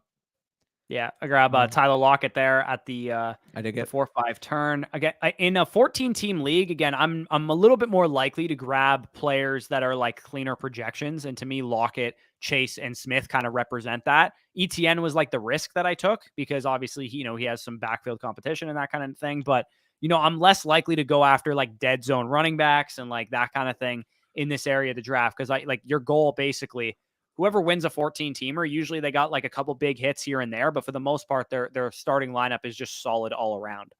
Yeah, exactly. Because for the most part, in an 8 team and a 10 team, like you hit on an absolute monster, like the win rate's going to get fucking pushed up crazy. Like I think I was reading a graphic. I think you might have actually shared it where McCaffrey in 2019 had like a 33 or 34% win rate. It was But Gurley's win rate was 31% in 2017, and his win rate in an 8-team league was 47%. over 50%. Yeah, it was one of them 47%. was it McCaffrey's that was over 50%. Like No, literally, Gurley has the highest win rate of any position player. Okay, fair enough. But yeah, like the difference is like in an 8-team league, you just can't replace that production, you can't. or a 10-team league as well. So having that player is that much more beneficial. Like, yeah, it would be nice to have that player in a 14-teamer as well, but you need to field the rest of your starting roster at the same time. Wait, So again, whoa, I'm going to whoa. grab another guy that I think is just kind of like a clean projection here, and George Kittle. I can't believe he's still on the board with a 5-2 and a 14-teamer. So just grab him there. Yeah, that's fun. Sorry, Chris just says I still got you as a PS friend. Oh my god, that's fucking hilarious. That because he messaged me on Twitter, and literally like some of the guys that he knew, like I knew from fucking high school. Like he mentioned a name I've known since I was like 5 years old. I'm like, what the fuck? That's hilarious. You guys like taking Addison if you get Jefferson at 101? I would say if you do, you should take Cousins too. Because then you're really betting on that Vikings offense being like lighted up, like, you know, this year's Eagles of like having like as if you had Hurts, Devontae Smith, and AJ Brown last year. Obviously, that would have worked out quite well. I'm not opposed to it. Like if you pick 101 and you get Jordan Addison, would you take him at the 701 in a wide receiver heavy room? Because that's like obviously if you're going to get Jefferson 101, so the pick that you'd have to take Addison with is that 612 or that 701. I would be more likely to take Addison at the 812, like when he comes back to you or whatever. But if it's a wide receiver heavy room, it's like a 3 wide receiver, 2 flex league or something, I'm cool taking Addison at the 701, assuming that you have the 101. That's how you got Jefferson, obviously. So yeah, I would agree there. I by the way, take a shot every time I say I would agree, because I think I've probably said Danny's just zoning out and just saying I would agree as a default statement. So there's a lot going on. That's what's happening. That's my takeaway from it. Auction values can help if you're doing wow. Are we this far behind in comments? So we're talking about auction still. Auction values can help if you're doing one in that in that format. Yeah. So we don't have auction values available because, like, I mean, I find auction leagues are like the most difficult to give advice for because every single one is different. Everybody's got a different budget. People have keepers usually in auction leagues. It's just such a fucking mess. So I would say just using tier-based drafting principles on auction, like if this player's going for this much and he's in the same tier, then just kind of use that. But it is really difficult. I really would love to do an auction league draft, like in like a listener league format. Maybe in the future, if we ever do like live drafts, I would love to do like an auction league because you can't really stream an auction league because it would take fucking forever. By the way, quick note, let's just like rip through these and try to catch up as much as possible. So the next like question is at 2:38. Let's literally try to get to at least 3 within like the next 5 minutes. So absolutely love this 8th to 10th round of wide receiver. Makes it easy to go double or even triple hero running back. I would never go triple hero, but double hero, yeah, it makes sense for sure. Oh, one thing I just want to say, Jonathan said he'll have the smash and faders up tonight. So in our draft ready cheat sheet, you saw there was a couple players with smash logos beside them, but because we recently put out those like breakouts and busts and stuff like that, Jonathan's going to add those to the draft cheat sheet just for reference. We already finished, but he did pick at the 3rd there. We can look at it after for sure. Mike Evans or Deontay Johnson for the week 1 flex start. In a full PPR, I would lean Deontay, but in a half PPR, you can convince me on the big play. I think I go Deontay either way there. Fair. I mean, if there's big play bonuses in the league too, that is a determinant as well. But I would probably tend to agree that the median projection of Deontay is probably up there. But if you want to go with Mike Evans, I would be more willing to do in a half PPR. In a full, I just can't do that. Fair enough. Hero 12 team half PPR thoughts. Starters: Hurts, Devontae, Debo, Bijan, Charbonnet, etc. I mean, looks strong for me. I probably would have went with like I like the hero build for sure, but the archetype of running back that you took was all the same upside late season rookie types. Yeah. I probably would have went with one guy that was like an early season dude, like a Jamal Williams or a Raheem Mostert or something like that. Because as good as Charbonnet, Kendra, Elijah Mitchell, Devon Achane, Roschon Johnson, Chase Brown as a whole of a core is behind Bijan Robinson, who are you starting in week 1 of that group? Like probably Elijah Mitchell, I guess. Yeah, probably. By the way, so fine at pick 2 in a 14-team league. All my guys are gone from my tier. Pain. By the way, quickly have to make this profile pick joke, but go blue. I just see a Buckeye helmet in the profile. Want Bijan, sure. but not sure I can pull the trigger at 2 in a 3 wide receiver league. Yeah, that's the thing. If you find in a 14-team 3 wide receiver league that you're not getting good wide receivers to fall back to you, I actually don't mind with going Tyreek Hill, and then maybe you can get a guy like Tony Pollard falling back, or worst case scenario, the wide receivers and the quarterbacks in that range are super nice that you don't have to worry about the fact that you passed on wide receiver in round 1. Jalen Warren at the 10:05. Danny, yeah, dude, fucking great value there. We already answered that, but he also said, I never did hero draft strategy before, so I hope I did it. You definitely did it right.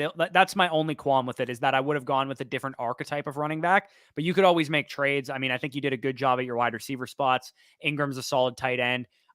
You also, I think Watson is Christian Watson and not Deshaun Watson, so I'm assuming that's just another wide receiver piece there. But you did a good job for sure, and I definitely appreciate you watching us over the footballers, obviously, because they have a huge audience. I'm starting to find that a lot of people keep saying they're not watching the footballers as much anymore, mainly due to the fact that everybody watches the footballers, so it's no longer an edge or whatever the case is. But it's funny. I still sometimes will watch the footballers just for like entertainment purposes. Because I think, having their show is segmented and is, it's like a meme, their whole show for the most part. Like, obviously, because we do our own fantasy shows, like we're not really listening to them for analysis, but they are definitely entertaining. Yeah, there's a good amount of entertainment in them for sure. I have one more. Who even knows how much work Addison will get from Jefferson? The answer is still quite a lot, because even if Jefferson has 200 targets this year, which would be absurd in an NFL record, I still think you can pencil in Addison for 110 to 20. I mean, for what it's worth, Sage must be an Addison fan too, for the most part. You jersey on. You have a USC jersey on there, so shout out. So for the record, we already went over this. Marvin Mims week 1 start. It just depends on how deep your league is, how many players you have to start. Like if this is a dynasty question, most likely, but in a redraft league, I'd probably have better options than Marvin Mims, to be honest. Traded from the 101 to the 104 slot in a 10-team 2 flex full PPR league. Don't really like that idea. I'm not going to lie, because I just view 101 as being so much better than 104. Kept finding myself having to reach for players from the 101, like grabbing one of the. I mean, for what it's worth, I would be more than league though. For what it's worth, the second round pick of the 104 is much better. Yeah, no. So you are fair. Like, I kind of understand it a little bit more in a 10-team league. In a 12-team league, I hate this move. But in a 10-team league, you have a chance of getting Garrett Wilson, Devontae Adams, Tony Pollard potentially in the second round. So if you told me right now you could walk away with, like you said, grabbing one of the elite QBs or Andrews at the 2-3 turn and having a Bijan Robinson, Tony Pollard, Calvin Ridley start, I think I would take the Bijan, Calvin Ridley, Pollard start. I would rather have Justin Jefferson, Josh Allen, and Mark Andrews, to be honest. That's fine. Yeah, I mean, that's fine. It's just, it really all depends, too, like how many receivers you can start and that kind of thing. In a 10-team league also, I guess you also need to keep in mind that the onesies are going to matter more. So, I think I probably, I could see both sides of it, but in a 10-team league, having Andrews and Allen or whatever at that turn, you just got fired again. That is more than fine, though. Doc. They knew that's who you would have gone with. Bro. Traded for congrats on the 30K subs explosion. Been watching since winter 2022. Love to see it. Appreciate that, Jay Stump. Appreciate that support. How do I join this thing? So we've been sending the link. Started the draft. What's up, guys? I got the 6th pick in one of my leagues. It's a 12-man PPR league. You guys think no? It's not too risky to take Bijan at 6. I would take him at 4, or 3 even potentially. I'm good without 14. Okay, some people said that they wanted, obviously. It's keeper leagues. So far, the players that have been kept are Burrow, Devontae, CMC, JJ, Pollard, Hurts, Mahomes, Kelsey, St. Brown, and Saquon. I kept Hurts. Dude, if you can get Bijan at 6th overall, knowing that Jefferson, CMC, Kelsey are off the board already, like I don't even know how you are possibly getting Bijan that high. Yeah. Or that low, sorry. Yeah, no, it is funny. Been waiting for the 14-team draft for sure. I'm in 2 14-team leagues. Content's appreciated. Yeah, definitely check out, if you guys are in 14-team leagues or 8-team leagues or 10-team leagues, definitely check out the video I did a couple days ago where I talked about the strategic adjustments between shallow league formats and deep league formats. I covered both sides of the coin in that video, and I also covered as well the difference between standard, half PPR, and PPR. So if you're interested in that, that video has, I believe, Mahomes on the thumbnail if you want to check that out. I put it out about a week ago. Yeah. If I don't see, please do 14-team. I'm in a 16-man league, picking at the 106. Any advice? Say a prayer to God before you enter that draft. That's my advice. All jokes aside, though, I would just say like the strategy with the 14 teamer, don't overreach on the onesie positions simply because depth is going to matter so much in that league that you can't afford to fall behind the 8 ball. And for the most part, I actually like the strategy I'm pulling off from the 105 here, where I do have my 2 running backs. And then since then, I've literally just been pounding back wide receiver, got a quarterback I'm comfortable with. And then for the most part, I'm probably just going to pound back 1 or 2 more wide receivers, 2 more running backs, and then my tight end position to fill out this draft. Yeah, I fucked up pretty hard. I did not see that Watson was still available. Where I picked James Cook, I definitely would have went with Deshaun Watson. I mean, for what it's worth, I would have also went with Watson over. But he does. I mean, it's a 14-teamer. He loses a little bit of value, but I mean, I think the difference between him and James Cook is pretty solid. I built out kind of like a hero RB with ETN there, and I grabbed James Cook right after the dead zone ended. Yep. Hey, question for y'all. How do you draft in a 2 QB, no PPR, 12-person league? Well, for starters, obviously the quarterback position. Quarterbacks are like, dude, in standard formats, like the quarterback, like for what it's worth, in that video that I talked about where I broke down the difference between standard half PPR and PPR, the quarterbacks were the 12 highest scorers in fantasy. Like Tom Brady was the 12th highest scorer in fantasy over Eckler, over Kelsey, over, Jefferson. Like quarterbacks put up so much more points. So if you're in a standard 2 quarterback league, like you need your first 2 picks to be quarterbacks pretty much. Mm-hmm. Yeah, no, I agree because they're just going to give you such a unless you get a great value at running back falling to you. But honestly, like I'm not drafting any wide receivers early in that type of format. Yeah. Have a 14-team home league draft next weekend. Next week, got to do it on God. We got you. Don't worry. Me again. Could you walk through how? Okay, so we already went through that. Perfect. Put it on 30 seconds. 18. Huge meme pick coming. Okay. Did we walk through that with Reed? We did. Real quick, just in case you missed it. How to access the draft kit on Flock. It's called the Redraft Rankings Manifesto 2.0. So once you sign up on Flock, you just search that and you can go to the draft kit. And then if you hit view database, instead of viewing it directly on the site, like Danny mentioned, it'll take you to the Google Sheet. And then you can access the draft ready cheat sheet and all the features in there. And of course, you can also get that on by signing up on Underdog Fantasy as well, as we mentioned. So Dylan with the huge meme pick coming up to 13-11. Talk to you boys later. Solid mock. Yes, sir. Take it easy. Appreciate you, D-Bell. What's the story behind the 2 New York Legend jerseys? Think you're a Bucks fan. Yeah, so I am a Bucks fan. I'm not a fan of the Jets or the Giants, realistically. I just love the 2 players. Like, I think they're both iconic players. The Joe Namath, like, whole story behind him, I just love his story as like a celebrity of the football world kind of thing. And then LT is just the greatest defensive players ever played. So, I mean, he's dominant. Like, they literally...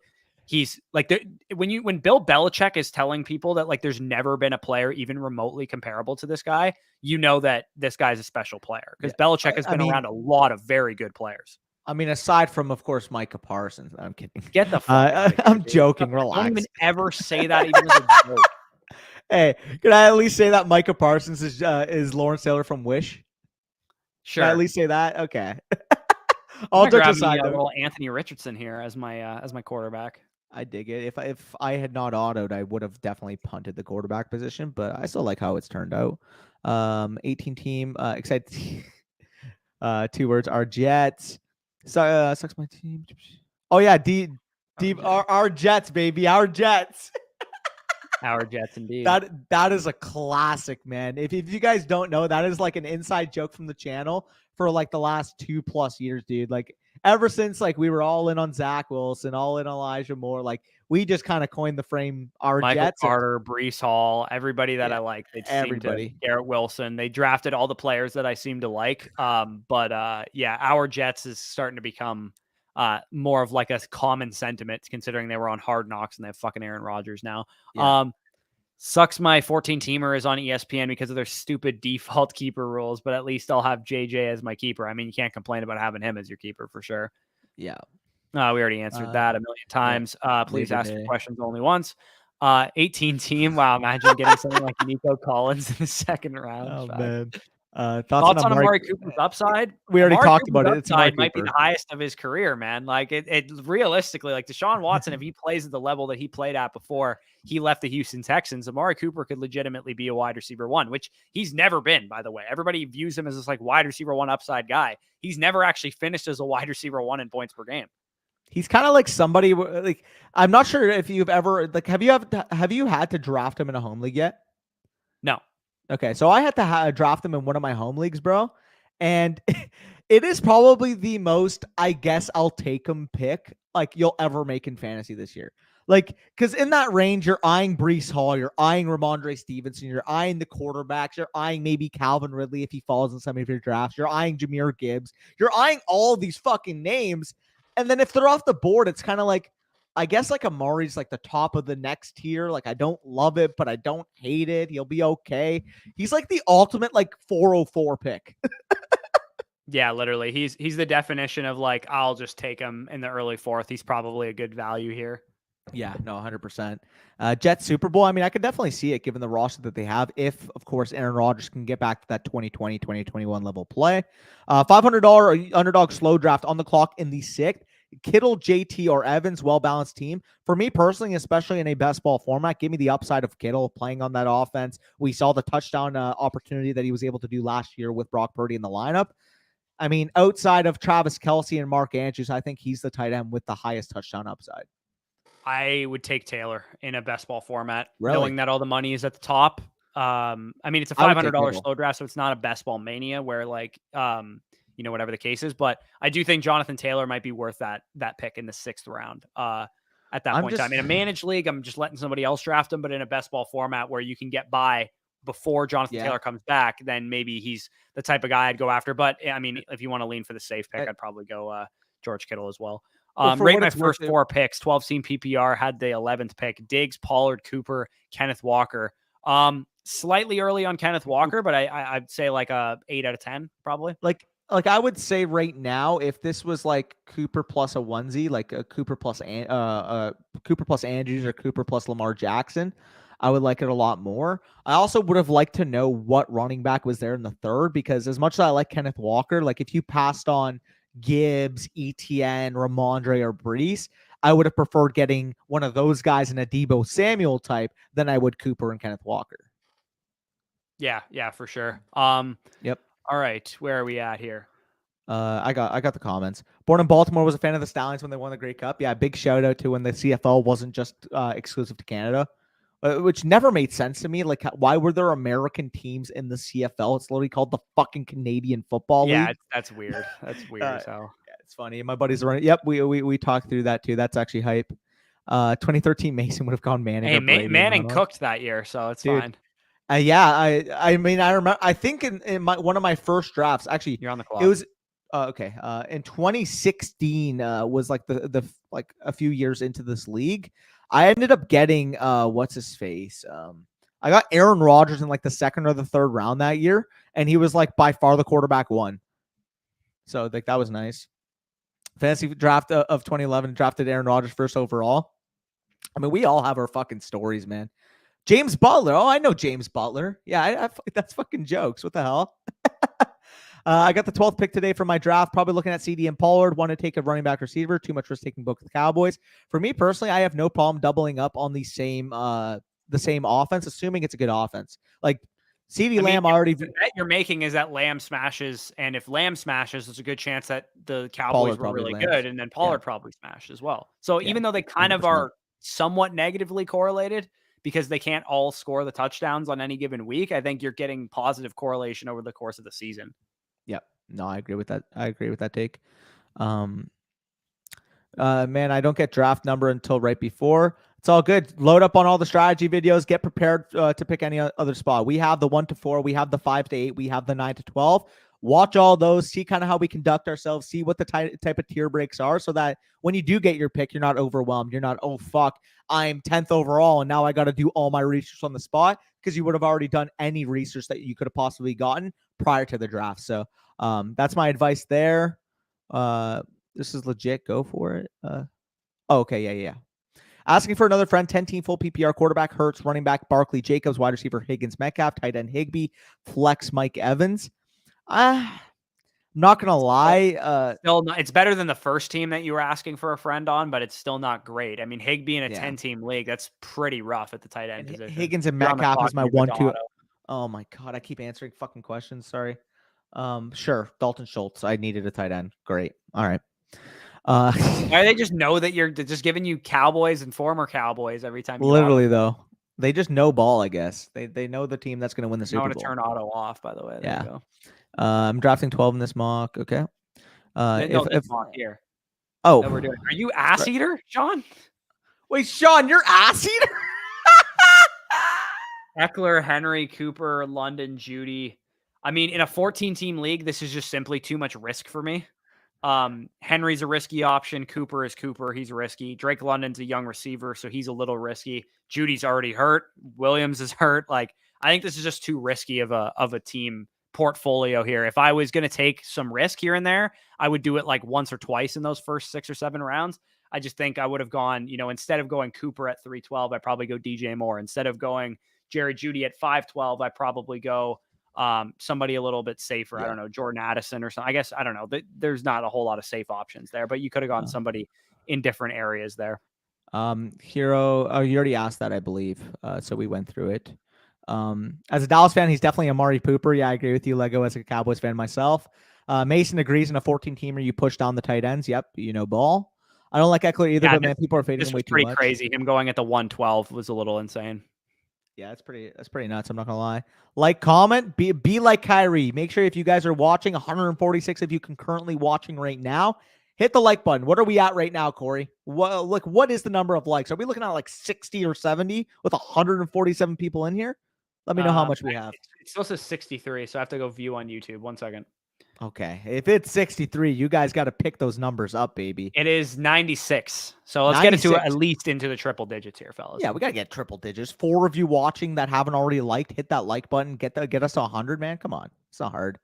We already answered that. Perfect. JT, Super Auto Draft. I wanted Garrett Wilson. I mean, he's asked. Oh, he's at. I mean, for what it's worth, you got Garrett. Oh, it took Henry over him. Pain. I thought he was talking about over Eckler. Yeah, no. Yeah. Garrett Wilson would have been a much better option there. Where are we at? Still lots of options. There's a lot of running back and wide receiver depth this year. I love taking Kelsey. Yeah, that makes sense for sure. Left Wilson for you, Sean. What do you guys think about Kamara? I mean, I'm just. I mean, you're going to hear about that until later today's video. So if that's a clue, that should give you an idea. Hey guys, I have a question that's tough for me to decide. Can I ask? Yeah, dude. Steph, ask whatever question you want. We're just going through all the comments right now. As a Ravens fan, I hate the idea of JT on the Bengals. Please, yeah, sorry for putting that in your head as a Ravens fan. Taking Bijan at 1-1. Do not take Bijan over Justin Jefferson and Jamar Chase, please. Like if it's a standard, or there's like heavy. Like I get it though. I get it if you wanted to. I mean, you're doing it in a 0.5 point per carry, right? Like that other guy's league was? Yeah, if it was 0.5 per carry, sure. Yeah, I would do it in that league. Okay. All right. Just making sure. It puts me on auto pick before every pick. Yeah, don't worry. It's been doing the same to me. Take Lamar Jackson in the 3-4, wait for Herbert Lawrence in the 5-6, 12-man PPR. I personally prefer Lamar Jackson because I think he's got an easier case to be the quarterback 1 overall. But if you do miss out on Lamar, I do think Herbert and Lawrence are really good. What's the term? Starts with a C. Fucking consolation. I don't know why I couldn't even figure out that word for a second. Want to Garrett Wilson again. Bijan over CMC in the 3rd slot in the 12-team full PPR. Would that make me crazy? It wouldn't make you crazy. It would actually make you right aligned with our rankings. Do I just trade Cooper for Watson straight up, even though I drafted him before Watson? Well, we have Cooper ranked above Watson. Even though I love Watson, I just think if Cooper hits in the early portion of the season, you can get more from him in a trade perspective. Question 14 team starting Cup and Garrett Wilson. I would be over the moon. Yeah, that is freaking ridiculous start there, Bryson. Nice work. Who do you stream in a 14 team league? In terms of the quarterback or Tom Brady. I mean, I would prefer to, if you're talking which position, quarterback would be the one that I would prefer to stream over tight end because it's easier. But yeah, I would say like in a 14 team league, you're still going to be looking at some tough streaming options just because, the position's going to be wrapped up. Some people are going to take 2 quarterbacks and that kind of thing. So you're probably not overspending at the onesies in a 14 teamer, but you probably also don't want to like just punt that totally. Like you want to maybe grab yourself a Cousins or a Richardson or a Dak or something like that. Makes sense. I have pick 2 in a 14-man league. I know I'm going to take Chase. Should I draft? You got auto picked again. Oh my God. Dude, pay attention, man. Brother, I'm trying. We're trying to catch up on comments. Allow me. With that being said, everybody's memeing at this point. But either way, I also have pick 2 in a 14-man league. I know I'm going to take Chase. Should I draft Burrow at the 3-2 to stack, or should I stack Devontae and Smith and Jalen Hurts in the round 2, round 3 turn if possible? It's a half PPR 6-point quarterback touchdown. I personally would go with 6 Devontae point and Hurts touchdown league. I'm taking Burrow at the 3-2. I'm totally over fine. Hurts. No, not over Hurts. If Hurts was there at Now, 212 though, like I would The- or 211, I would potentially pass on Hurts for a wide receiver if they fell. Well, the question I have for you, would you rather have Jamar Chase, Calvin Ridley, and Joe Burrow, or would you rather have Jamar Chase, Devontae Smith, and Jalen Hurts? Because I would rather have Jamar Chase, Calvin Ridley, and Joe Burrow. I would be the inverse. I would rather have Jamar Chase, Devontae In a Smith, 6 and point, Jalen I don't Hurts. think that's a correct take personally. In a 6 point, I would argue that Burrow might be right there with Hurts. Like it's that close. As good as the 6 point is, you have to imagine that Burrow's probably going to pass for 10 to 15 more touchdowns this year. Yeah, but like I also view Hurts as like, you know, a little like I think Hurts going to throw 25 Lamar touchdowns and Burrow than he is to Allen and Mahomes. Like I think he's up there with Allen and Mahomes, but you are discounting the fact the difference between Lamar and Burrow than he is. I mean, the way I kind of look Allen. at it is Allen would be a different conversation. Yeah, no, I agree with you on that perspective. Either way, by the way, Steph, no matter what direction you go, you're going to have a fucking loaded start to begin with. Now, the question I do have for you is, also, in a 14-man league, though, the other sketchy thing is, like, do you not want to go quarterback at all? Like, you could just go with, Ridley and Smith, hypothetically. Yeah. Or, maybe one of the maybe ETN falls to you like he did to me in this draft. I'm picking from the 1-2 here. If you started Jamar Chase, ETN, and Devontae Smith, or maybe Pollard or Jacobs or something fell to you even better, I'm totally fine doing that and foregoing the quarterback and tight end position because it's a 14-teamer. For what it's worth, I also wouldn't be opposed. I'll gauge you on this. I want to see what your thoughts are. I think you kind of already know what I'm going to say. Would you do the Chase Higgins Burrow at that spot? I think that's a little extreme.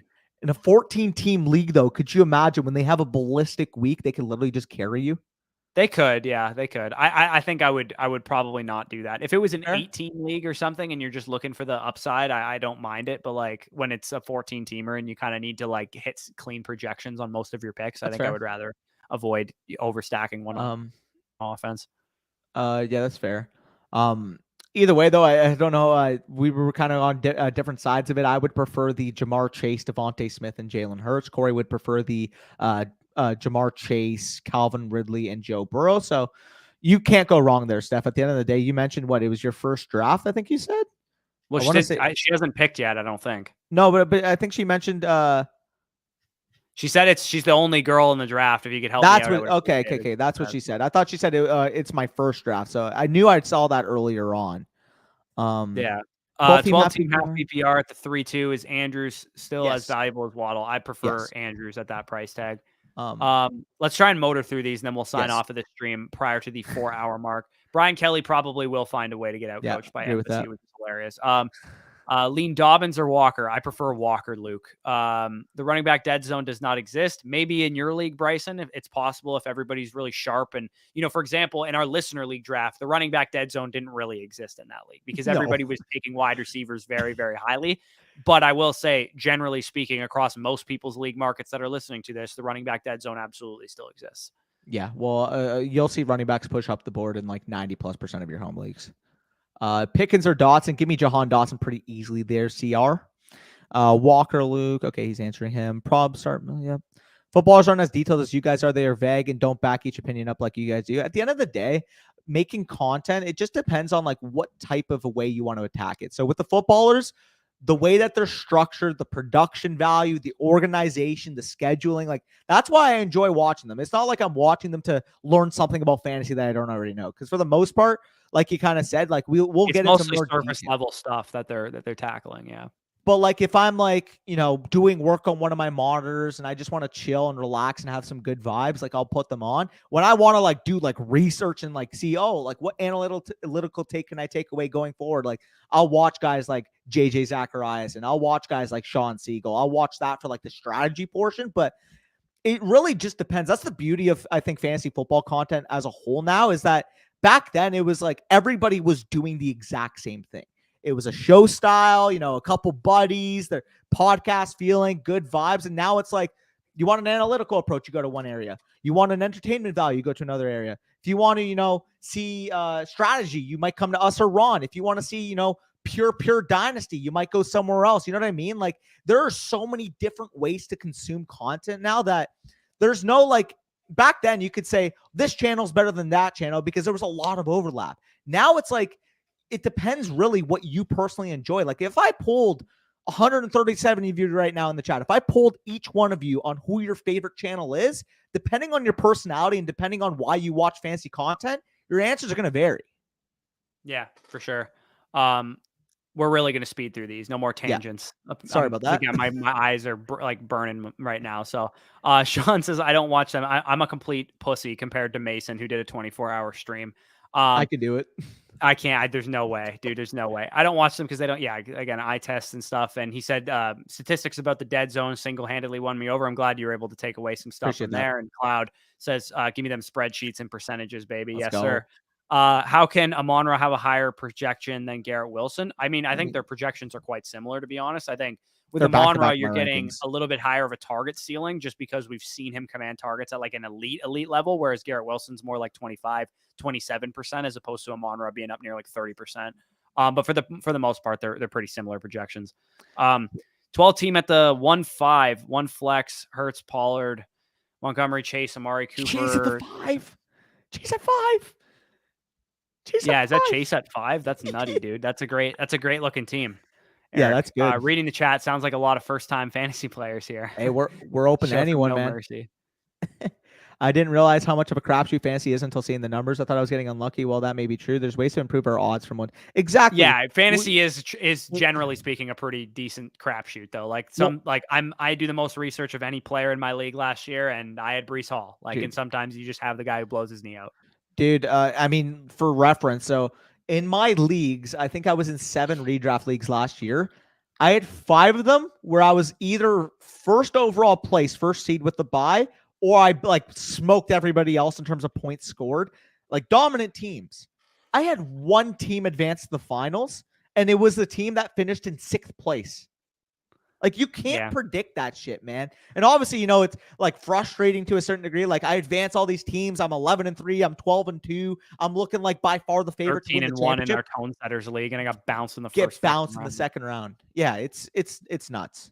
It's nuts. Yeah. But at the end of the day, that's what makes fantasy the way it is. If it didn't have variance, if it didn't have volatility, if it didn't have that surprise factor on a given week, it wouldn't be as appealing because people would kind of know exactly what's going to happen, and that takes away the fun of it. We can objectively analyze everybody's teams, but any given fucking Sunday, that means jack shit.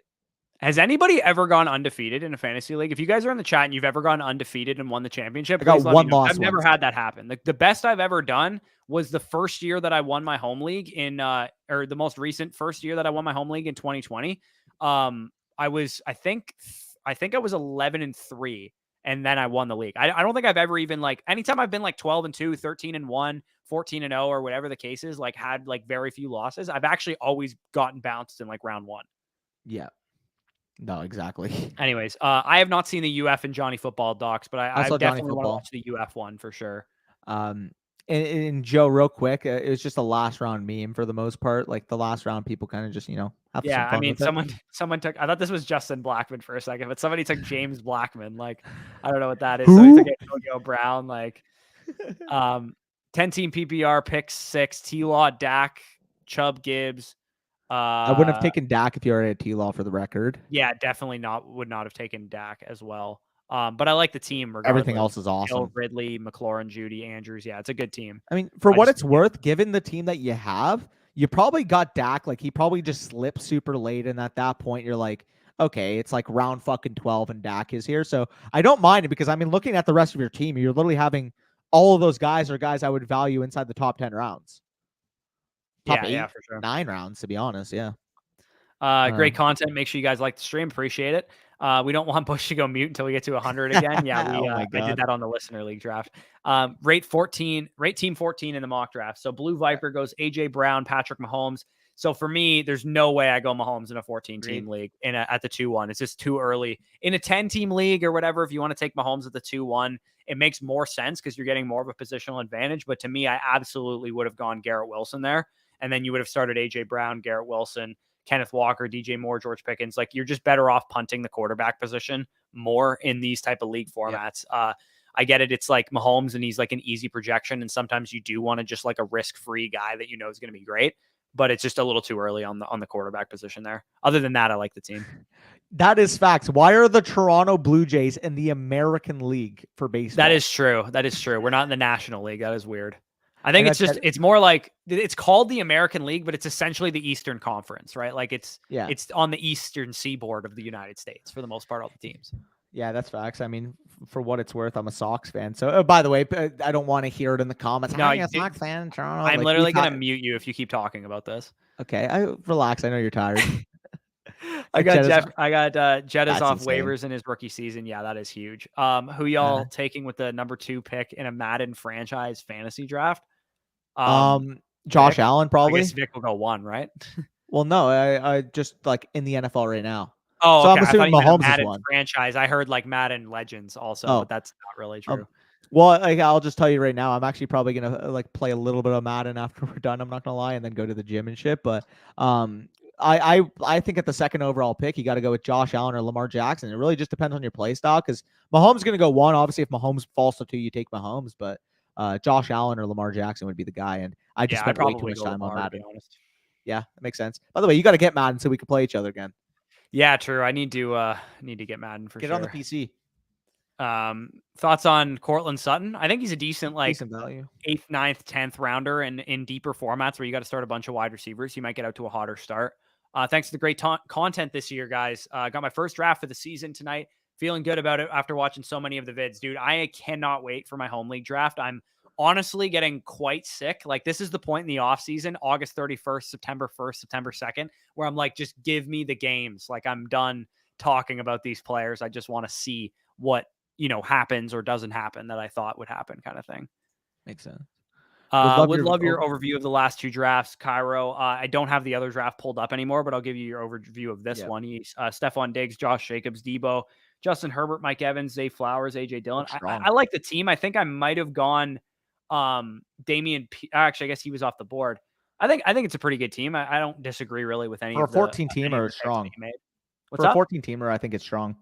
Yeah, absolutely. Who are your most likely targets in a 12-team PPR at the 210? Assuming I take Bijan at number 3. So ideally, if I were in your position, the best case scenario is that Garrett Wilson, Tony Pollard, Devontae Adams, somebody like that falls to you. Worst case scenario, you're looking probably at one of the quarterbacks or, Calvin Ridley, Mark Andrews type of guy, or potentially Jalen Waddle if you're into him that high. For me, I would prioritize, I would want Pollard, Garrett Wilson, Devontae Adams. If those guys don't fall, I probably go quarterback and then hope that Ridley or Andrews would be there in the second round. Makes sense. Or the third round, sorry.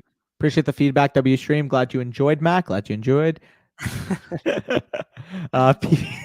PPR 1 wide receiver, 1 running back, 3 flex. Watson at quarterback, Diggs, Waddle, Adams, Pickens, Taylor, Kamara, Akers, and Joku. Look strong to me there, Ajax. I was answering you. You asked me who to start in my RB2 as I took many late season running backs. So I would say Kendre Miller probably won't start the season as the starter. It'll be Jamal Williams most likely. Yeah. Even though Kamara's out, I think it'll be Jamal Williams at the beginning of the year. My bro scored most points 3 years in a row, never wins. So Calvin, in our home league last year, this guy scored the most points in the league and went 7-7. Oh my god. Honest, I don't think I've ever seen a worse luck season than that in my life. Yeah, that's kind of nuts. Like, he had the 6th seed with the most points. Did he win it all?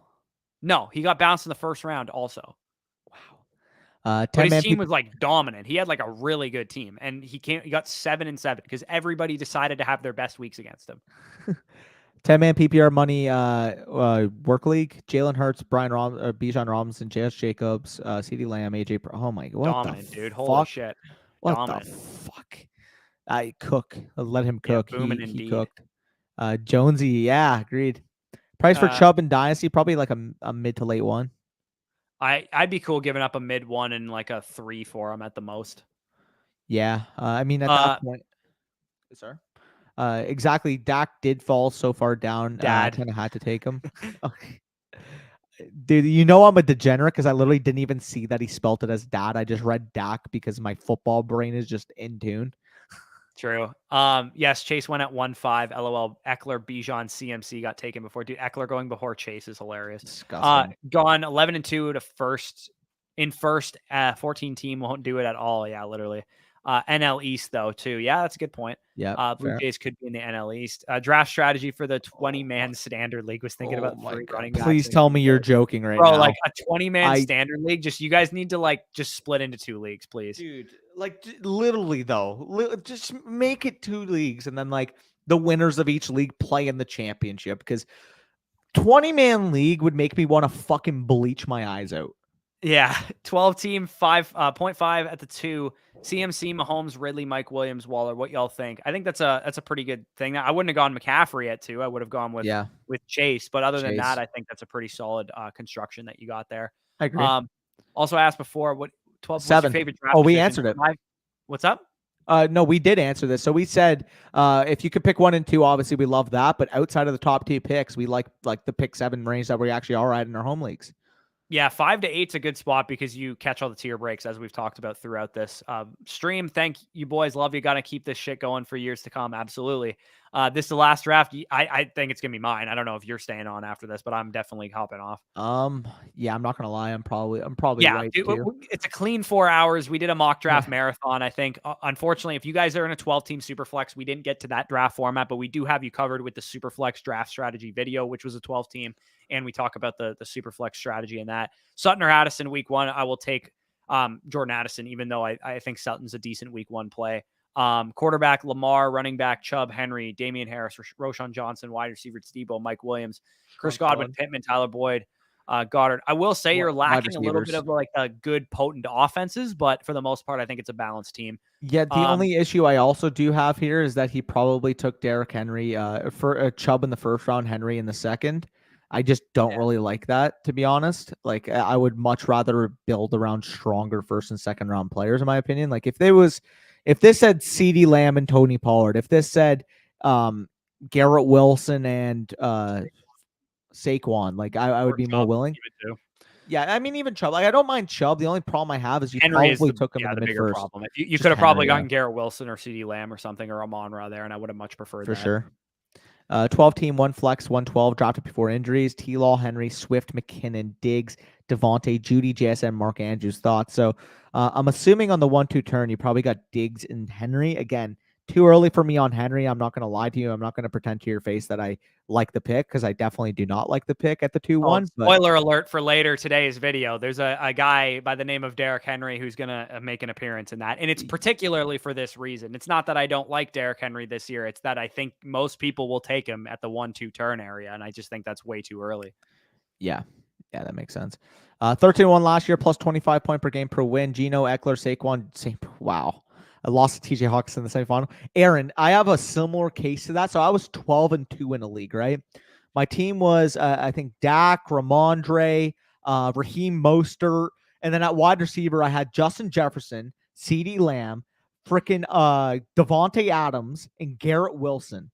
At tight end, I think I had David Njoku. I outscored everybody in the league by 150 points. Everybody else, the second highest scoring team, I had 150 more points than. I got bounced in the second round to the Devontae Smith, George Kittle team. Yeah, that's wild. Yeah, not fun. All right, so let's wrap up, or let's close out these comments. Then we're going to sign out right at the 4-hour mark. Again, appreciate if you guys have been with us the whole time. You guys are absolute MVPs. Rather be in an 18 league or a 14. I personally would rather be in an 8 league than a 14. By far. Why is Nico Collins so low? Mainly because he's on the Texans and they have a rookie quarterback, I would imagine. But he's a good breakout candidate. My league overvalues running back, so I figured, I'd personally rather take the risk, to be honest, than draft McCaffrey there at the 1-2. I would have just taken Chase and prayed for the best.